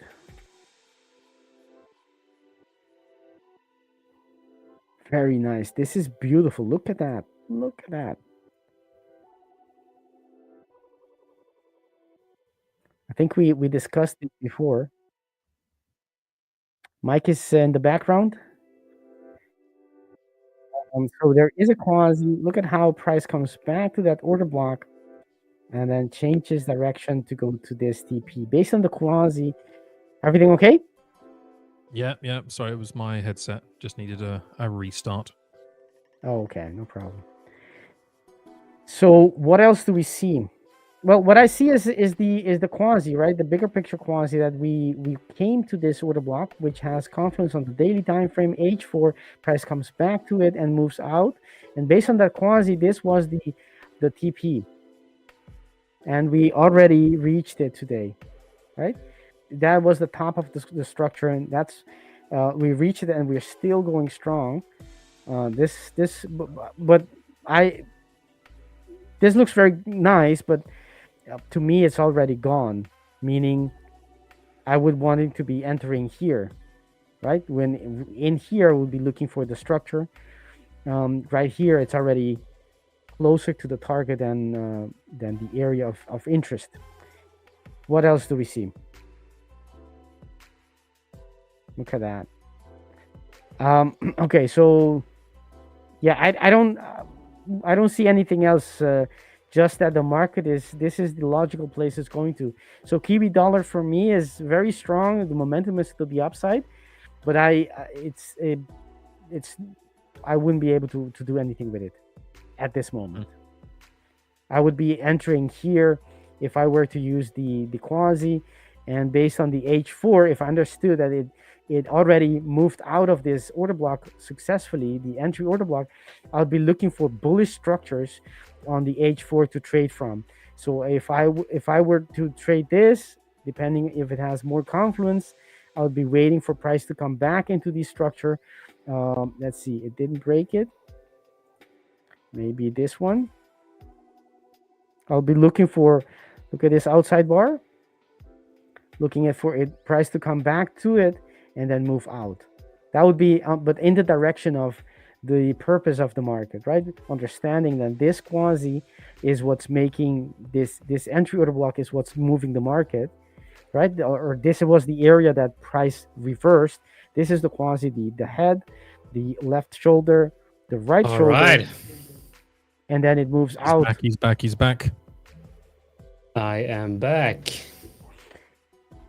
So that's Kiwi. And guys, I'm gonna take a little break. I'm gonna come back in I don't know if it's half an hour or 1 hour, but I'll be back for sure. I don't want to miss the You got action. another nap coming, Victor. You going to have another nap? Is that what it is? Is all that New Zealand dollar activity? No, not a nap, but maybe later on. No, I'm not gonna have a nap.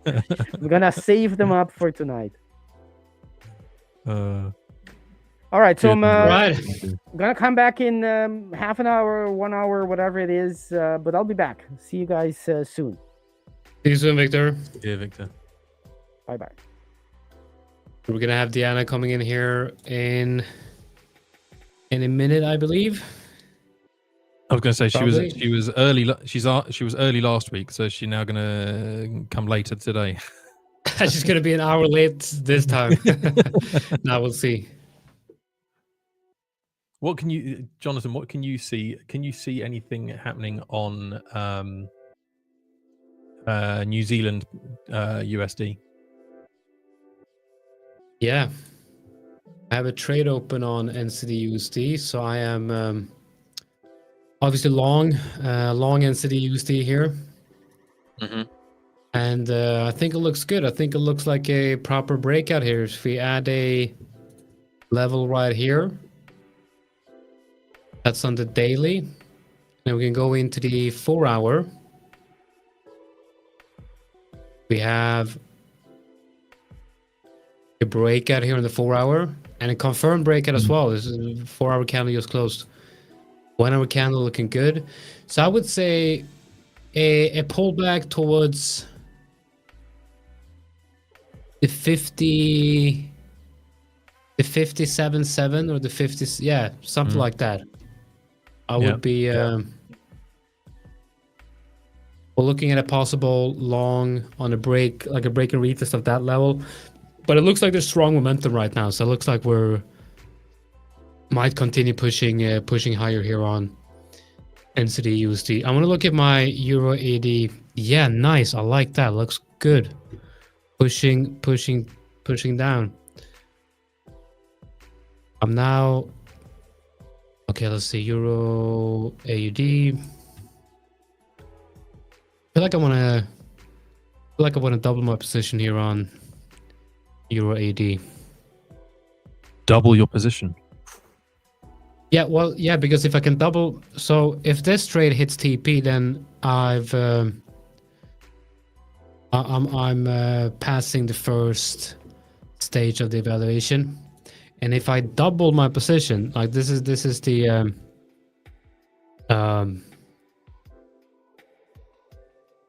you know what? I can't read comments and speak at the same time. Like I get completely just like my brain just stops functioning. You know. Sorry, man.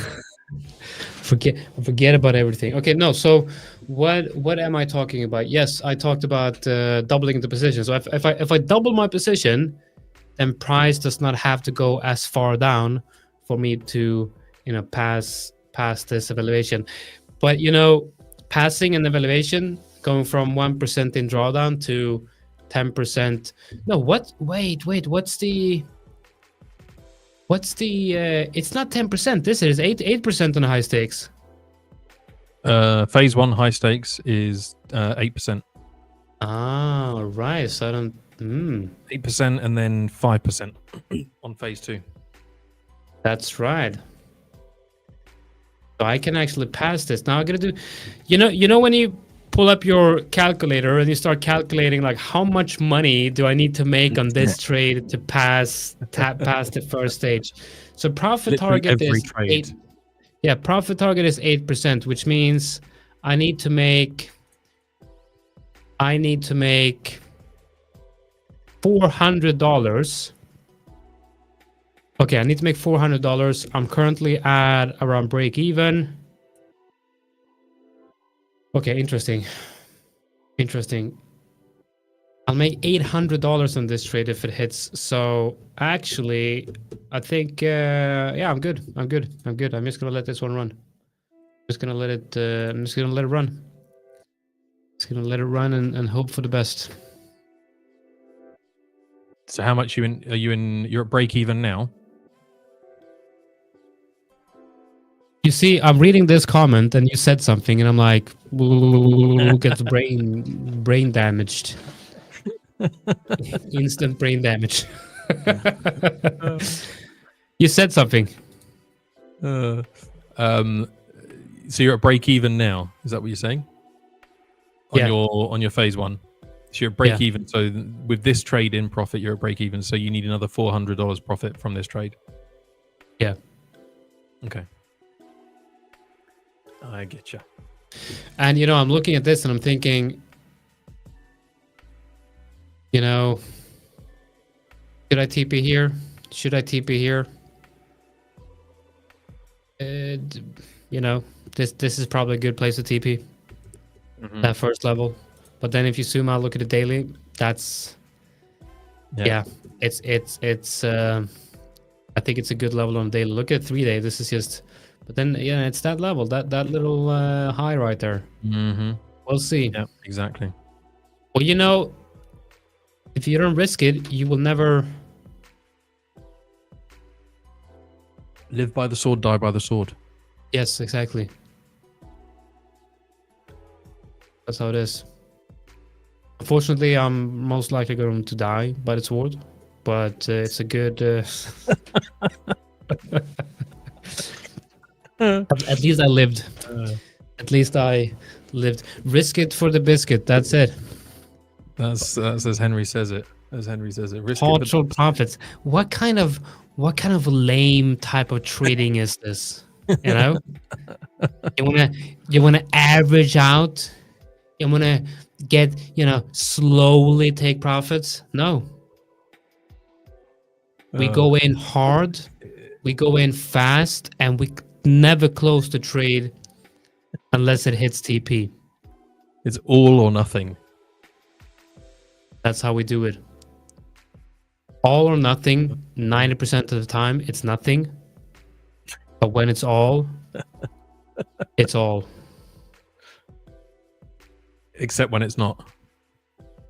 Yeah, I win 100% of the time when it hits TP. William says, Hi, Jonathan. Hi, William. Last time you talked about a move plus minus 700 pips. What is a number of pips to talk in normal trades? Oh, well, it's an interesting question, actually. So normal trades. Okay, so let's first define normal trading. I would say that normal trading is like day trading. You want to get in and out of the position within a couple of hours or throughout the day. So what is a normal trade then? What is a normal trade on Euro 80? Normal trade, let's say normal trade is 7, 8 hours, which would be like 8 bars. So that's a breakout. That breakout came up like 150. I would say like if you're scalping, we're talking about like 5 to 10 pips. If we're talking day trading, I would say like 50 pips, something like that, 20 to 50 pips. I quite like that. I would say that's like a normal move if you're a day trader. You know, scalping the 5 minute to 50 minute, I'd say, you know, I mean, it depends on your stop loss placement, you know, risk reward, but I would be happy with a, you know, 10 to 20 pips move. I think that would make sense. It seems like Deanna is having some troubles with her camera. Did she see that she got entered in the backstage here and some issue with the camera, I believe. Okay. You know, I haven't. Shall I be Deanna then? There you go. I'll be Deanna. Okay. Hey Deanna, how's it going? Welcome. Good, thanks. How's your weekend? Hey, Jonathan. It was really good. Hi. Yeah, it was really good, thanks. Nice. So how's America? Do you know what? It's just it's same old. Nothing new really over here. Everything just as it was before. Nothing weird. Nothing trumping. It's a big roads, no sidewalks, just massive trucks all over the place. Donuts, lots of donuts. It's all, exactly. Yeah. So yeah, no, just nothing really to share. You know, it's all just the same old over here. Yeah. No, it's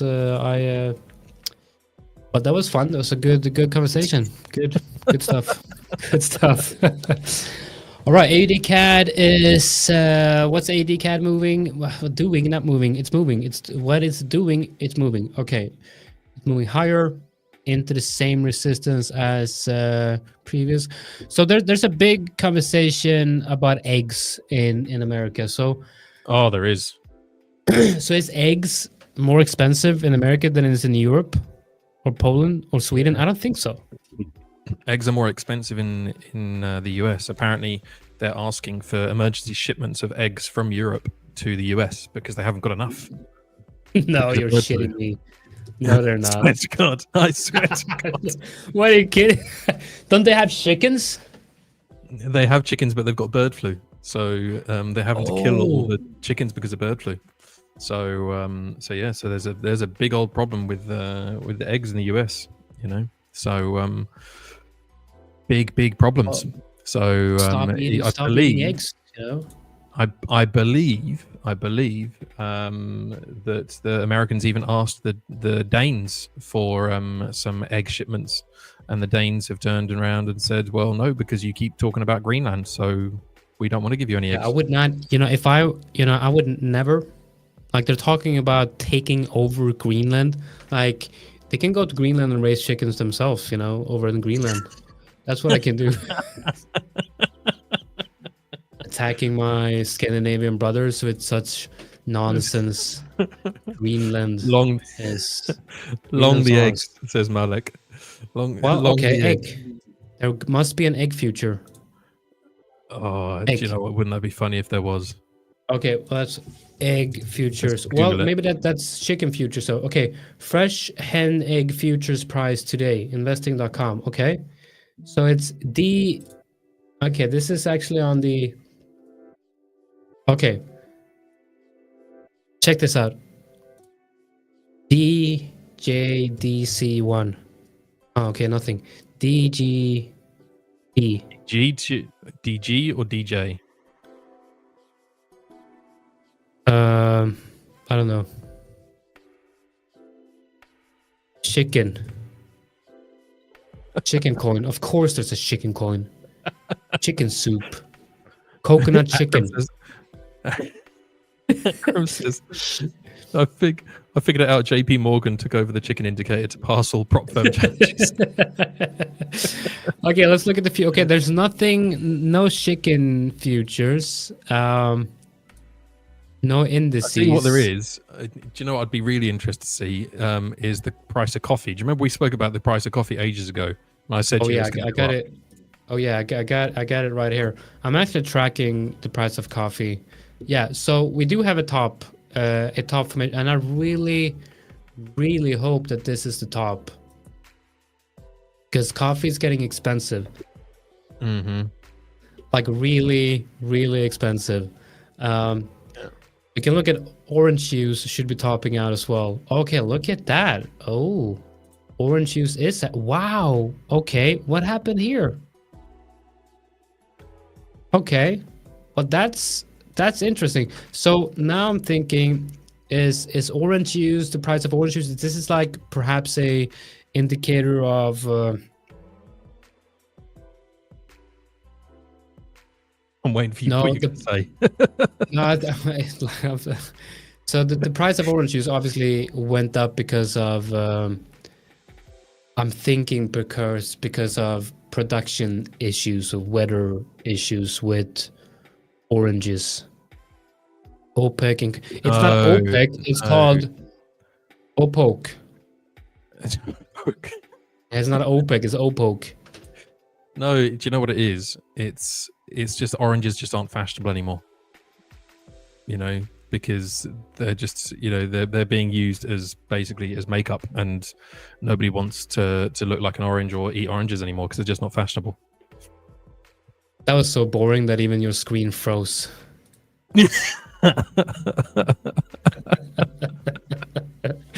Yeah. I have 100 acres of orange farm in India. Well, it's too bad for you, man, because it's not looking good. I would panic sell that. I'm sorry to say, but you're down 50%. You might want to diversify. Yeah. Did you buy the top? Have you just planted the trees that? Or maybe that's why. Maybe he sold all of his oranges. Maybe that's why the prices have plummeted. We have an orange whale here. Nice. Yeah, that's what it is. Okay, so speaking of oranges, gold is what is gold doing? Okay, it actually broke down.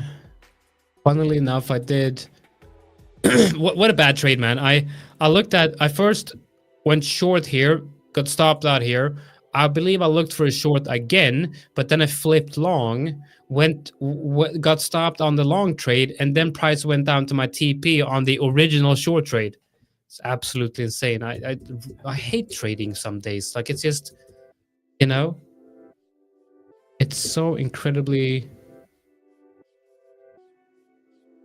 Okay, livestock futures and options. Okay, so livestock. Now we're gonna look at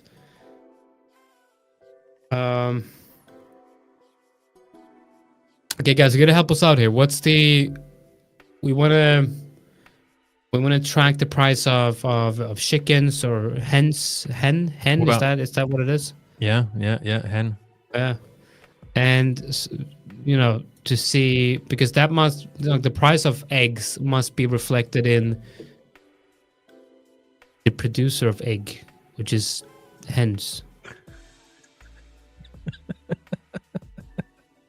We know it's not chicken, because chickens are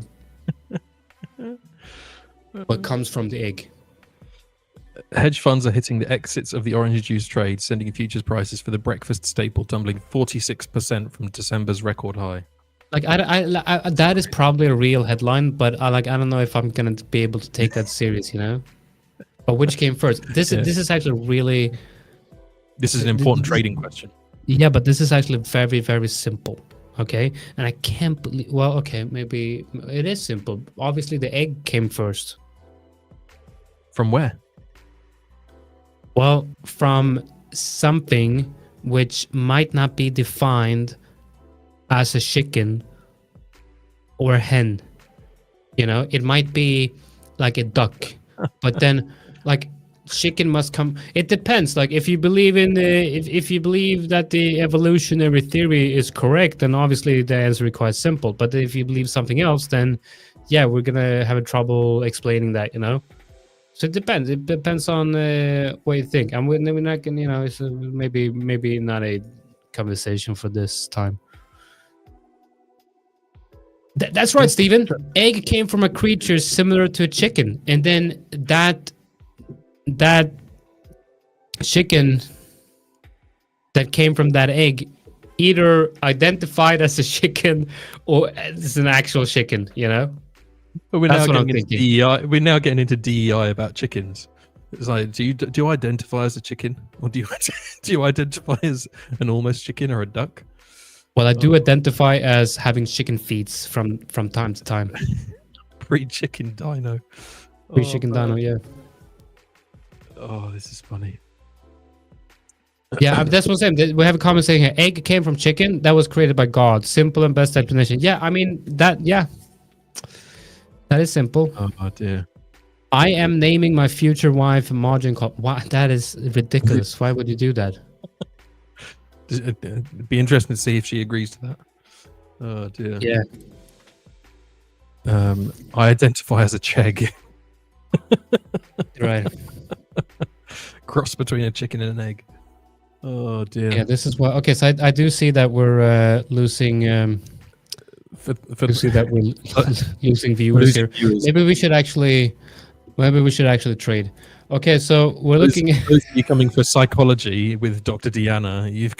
You've chosen the wrong stream. Yeah. Oh, margin call is actually good. Yeah, that's actually. I gotta leave the pub. Yeah, you know, guys, margin. I just got margin called. It's not a terrible idea. Okay, so I'm thinking. Let me quickly go over and take a look at Euro AD. Okay, we got Euro AD here. We are still moving to the downside. You know what? I haven't done a proper market scan in a while, so let's see if I can find anything interesting here. I'll first see if I can find something here on. Oh yeah, that was a good one. NZDJPY.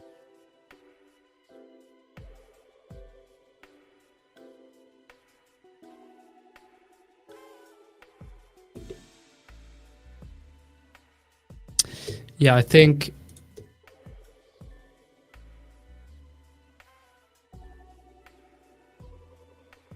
you're onto something, Amy. Okay, so NCDJPY. You don't have to pull that up. We're gonna lose viewers who don't agree with me. Oh, actually, we're gaining viewers. Okay, pull it up. So what we hear? Yeah, oh man, I didn't even know how to speak today. Okay, so we got a trend line. Why are you asking me to look at this? This is very uncomfortable. The reason why, if you look at the strength of the currency scores right now between the New Zealand dollar and the Japanese yen, New Zealand dollar is by far the strongest right now, and the USD and the JPY are the weakest. That is why. But so you're looking at the current. You're looking at the currency, the currency strength meter. The beta, yes, yes, the currency strength beta, yes.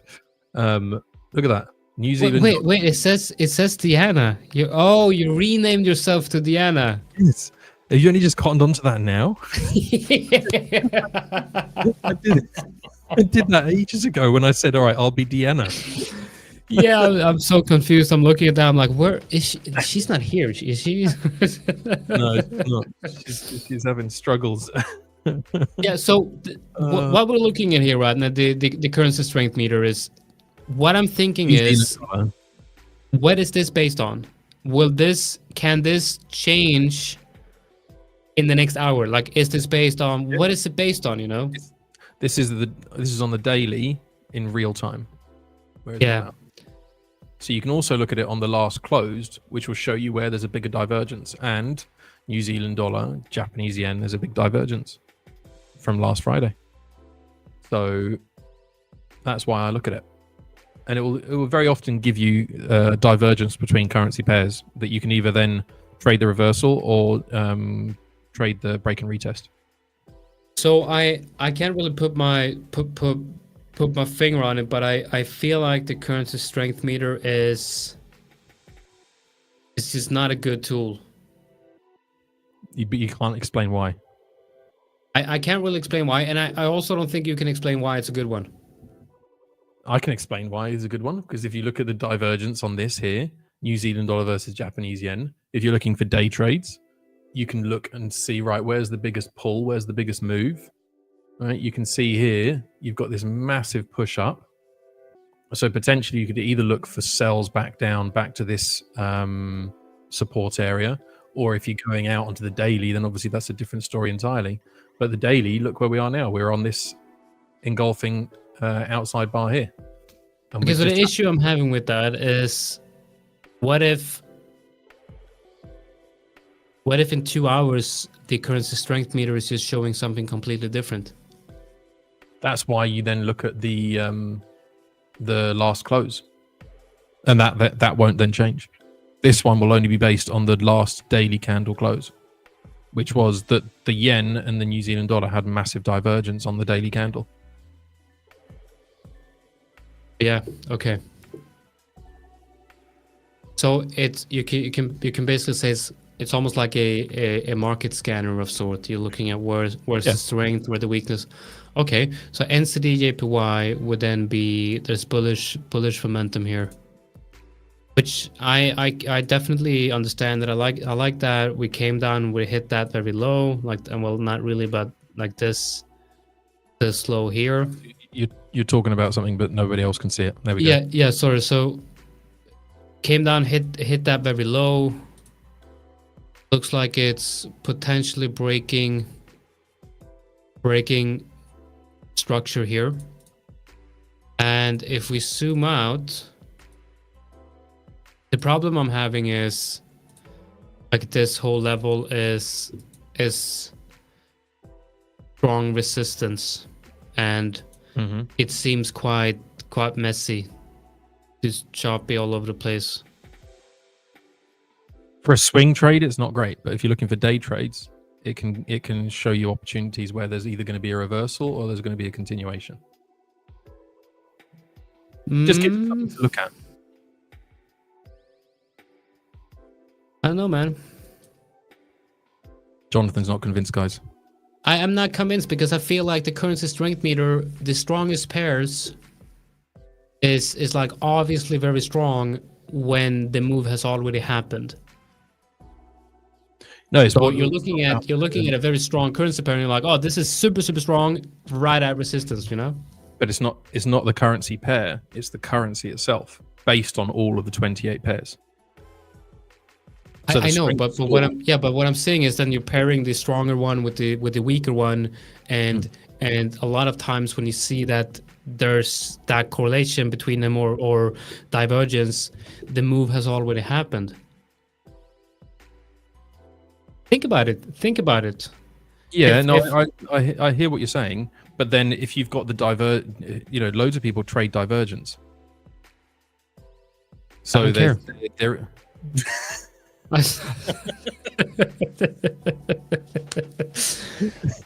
This is how you have a discussion with Jonathan, right? If he doesn't agree with you, he's like, I don't care. It's much simpler, you know. You've been spending too much time with your little boy. That's what it is. That's what I get. That's the kind of conversation I have with my two kids. Is that you ask Yeah, my son is like in a phase where he just goes around all day and says like, I don't care. Yeah. It's like, Yeah. but I talked to him, but I care, but I don't care. So all right. Yeah. Well, you're not getting any candy on Friday, and I don't care about that either, is what I'm telling him. And then all of a sudden he starts caring. Okay, we got Deanna in the background. Shall we add you? All right. Welcome, Deanna. Good morning. How are you? Or hello. I guess it's not morning necessarily there. Sorry for the technical issues. No worries. Oh, look No at that. worries. You got a nice background. You got some lights. You got a screen as well. Looking good. Nice. Yes, Henry. Normally you would say agree to disagree, but I'm just like really zoomed out so you can see everything today. yeah. I don't know why I'm so zoomed out today, but Good morning, Vinicius. Good morning, everyone. I think maybe there must be some settings. You probably have some program you're using with the camera. It's hand controlled. But I'm scared to mess with it because you never know what you're gonna get. So we'll just Definitely. I don't know. We'll just leave it for today so you can see what my office looks like. Well, looks good. Looks great. Michael, are you gonna stay with us? No. I can if you want me to. No. You're free to leave, man. Victor's gonna come on soon. Yeah. Thank you right. for helping out while I was stuck with camera issues. Camera No and worries. mic issues, actually. I hope I gave a good account of Deanna version Mike. So yeah. Alrighty, guys. I'll speak to you soon. All right. Take care. Bye. Cheers. Okay, Deanna, we talked about eggs. We talked about America. And we talked about eggs. So how much is it really that expensive? They're really expensive. I don't know what they are right now, but I know they are very high. All right. Buy on the app. So if we need eggs, I just press the button and try to close my eyes and just add them. So I don't know what they are. So you get your groceries delivered home, do you? Yeah. Nice. It's awesome. That is convenient. Yeah. Very. I remember doing that. I remember during COVID, we had like a local store offering that, and that was really, really convenient. Actually, we did. That was actually really. I should start doing that again. Yeah, it's awesome. You're saving so much time. Totally. I have the hardest time when I go in a grocery store. I don't know where I am. I don't know what I'm doing. It's just way easier. So I love it. They bring it right to your door and everything. I used to do grocery pickup where you order, and then go pick up. But now they just bring it to me. So it's even better. Yeah, no, that's super convenient. Especially when you have littles and constantly, All right. So we just had the open and price is just skyrocketing here. Yeah, looking at the S&P 500 does look like we have a possible low being put in here. Yeah, it price is shooting out the gate here. There was a lot of we're above the open from Sunday night's open or Sunday's open, and it looks like price is wanting to push higher. You were trading gold, is that?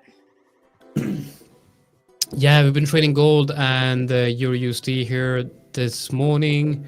I'm around break even, so I shorted gold, tried to short it twice, and of course after the second time stopped me out and then went straight to TP.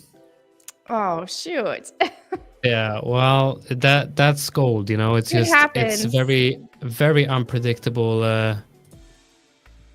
price action on gold, and it really likes to stop you out and then continue straight to your TP. Yeah. But I'm really liking I'm really liking the Nasdaq here for a breakout to the upside. Yeah, I'm looking at the NASDAQ and I'm looking at the S&P, and both of them are looking really strong. The momentum's strong to the upside. We've had a lot of strong down price action last week, but we're starting to see, a little bit of a slowdown with that. So this doesn't mean it's necessarily the bottom, but at least for right now, price took out a previous weekly swing low and then has pushed higher from there. So right now it looks like we could be seeing a push higher for a bit anyway. Yeah. Would you go into a position? You're not in. Are you in any positions now? I entered a position in ES, and I'm going to take some pretty quick profit in ES, and then hold on to a runner. So I just took my first, just hit my first profit target, and then I'd like to kind of, as long as the momentum to the upside continues, I'd like to maybe see about building a position here. What is he doing here? Say that again? No, I'm looking at Alex. He's in the background. Oh. Will he add himself? I don't know what he's doing. Is he testing things, or is he actually? Hey, baby. Oh, there we go. All right. Are you supposed to be here? No, you're not. You're not supposed to be here. I just thought I'd come in and just say hello because I was. All right. Just a little. Hello. Just a little 5-minute break. Oh, we're breaking out on Nasdaq now. Yes. Oh, we're breaking. Did you close that? Did you have a long position? Did you close it? Are you talking Deanna, to me or Alex? Yeah. No, Deanna, I'll talk to you. Did you close this? I'm not closing it fully, but I'm taking partials. Taking partials, and I'm just about gonna move to break even here, and then I'm gonna hold. This is a big move. I'm gonna hold a runner here. Let me see where my targets are gonna be here. So I'll move to break even now. I took a couple partials on the way up, and then I'm gonna look for a place potentially to add. Let me see. Are you thinking, I mean, if I look at the daily, I basically see like his potential of retracing or pulling back a lot of this move here. Like if you got a good entry here, then this might be a good level to if we get above this level. Crazy retest, break, retest, continuation type of trade. Wow, this super nice structure as well on like a 5-minute, 15-minute, sorry. Yeah, it looks really good. Looks really nice. But then again, like I do feel like and we got to remember, like we still have this, I mean, there's still resistance, and if it looks too good to be true, You know what resistance is there for? Keeping price below. To be broken.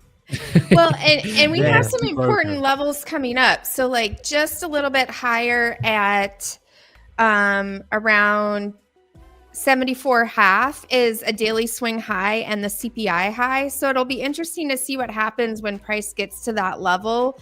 If it continues through there, or if we see price kind of hesitate or stop at that level. So that's should be coming up here. And what did I say? 74, about 10, 15 points or so. And we'll look at your screen maybe. What was that? What was that tricky little trade I saw on Aussie? Whose was that? Oh, this one. That one, yeah. Oh. I'm gonna pass the evaluation if we hit TP. I think that is. Look at the daily. Look at the daily. Yeah, I think that's fairly possible. Yeah.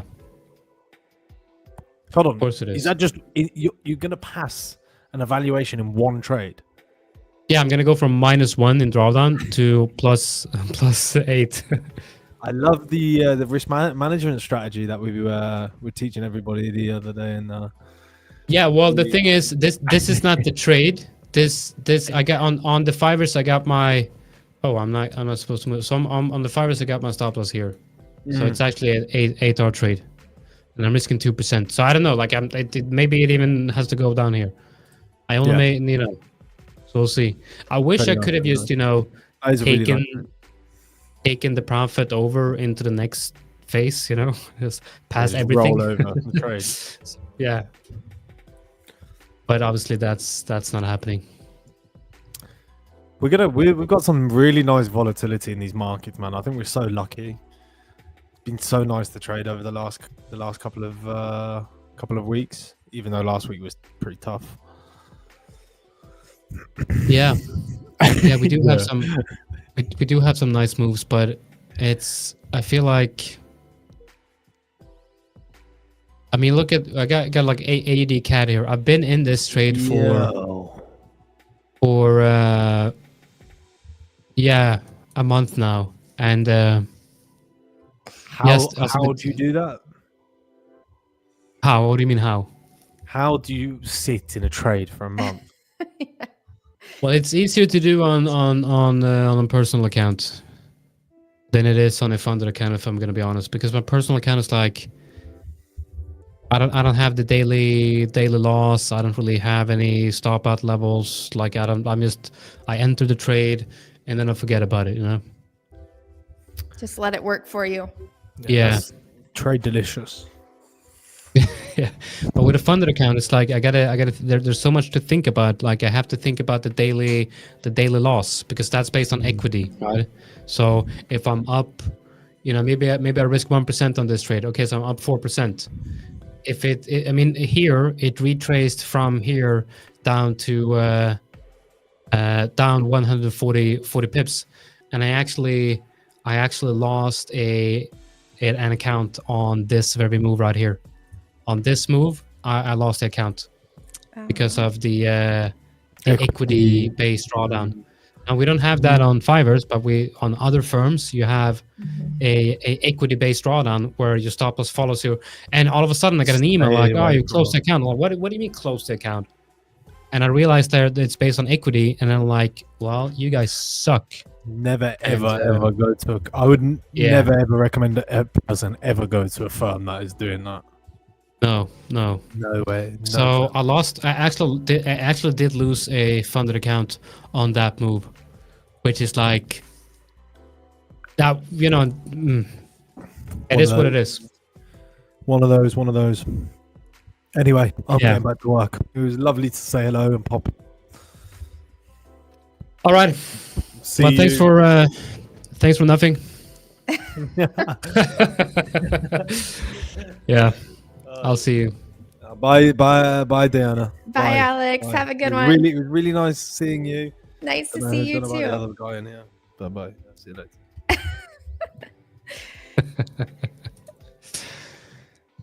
Do you have? Maybe we can pull up your screen, Deanna. See if you look at what you're looking at. All right, my screen's a little bit of a mess. Give me 1 second and I'll get it set up here. Yeah, and Malik, by the way, I've this account that I'm talking about passing in one trade. I've been trading this account for like 3 or 4 months as a almost like a demo account for the live trading room. But then I figured, you know, I'm just gonna, you know, properly trade this and try to pass it. You know, it's a great idea. So it's not in one trade. It's in, I think, 100. Let's see how many trades I've actually taken on this one. You know, I don't know if I can share my screen right now, because I had to go. I don't know why randomly today it says that my microphone and my camera are blocked, even though they're not. And so I had to switch to a different computer. And I'm thinking if I switch to this computer for TradingView, it might kick me off. So let me see if I can I think what you can do is, so you're looking at TradingView on a laptop, on another computer, no? Yes. And I don't think you can have more than one open. So might have to do just a generic. It won't be like marked up and everything, but we can talk about it. All right. Yeah. Okay. I understand. Oh, we do have some nice moves. While you look at that, I'm gonna see if I can take a look at the Dixie, the dollar currency index, see if we have anything. Yeah, it seems like it's potentially breaking down. Still holding around this support level though. Okay, we got the indices. We got Euro 50 breaking out. We got the Euro 50 and the UK 100 looks very similar.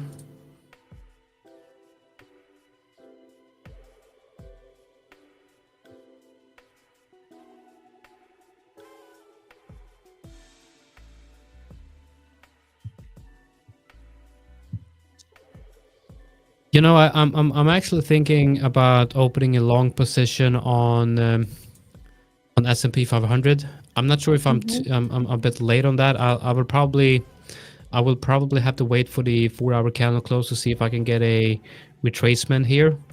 Maybe down to support level like this. But I do think that we can potentially, I believe, move up to 5,800-ish area on S&P 500. Yeah, it's possible. That's the weekly, there's a weekly swing low there. We're hovering just below. Sorry, I'm trying to sign in on a different computer while also looking at this Yeah, computer. no worries, I know. We just talked about that previously. Like, I'm trying to explain something and then I'm reading a comment and it just... Right. I know. I don't know how you message me and also talk and do all that at the same time. So I saw somebody say something about only women can multitask, but I don't know. I think we all have to do it constantly. It's yeah, and I should be able to sign into TradingView on this one, but I don't know. Maybe it's the pressure of doing it while I'm talking. I can't figure out. I don't remember I never log into it. I just have it. So anyway, I just want to, so I'm in a position on ES. I'm scaling out as price goes up. Let me see if maybe just leave it. Do you have ES on there? Is that ES that we're looking at? No, this is Bitcoin. I just went over to Bitcoin. Let's take a look at, we can look at the, what's the, okay, we got the... I can put it on what I have here. Here we go. Yeah, I think my screen, you can put my screen up there. This is just a blank, like I don't have it marked up yet, but this is the daily chart. And so last week on Wednesday, we had CPI. And so the high from the CPI day is right here. So you can see price is getting really close to that daily swing high. And that's also the CPI high. So price came just below it, a couple ticks, couple points below. I can't tell exactly, but just below it, and is retreating from there a little bit. So it'll be interesting to see if price will eventually move up and take out that daily swing high. And that could be a sign that price wants to move higher potentially. But right now we're getting a little bit of a retracement lower. So if we look from the daily, look at the 1 minute, here is where we had that swing high was at, let's see what we have here. 56.74.5. So let's just mark that in there.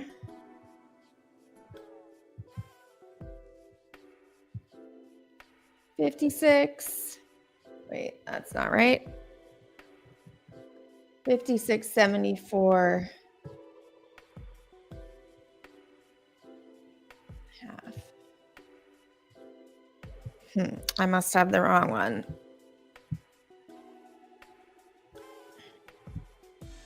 Yeah, and it's so difficult when you're getting a new trading view setup as well. Everything's so out of place.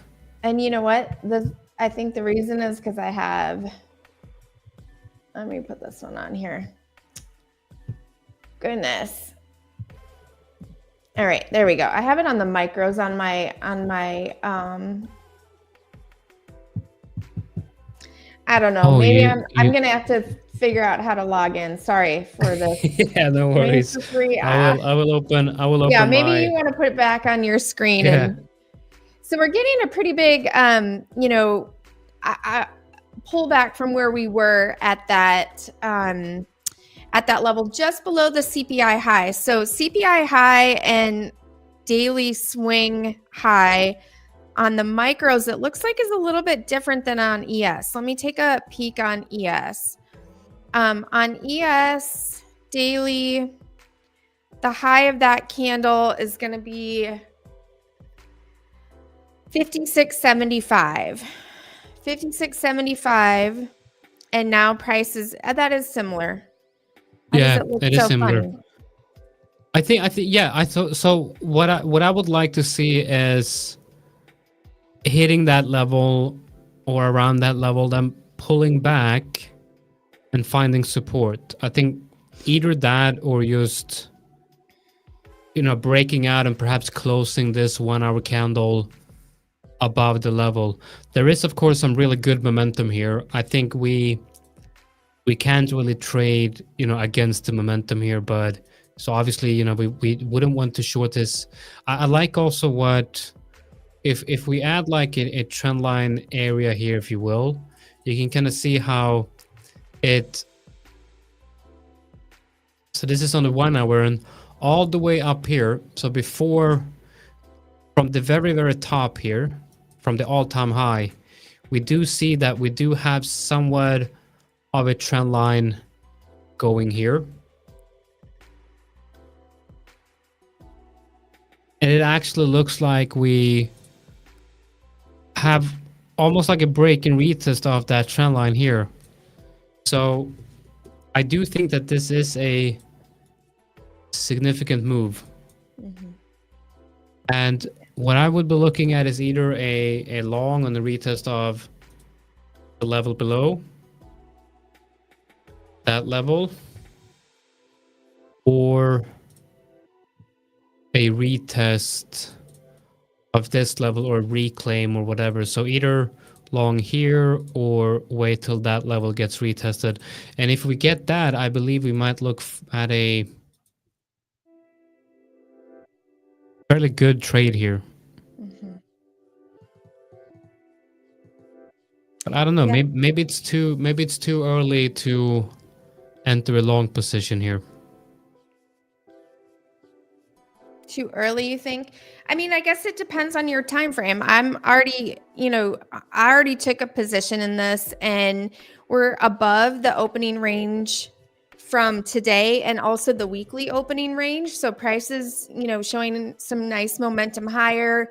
The ADX is at really nice levels. So for me, it's not too early, but you could also play like you're saying. You see it broke out of that channel. It's extended to the upside, and then maybe you'll get a pullback opportunity that you could kind of jump on the wave from there. Yeah, I like how you're entering early. As soon as you see kind of like you see that momentum coming in, and then you're entering very quickly on that momentum around the market opened. Yeah, I'm trying to enter early and then take profit super quickly, look for opportunities to add, and trading with micros is really helpful to kind of let you scale in and scale out without taking on too much risk. So you can, take your initial position, maybe take some profit ideally, and then add as price goes on, because we do have some, some pretty good targets, overhead. So we have that the daily swing high that I was talking about, coinciding with the CPI high, and then there are some targets overhead. So there's another swing low Yeah, there's Is that some. Mhm. what numbers are that? So the CPI daily swing high CPI high is the next, and that's at 74.5. So we're right below there, 3.5 points below there. It looks like we could take it out. Then looking at the daily, let me switch this back here. Okay, and so looking at the daily, oh, did we just take it out? I think we just took it out.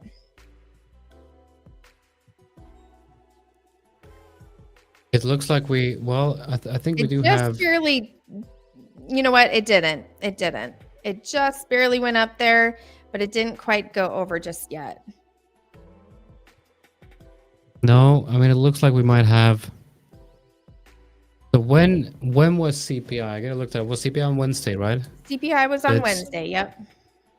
So excuse me, what I'm looking at it here is 56.75 on the ES.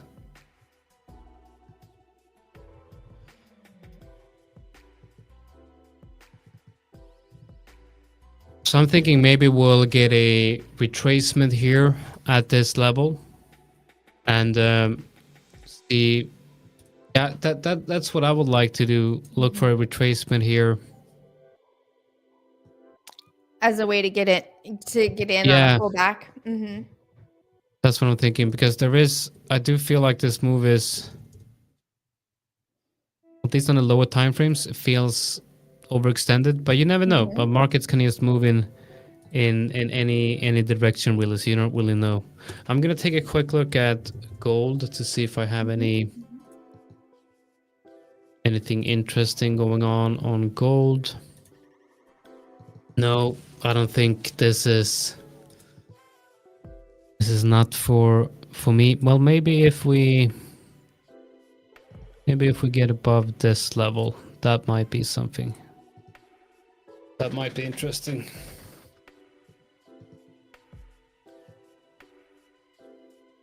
We'll see. Yes, let us know in the comment. Is there anything you're watching, anything you're trading today, or anything that you would want us to look at today during the live stream? We'll go back to S&P. So on the 80, or sorry, on gold, I can't show you this right now, but the ADX is quite low on gold. The higher range is moving nicely higher, very slowly, but it's kind of back and forth on the lower range, and ADX is super low. But on the NASDAQ, we're starting to see a little bit, that similar turn up, just like we're seeing in the S&P, but it is, of course, taking a little bit of a breather here. 4-hour candle looks overextended. Are you talking about on the S&P? Yeah, I think he's talking about the S&P. Looking at this, I wouldn't say it's like overextended, but I think if I look at the 15-minute, then it looks overextended in a sense, or maybe the 5-minute. But we've already had a similar move here, so I'm thinking it's going to retrace. I want to. Harris says to take a look at Bitcoin. I want to look quickly, see what Bitcoin is doing. Yeah, I don't know. It's not really giving me much here. Let's see. I'm gonna go back to gold. All right, I see that Victor is in the background. I have a meeting I have to attend. So as soon as Victor gets on here, I have to attend that meeting. It's starting in now. Hi, Victor. Hi. I'm back. How are you doing, Diana? I'm doing well. Good to see you. Hey, likewise. How has everything been going? Are you completely recovered now? I think so. I see Jonathan's still coughing, but I've got a little bit of a cough that is coming and going just a little bit, but I feel just fine. So it's good to be back, healthy. Yes, about it you? is. I am. Yes, I'm. I still have a little bit of a remnant of a little bit of a. I think my vocal cords are still a little bit affected, but everything else is working fine. I mean, I feel great, and I don't have any symptoms anymore. So I'm okay. I'm almost completely recovered.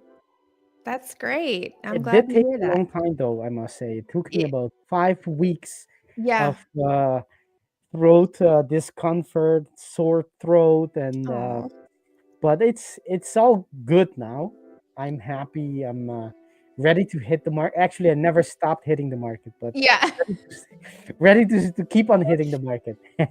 That's one of the nice things about trading, right? You It can. is. I had pneumonia last year, and I traded from bed. Just that was about all I could do was type on the computer and trade.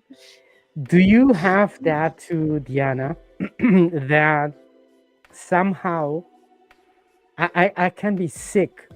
I feel bad. I feel like I can't do anything. I have maybe even a fever, but I can start looking at the chart and I stop feeling those symptoms. I feel. Don't you have that?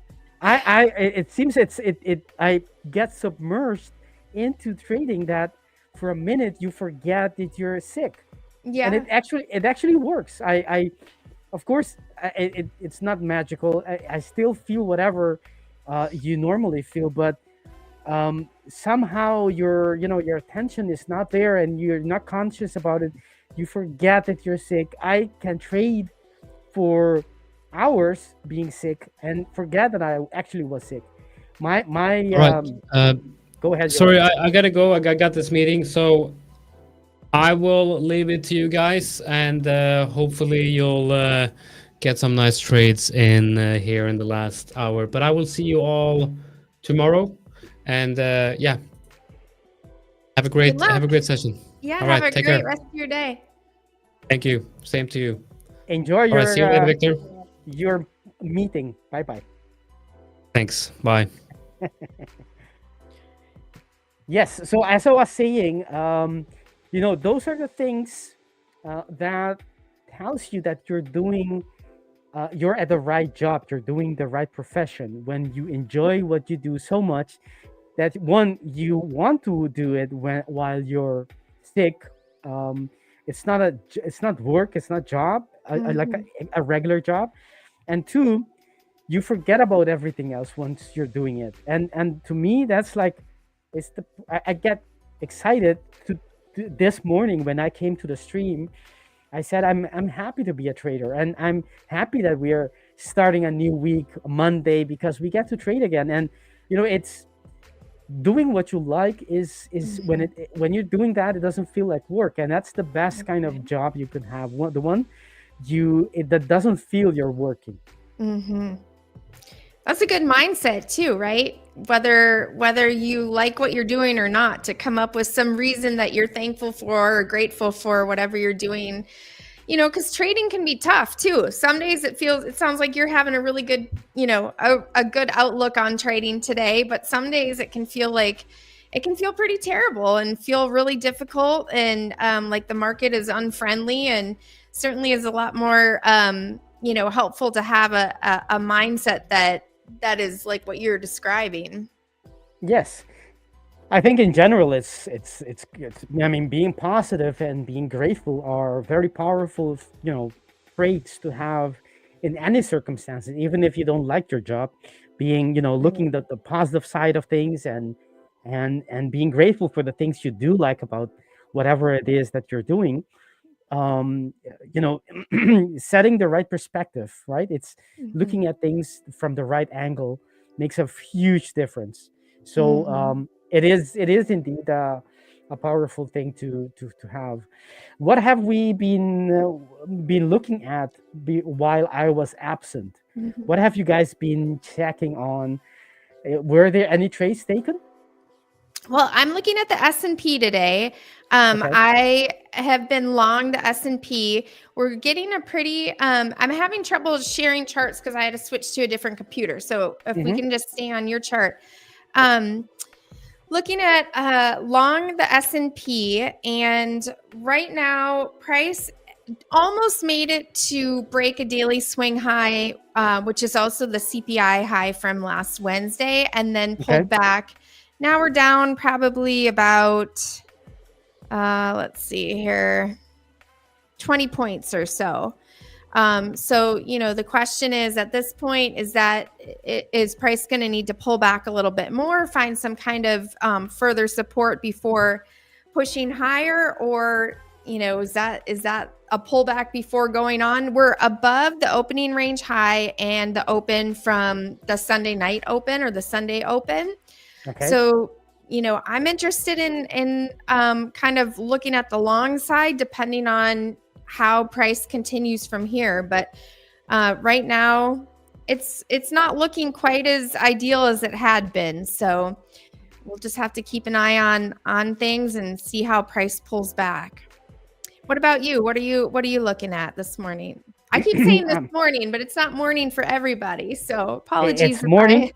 It's morning to you, so it's a valid expression. Don't worry.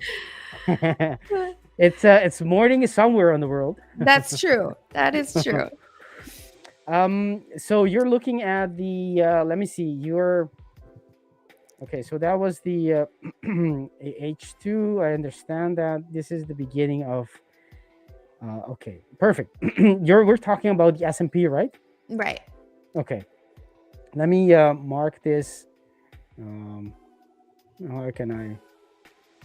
I just want to, while you're getting that up, there's a couple comments in the chat that I want to address. Somebody said, trading is making me depressed. And I think, definitely I have felt that way before too. It can make you depressed. It can make you anxious. Mm-hmm. For me, sometimes it affects my sleep and, in negative ways, but also sometimes, I don't know about you all, but sometimes I just see the chart in my sleep, and it's not good or bad, but it can be a little bit overwhelming not to be able to feel like I can't turn it off. And so for me, it becomes really important to work on that. And I'm not great at it, but really trying to find ways to turn it off, shut the mind down, think about other things. And, you certainly don't want trading or anything else to affect your actual mental health. Mental capital is super important. My question is funny, but it's really important, right? We have to be able to reserve our mental capital in order to trade at our best. And certainly we don't want it to affect our mental health either. So if you're feeling like it's making you depressed, maybe think about, what different changes you need to make or step away or whatever it is to take care of yourself. And then Venetia said, for me, when not trading due to other obligation, I really miss it. I'm the same way. Even when you're on like vacation or something, sometimes it's kind of like you just can't wait to get back to it, which, like you said, is really a blessing, really a blessing to have. So we're lucky to be able to spend our time and energy on this, and also to be in a community where people like to talk about this stuff, right? I don't know about you, but in my regular life, people don't want to talk about trading or the market or whatever. So it's nice to be able to come here and talk with others about market stuff. So certainly, we are among like-minded people, right? Everyone, if you're watching this, it's because you're interested in trading, or you are a trader, or you're a diehard trader, and whichever it is, we have a common ground. So that's what attracts us, to each other, the viewers, the audience, us as well, who are on the other side. That's what it is that we enjoy about this. It's about talking about our passion, trading, and everything that is around it. You were saying something about mental capital.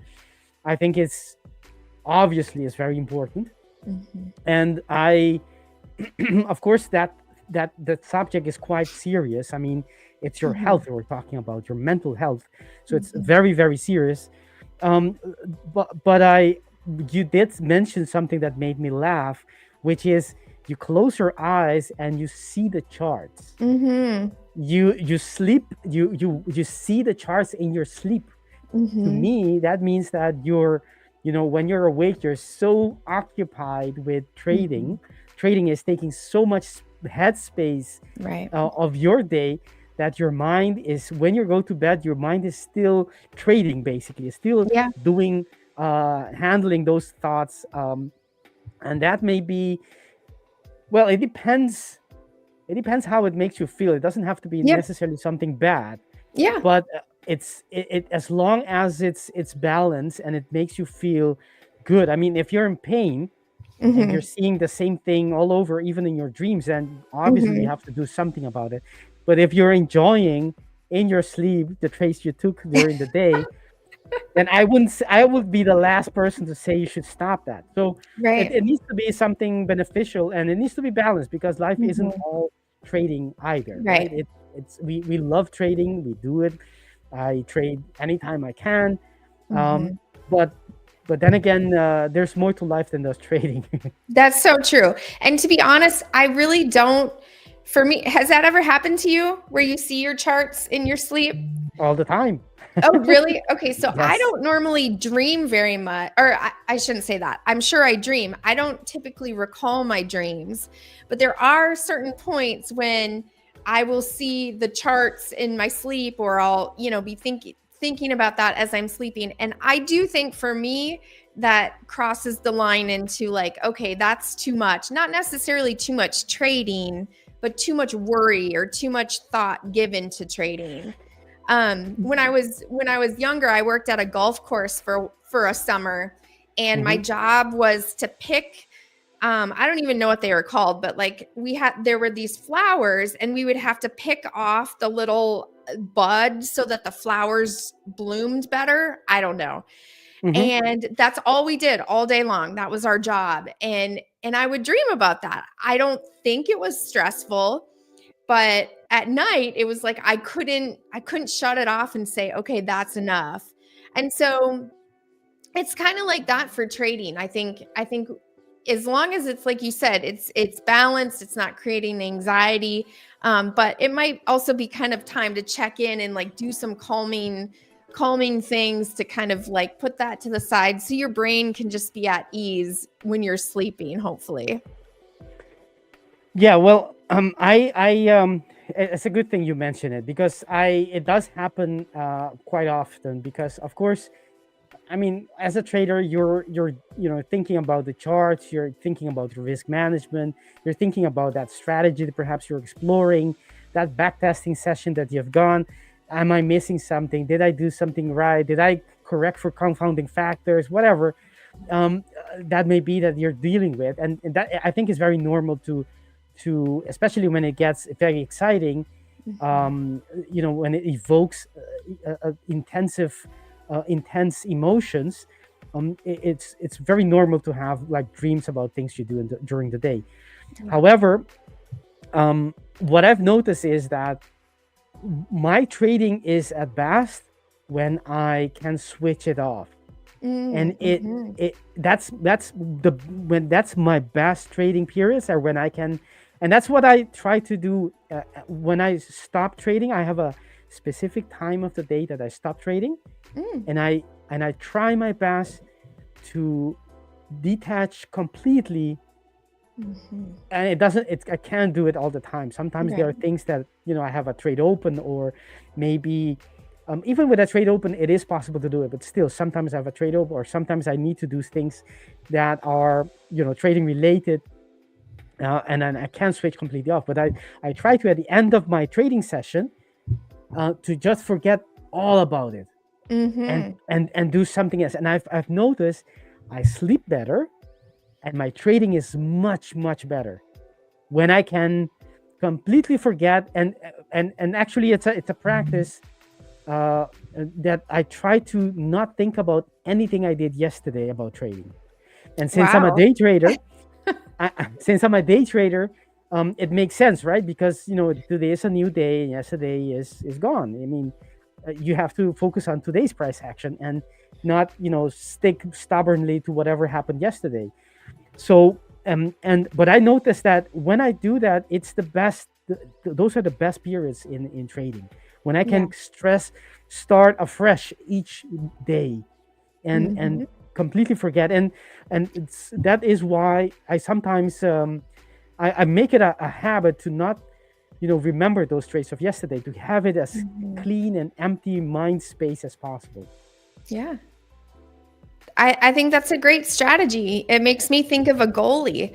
Goalies are really resilient because they focus on the current play, and they don't worry about what happened in the past. At least, really, really top level goalies will talk about it's the one play, or in our case, the one trade, and focusing on that one trade. Mike Bellafiore says, one good trade, and that's exactly what we need to focus on, is what we're doing right here and right now. It's easy for it to leak over, but I think that's a really good. How did you decide, or how did you arrive at, when your trading day ends? How did you come up with that time? It's based on two things. One is work-life balance, because we're not robots, and you need to pick and choose the times that you want to be trading, because I mean, of course, if it's profitable to trade in the late hours, you would do an effort to do that. But if that's not the case, let's say, well, one thing is life work balance, which means I want to have social family life as normal. So that's one thing, one fact. And the other one is, since I live in Europe, with the end of London session, Forex typically starts going down the volume, and I've seen in price action, it's a great place to start not opening any positions anymore, and start thinking about closing whatever you have on, if you're a day trader in any case. So it's price action and personal considerations. Those are the things that I just looked at my backtest data to decide the exact minute that I stop. So I have an exact minute. Of course, it's arbitrary, right? But it's based on something. It's based on I've seen that if I stop 20 minutes later, my performance is a little less, and I stop earlier, I miss some trades still. So I have an exact minute where I stop, and that's it. And so if anything, so it's like a bell. Once it hits, I'm no longer allowed to take any trades. And those are the rules, and it's liberating, because I can let go whatever happens.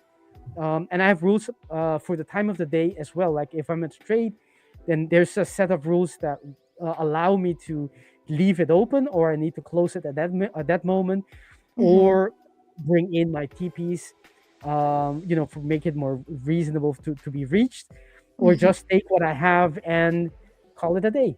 And it works.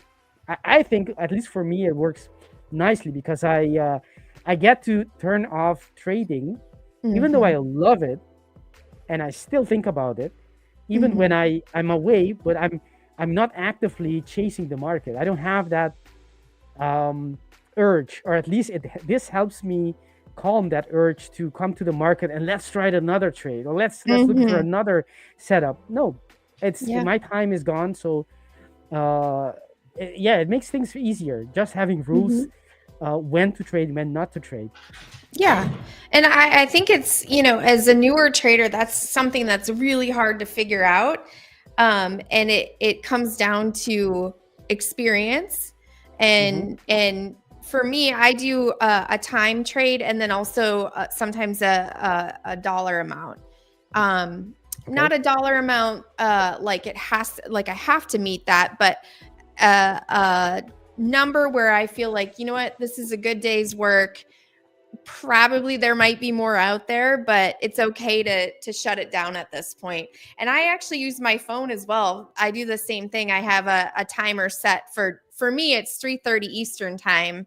I usually don't come anywhere close to, well, that's not totally accurate. Sometimes I'll trade in the afternoon, but having a 3:30 timer for me is really helpful to remind me where we are in the day. Because sometimes if I'm sitting at my desk and looking out the window, and time can just some days, like you were saying, when you're not feeling sick, even though you are sick, that can be part of flow, where you're just so into what you're doing that you don't realize about the passage of time. And so an actual, alarm that goes off on your phone can be really helpful to kind of snap you back to where you are. Or sometimes I will put, like, especially for news announcements, a vertical line on my chart, just so that I can remember, okay, keep track of the time, know where you are. It can be so easy to lose track of it.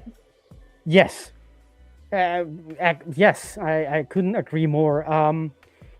Everything actually that helps us keep aware, mindful of everything around us, the time as well, is a great thing, right? That vertical line is right there in our face, telling us, right, we're getting near it. You don't have to calculate how many bars are still left. No, you see that line, right? And it tells you. It actually gives you, in terms of price action as well, what is reasonable to expect price to do before that line comes, right? Because we have the ATRs, and if, let's say, there's 45 minutes left to that line, you can take the 45-minute ATR and say, okay, from this moment, this is likely to happen. This is the range that a price might move, and even that range might be compressed because it's news coming in. So you can do a lot of things with that horizontal line.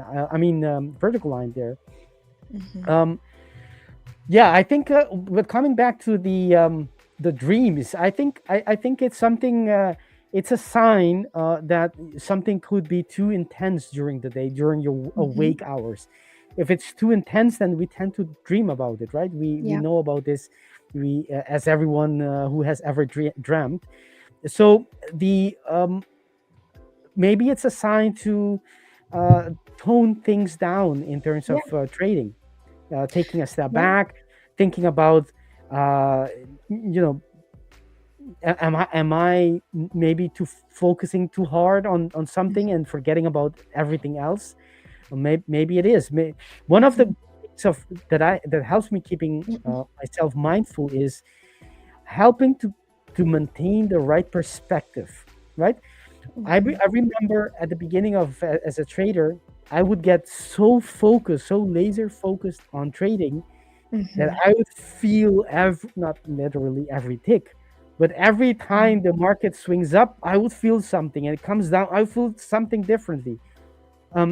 And when at that moment, I completely am not aware of my surrounding, and I forgot about I tend to forget about everything else, and I lose perspective. This is just one trade. Right. This is just one trade, one setup. It might go to TP, might go to stop loss. I shouldn't be in an emotional roller coaster, right? This is just one trade. It should be business as usual. If you're feeling all that emotion, then perhaps you're not approaching it correctly. You're gonna get exhausted, emotionally exhausted, mentally exhausted, way before necessary. Yeah, I think it depends on your personality and your other life circumstances, right?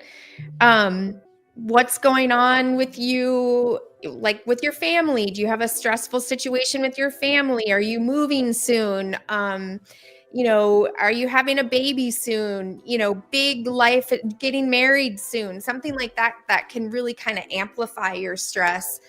And, as with anything, I think it's okay to have sort of that ebb and flow of, sometimes it gets to be a little too much, and then you have to find ways to kind of correct and go back to a level that's sustainable. And I think especially when you're first learning trading and you're first working out your system, there will be times, at least in my experience, where it's like, yes, I am spending a lot of time at my desk, a lot of time, thinking about trading. And I think it's pretty normal to do that. It's just, you can't do that forever. So you have to find ways to kind of bring yourself back into balance and to take care of yourself, because, trading is really important part of life, but it's not everything, right? You need to balance it with your other life activities, life priorities as well, your family, your physical health, your mental health, those kind of things. but it's normal, just like if you have a new job, for example, there's going to be periods where it's going to be excessively stressful, and then you're going to settle in and it'll be okay. And then maybe, a year down the road, you'll have a big presentation or a big meeting coming up or something, and the stress level might amp up a little bit. And I think that's pretty normal and pretty common. Yes, it is. It's the ebb and flow of life, basically. That's right. So I see gold is moving interestingly. If we I'm sure you guys looked at gold as well as while I was away. Let's see. We do have on both sides. We have on the H4. I do see we have in that order block that's being retested. However, I'm increasingly starting to think that that order block is not going to hold because of this, right? When we see a structure, to me, what market is telling us is that there is an intention there. The market, meaning this order block, right? The market is telling us it wants to go. It created in this candle. It created that order block in that candle, and it's retesting it to move. It's telling us its intention to move lower, right? But in order for it to do that, right, price needs to come back to this structure, right, somewhere in this structure, and start reversing, right? And what I see is that what we should be seeing, right, it can still reverse later on, but what we're seeing is bullish order flow, creation of bullish structures while it's supposed to be reversing. So it doesn't follow the script that it's supposed to follow, meaning that initial or previous intention or cue or signal it was giving us is getting weaker, right? We need to read what market wants to do. Deanna, you're okay. Okay. Would you like me to put you back? Okay. I'm not sure I can see you. Oh, can you hear me? We can hear you, but we can't see you. Oh, there you are. It was me. I didn't know about the layouts. Okay. No problem. Can you add yourself, by the way? I wasn't sure. I can't. I was able to remove myself. My puppy was scratching at the door. So I thought I could just pop off and grab her real quick and then come back in, but it wouldn't let me add back. So no problem. It's good to know because I thought you can, so I'll allow you the time for you to add yourself. But if I didn't ask you, you would have been minutes there. I was saying that the price action is not having follow through. What I mean by that is we have a fresh order block that is being retested. If the market is, this is the push up, the move, the engulfing that created this order block, and now we are retesting it. If this order block is giving us the right signal, price should, when it is retesting it, it should have follow through, meaning in this area, as it is going to for the retest, it needs to start forming bearish structure and or reversal patterns. It's not doing that, right? So we need to be flexible with the signals and not, just because sometime in the past the market says one thing, marry that idea and say, okay, it needs to go down. No, it may. It's just a signal. It's a probability, right? But that probability becomes higher as long it continues to go higher as long as the market gives you more signal in that direction. And what we're getting here are signals in the opposite direction.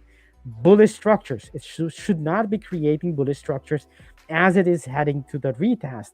Well, it can at the beginning, but at a certain moment it needs to switch, have that market structure shift, start breaking down, creating bearish structure. It's not doing that. If anything, it still has 3 hours and 30 minutes to go, so it can still change around. But right now, if it closes anything like this in 3 hours and 30 minutes, it's telling us loud and clear that which it earlier told us, that the sellers are coming to the market, is not happening at this retest. Meaning, and we need to listen to that, and not stubbornly expect price to do that which it told us in the past. So we have an order block here that was created, an engulfing, and you can see clearly how that order block is being retested, and it's doing it nicely, right? So in here, price action here from this part is telling us that the market is going higher. That does not rhyme with this order block. Since this is recent, we need to listen to that more recent price action. Okay, it doesn't mean everything is off the table yet, but this is how it behaves when it wants to break that order block, not when it's going to respect it. So that was what I wanted to tell us there, or show everyone. We can also see we can see this without any indicator how the market seems to be making higher lows, right? And it's almost nicely how that it's making that base, and with this candle, if it closes like this, and it will in 28 minutes, it's going to reinforce this idea that we're going to go higher. We'll have to see. Interesting.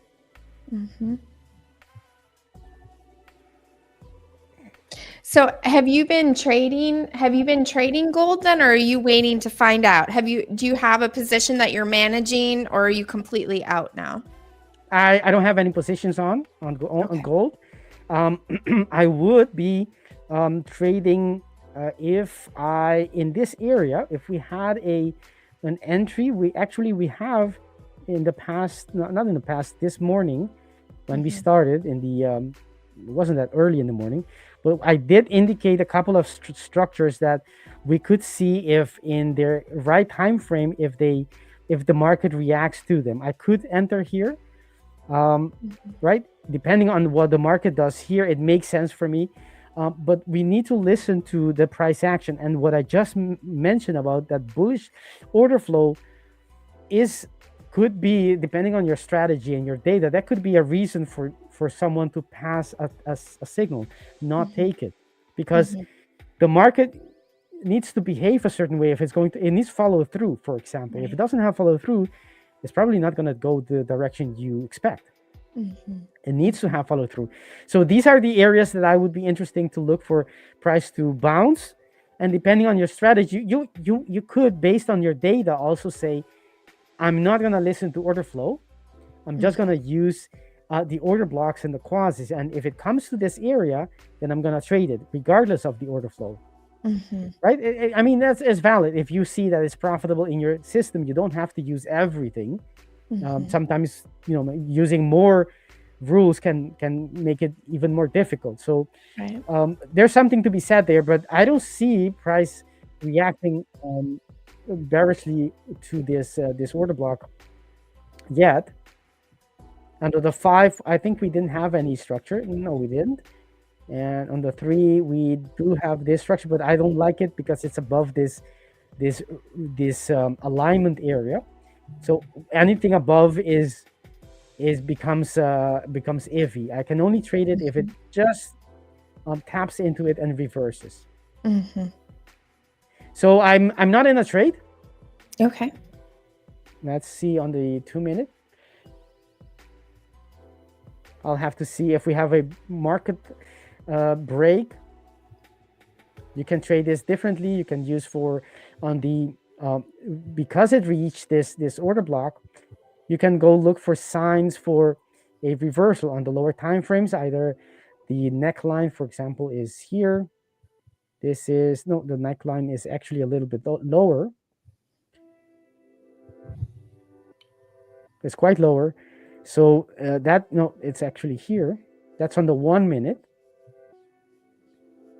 And on the 2 minutes, you can wait for price candlesticks formation that indicate that the market is going to reverse. We could take a trade. Let me see. According to my rules, I would not follow order flow, although I know that the probabilities are less. But because I have a very high risk reward ratio, when I get my entries, the market hasn't switched yet, right? So the market structure shift happens after my entries, typically. Interesting. That's interesting. Yes, because it's on the lower time frame. So I'm at the first sign that the market are switching, right? And that means, and that's a thing with why I have a low win rate as well, because I'm actually getting in when it's at the extreme. The market hasn't switched back yet. I mean, on the higher time frame. On the lower time frame, of course, it is giving me a signal, right? If I'm at an if I'm getting in at a quasi, it actually broke structure here. So there is a market shift. But what I mean is when I get in on the entry, right? Typically here, the structure hasn't broken yet, and I'm already in, right? Because I'm looking at the specific things that, well, look at this, for example, on the H2, we're supposed to have a bearish price action because supposedly this could be a structure that could reverse price. But instead of that, we're getting a bullish outside bar. That doesn't fit, right? That's something that we should take into account. The market needs to behave a certain way if it's going to reverse, not creating bullish structures. It's the opposite. So very simply, that already is telling me it's not making the shift here. In that case, you would just wait. What I meant was that for example, on the 1 minute, the structure is all the way down, but I would get in this order block if I see candlestick combinations or on some time frame a break. On other time frames, let's say the 1 minute, it may not have broken yet, but I'm already in because of that signal that I get. And that's a there's no other way to get in with tight stop loss, because by the time you wait for it to break the actual structure, again, it's going to be far away from the from the entry, from the tight entry that I try to get in. And as we can see, in 10 seconds, it's going to we'll see if it respects or not this order block. Maybe I can show some trades. Yeah, that would be interesting. Let me see if I can. I'll stop my screen and start sharing my. Well, maybe I should just continue with the analysis here, because I do all of my analysis on TradeView, not on MT5. So only the execution. Do you trade them? Go ahead. I was just looking back at some of the questions too, and somebody asked about what time you start trading in the morning. It's probably a little different, Victor, for between the two of us. I do most of my trading at around the open, so the New York Open. But I'm open to trading anytime. But that is where the volatility is, usually pretty good. And also, pay attention to news. So if there's news before or after the 9:30 open, I might structure some time around that as well. What about you, Victor? I start 7 a.m. GMT. I take any signal 7 a.m. GMT. And I I trade all the way to, if I have a valid signal, all the way to 5 p.m., 5:30 p.m. GMT. Those are my window of trading. And my rule is, whenever I have a valid signal, within those time, it's my trade.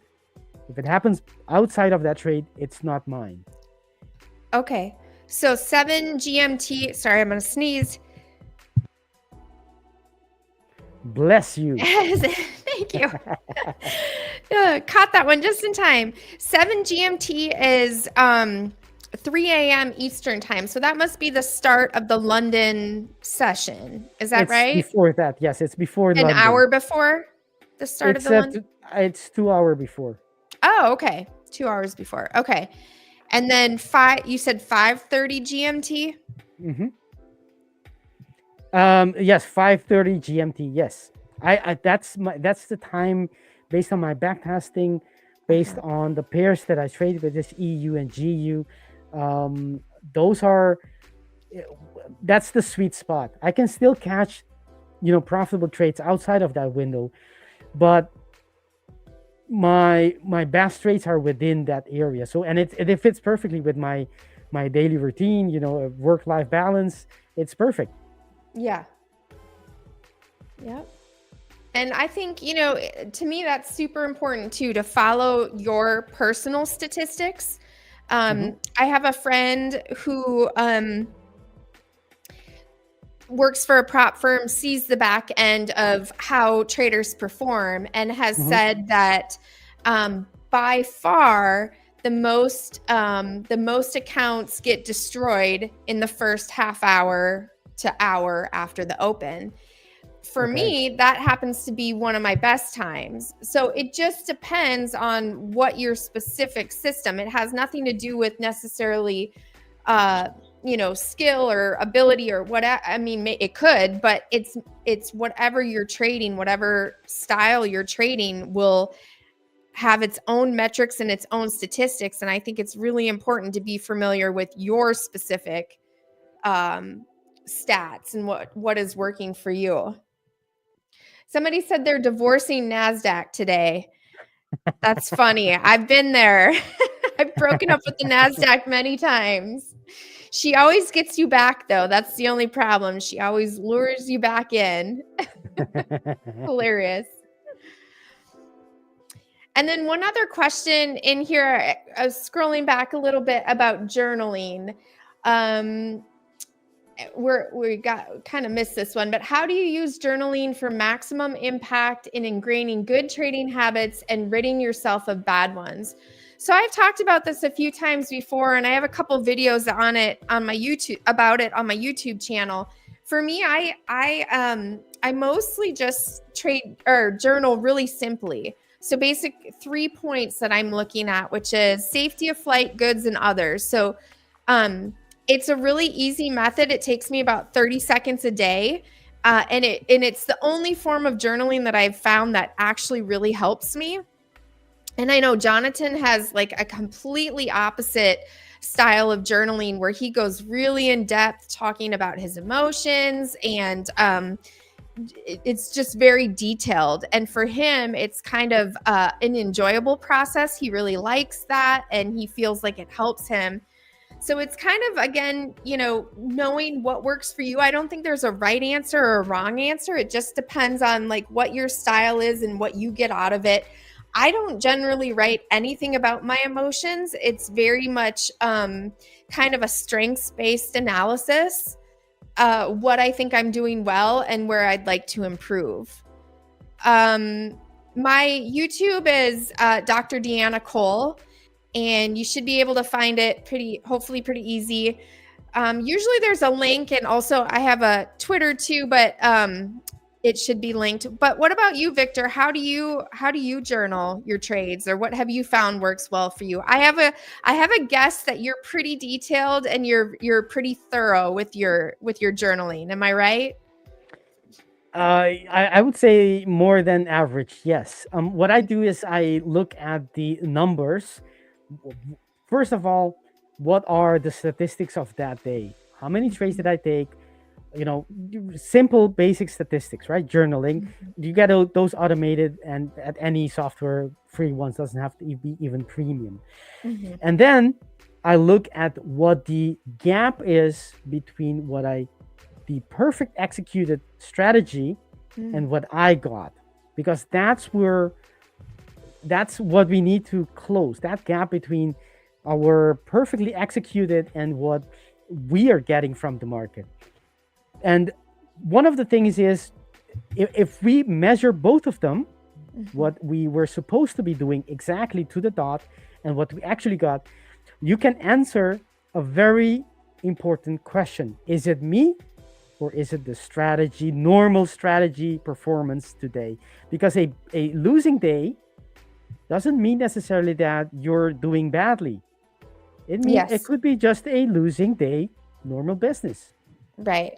And how do you know it's not you that caused that losing day, or it's just normal for the strategy? The only way to do that is to measure the perfect executed strategy and your performance, and see if it is you or the strategy.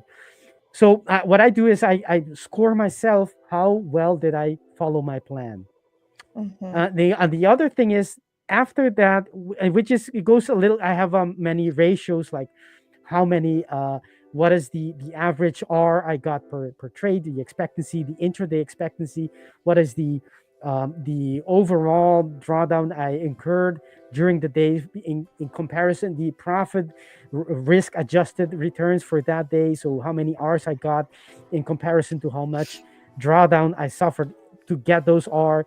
And now those are to give me an idea of how I am performing, just like a dashboard in a car gives you those gauges to see how the car is performing, right?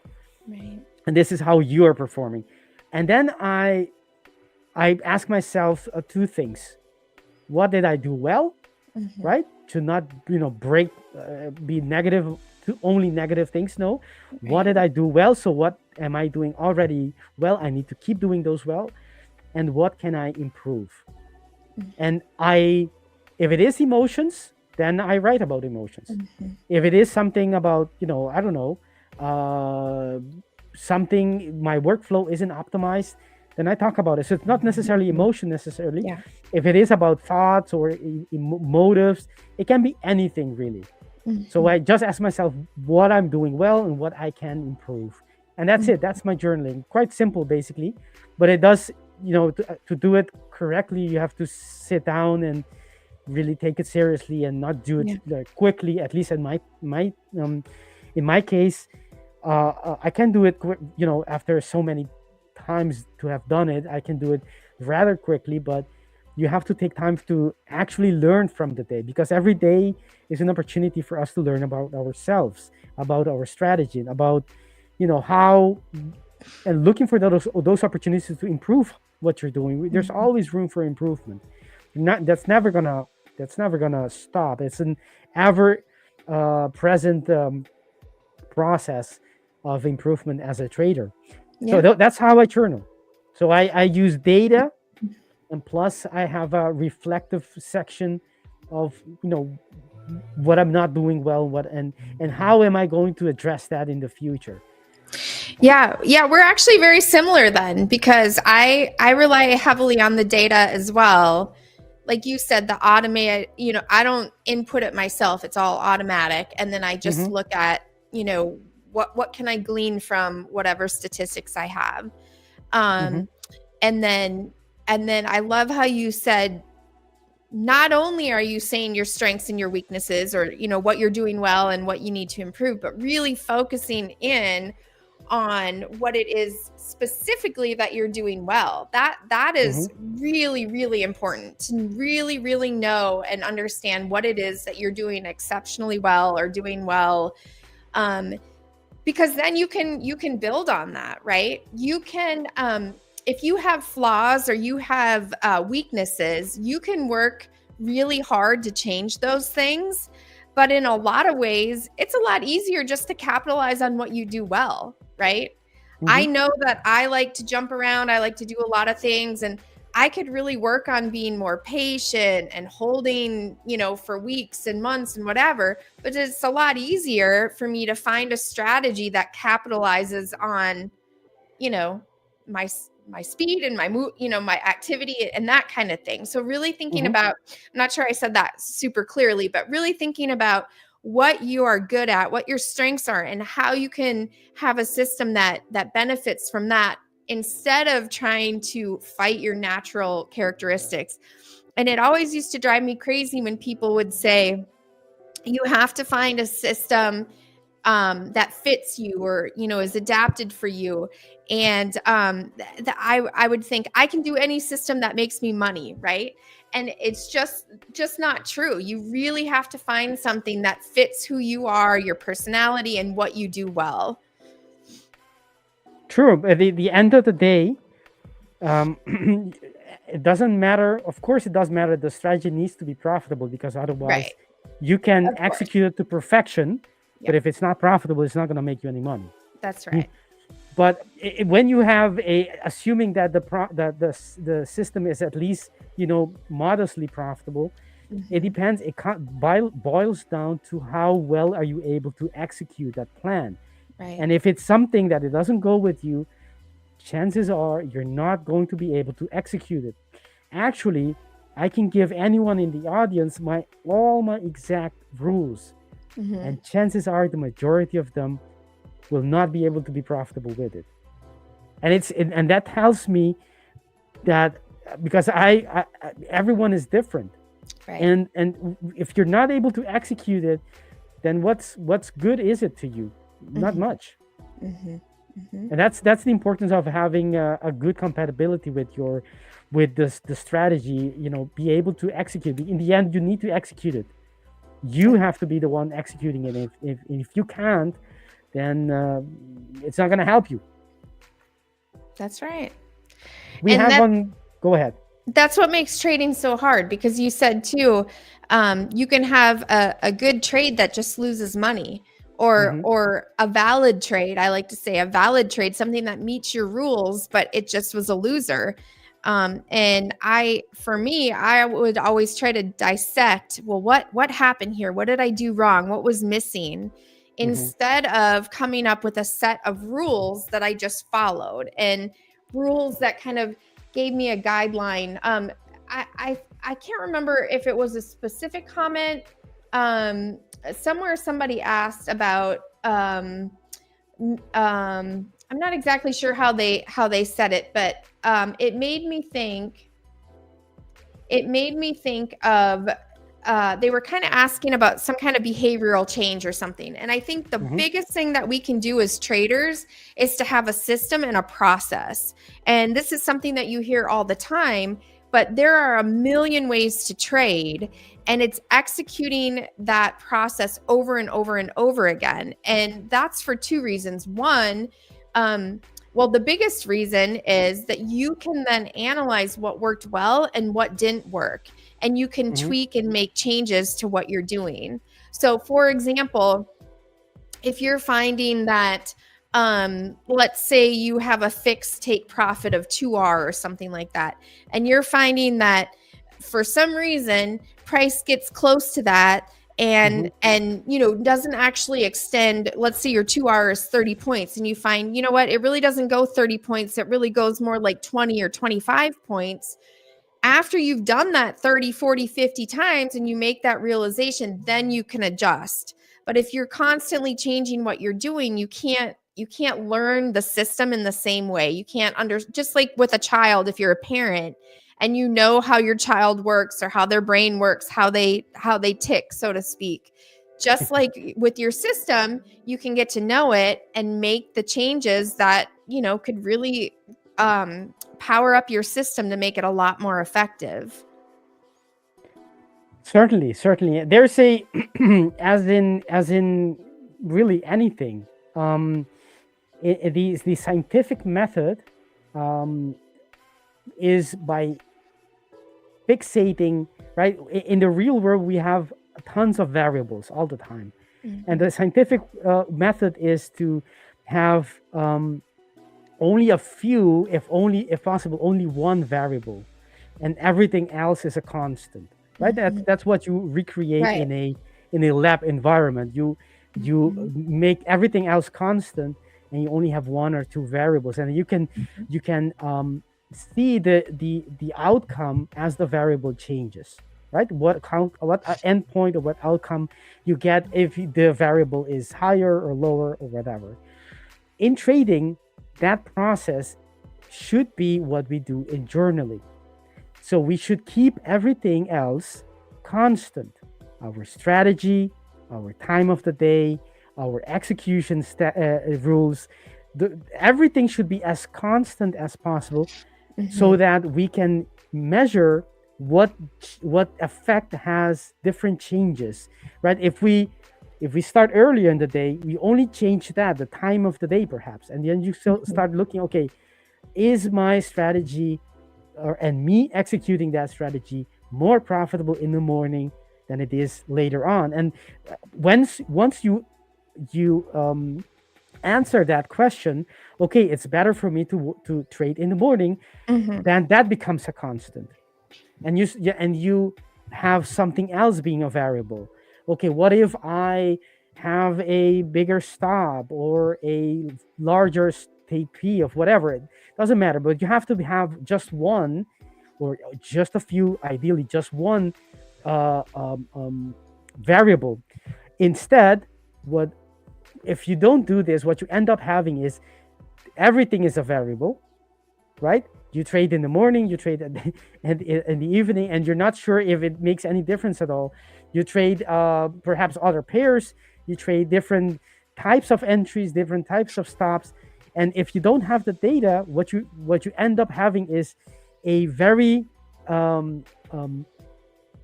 mixed kind of data, where it's going to be difficult for you to synthesize what is actually works, because there's so many variables. It's going to be very difficult to see where is the profit, where is the strategy performing better.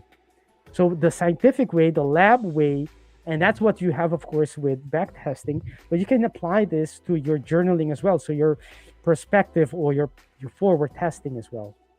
I think it's so powerful because you can look back and say, okay, I made this change and it made my performance better or worse. Okay, so that change I should, not do or do. And so you improve each cycle. You don't have to come to that conclusion each day necessarily, because you need enough enough data. It's not just one day that you need to change one variable and that's it, but you need to do it enough, having enough data. Perhaps take it, depending on how many trades you take in a day, maybe do it for a couple of weeks, maybe a month, maybe 2 months, and then you reassess if that is helping or not your trading. And you just change one thing, and then you switch to you change another thing once you have that conclusion.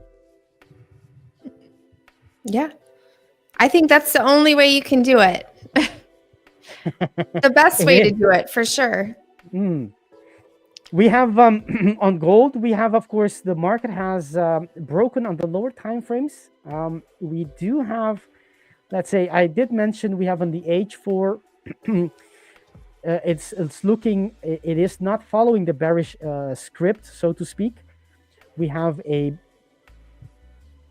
bullish order block being created where there should be bearish structures being created, and we have 3 hours still to go, and we have another we'll have to wait to see if this happens as well. It's the H4. Let's see if we have on the lower time frames any other ways. We have 1 hour. You can see the same thing. See that outside bar here? Price comes all the way to it and reacts to the upside, right? That's bullish order flow. And if it still has 1 hour to go, but if it closes here and then it breaks, it will start breaking and bring that order block down. On the H1, it isn't clear. There isn't structures there, at least there's not engulfing and outside bars in this region on the H1. That is in this region, and neither can we see them in that region. So the H1 doesn't tell us anything in this instance. And that's it. We need to wait. But on the lower time frames, if price is going to reverse, right? We are at the extreme. Actually, we're already, flirting with breaking that order block, that H1 order block. If price is going to reverse, this is the last moment it has basically to reverse. If it breaks this, then it's all bets are off. Or this is the neckline. That would be the left shoulder, or this one, whichever, depending on your rules. And it breaks that left shoulder, or I mean the neckline, and it comes back to some structure. It wasn't the structure below, but it was some structure of relevance. So it looks very bullish, and we can go to the lower time frame to see if we are already on the 1, but we can go to we're already on the 3, but we can go to the 1 to see if we have some break of structure here. Right, so you can just let the market tell you if there's a break of structure or not. This would be the head. That would be the left shoulder. There, and you just wait for the market to break that line. If it doesn't break it, then there's nothing to do. If it does break it, then we can look for that quasi and that entry. It did break it. There you go. Now let's see, where would price come back to?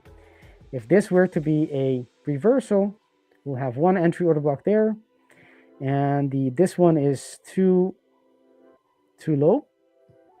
Let me see. The open is 868, close is 868. It is a bearish order block, but it is too low. So there is a break of structure, and one of the entries would be here. Price comes back into that area or taps into it, and as it is making that structure even larger, new structures become. That's not an outside bar. That's not an outside bar either. This one now it becomes a valid entry. See how it's valid, how it is dynamic. As the range opens, the retracement moves with it as well, and the structure becomes better. So that is a break of structure on the 1 minute. This is the last structure basically. If this doesn't work, then it looks very bullish, and this is the last chance basically for the bears to take control of the market for the coming couple of hours. Mm-hmm. And if I were to take this trade,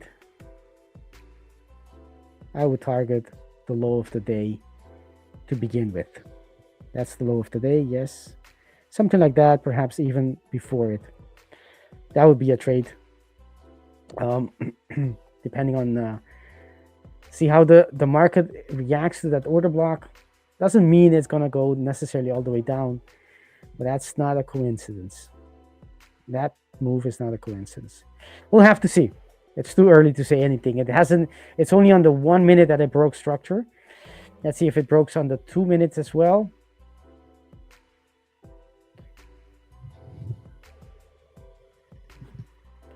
Let's see. The structure on the 2 minute is all the way. Whoa, that's quite lower. Quite lower. So that means we only have basically it's I don't have any. It's all the way lower here. Oh, it should be breaking more structures than just the 1 minute. On the 3, that's a flimsy for a reversal scenario. All right, so that's gold. So we are at the end of our stream. I was looking at the chart and forgot about the time. It went by fast today, and it's still, time is a little weird because we're, at least in the US, we're in daylight savings has already happened, and I think in Europe it hasn't happened, so we're a little bit out of whack here still. So it'll be, I think, one more week, and then we'll all be lined up again. We'll all be in sync again. I think it's on the 30th, if I'm not mistaken. Oh no, really? Okay, 2 more Yes. weeks then. 2 more weeks, yes, on the 30th, if I'm not mistaken. Don't pin me on it. Okay. Then we'll be synchronized again with our Okay. time, and it is what it is until they change that, take off that daylight saving completely, or their stocks. Let's hope, right? They're gonna hope. stop it altogether, and let's see what they do. That's right. All right, so that is our show for today.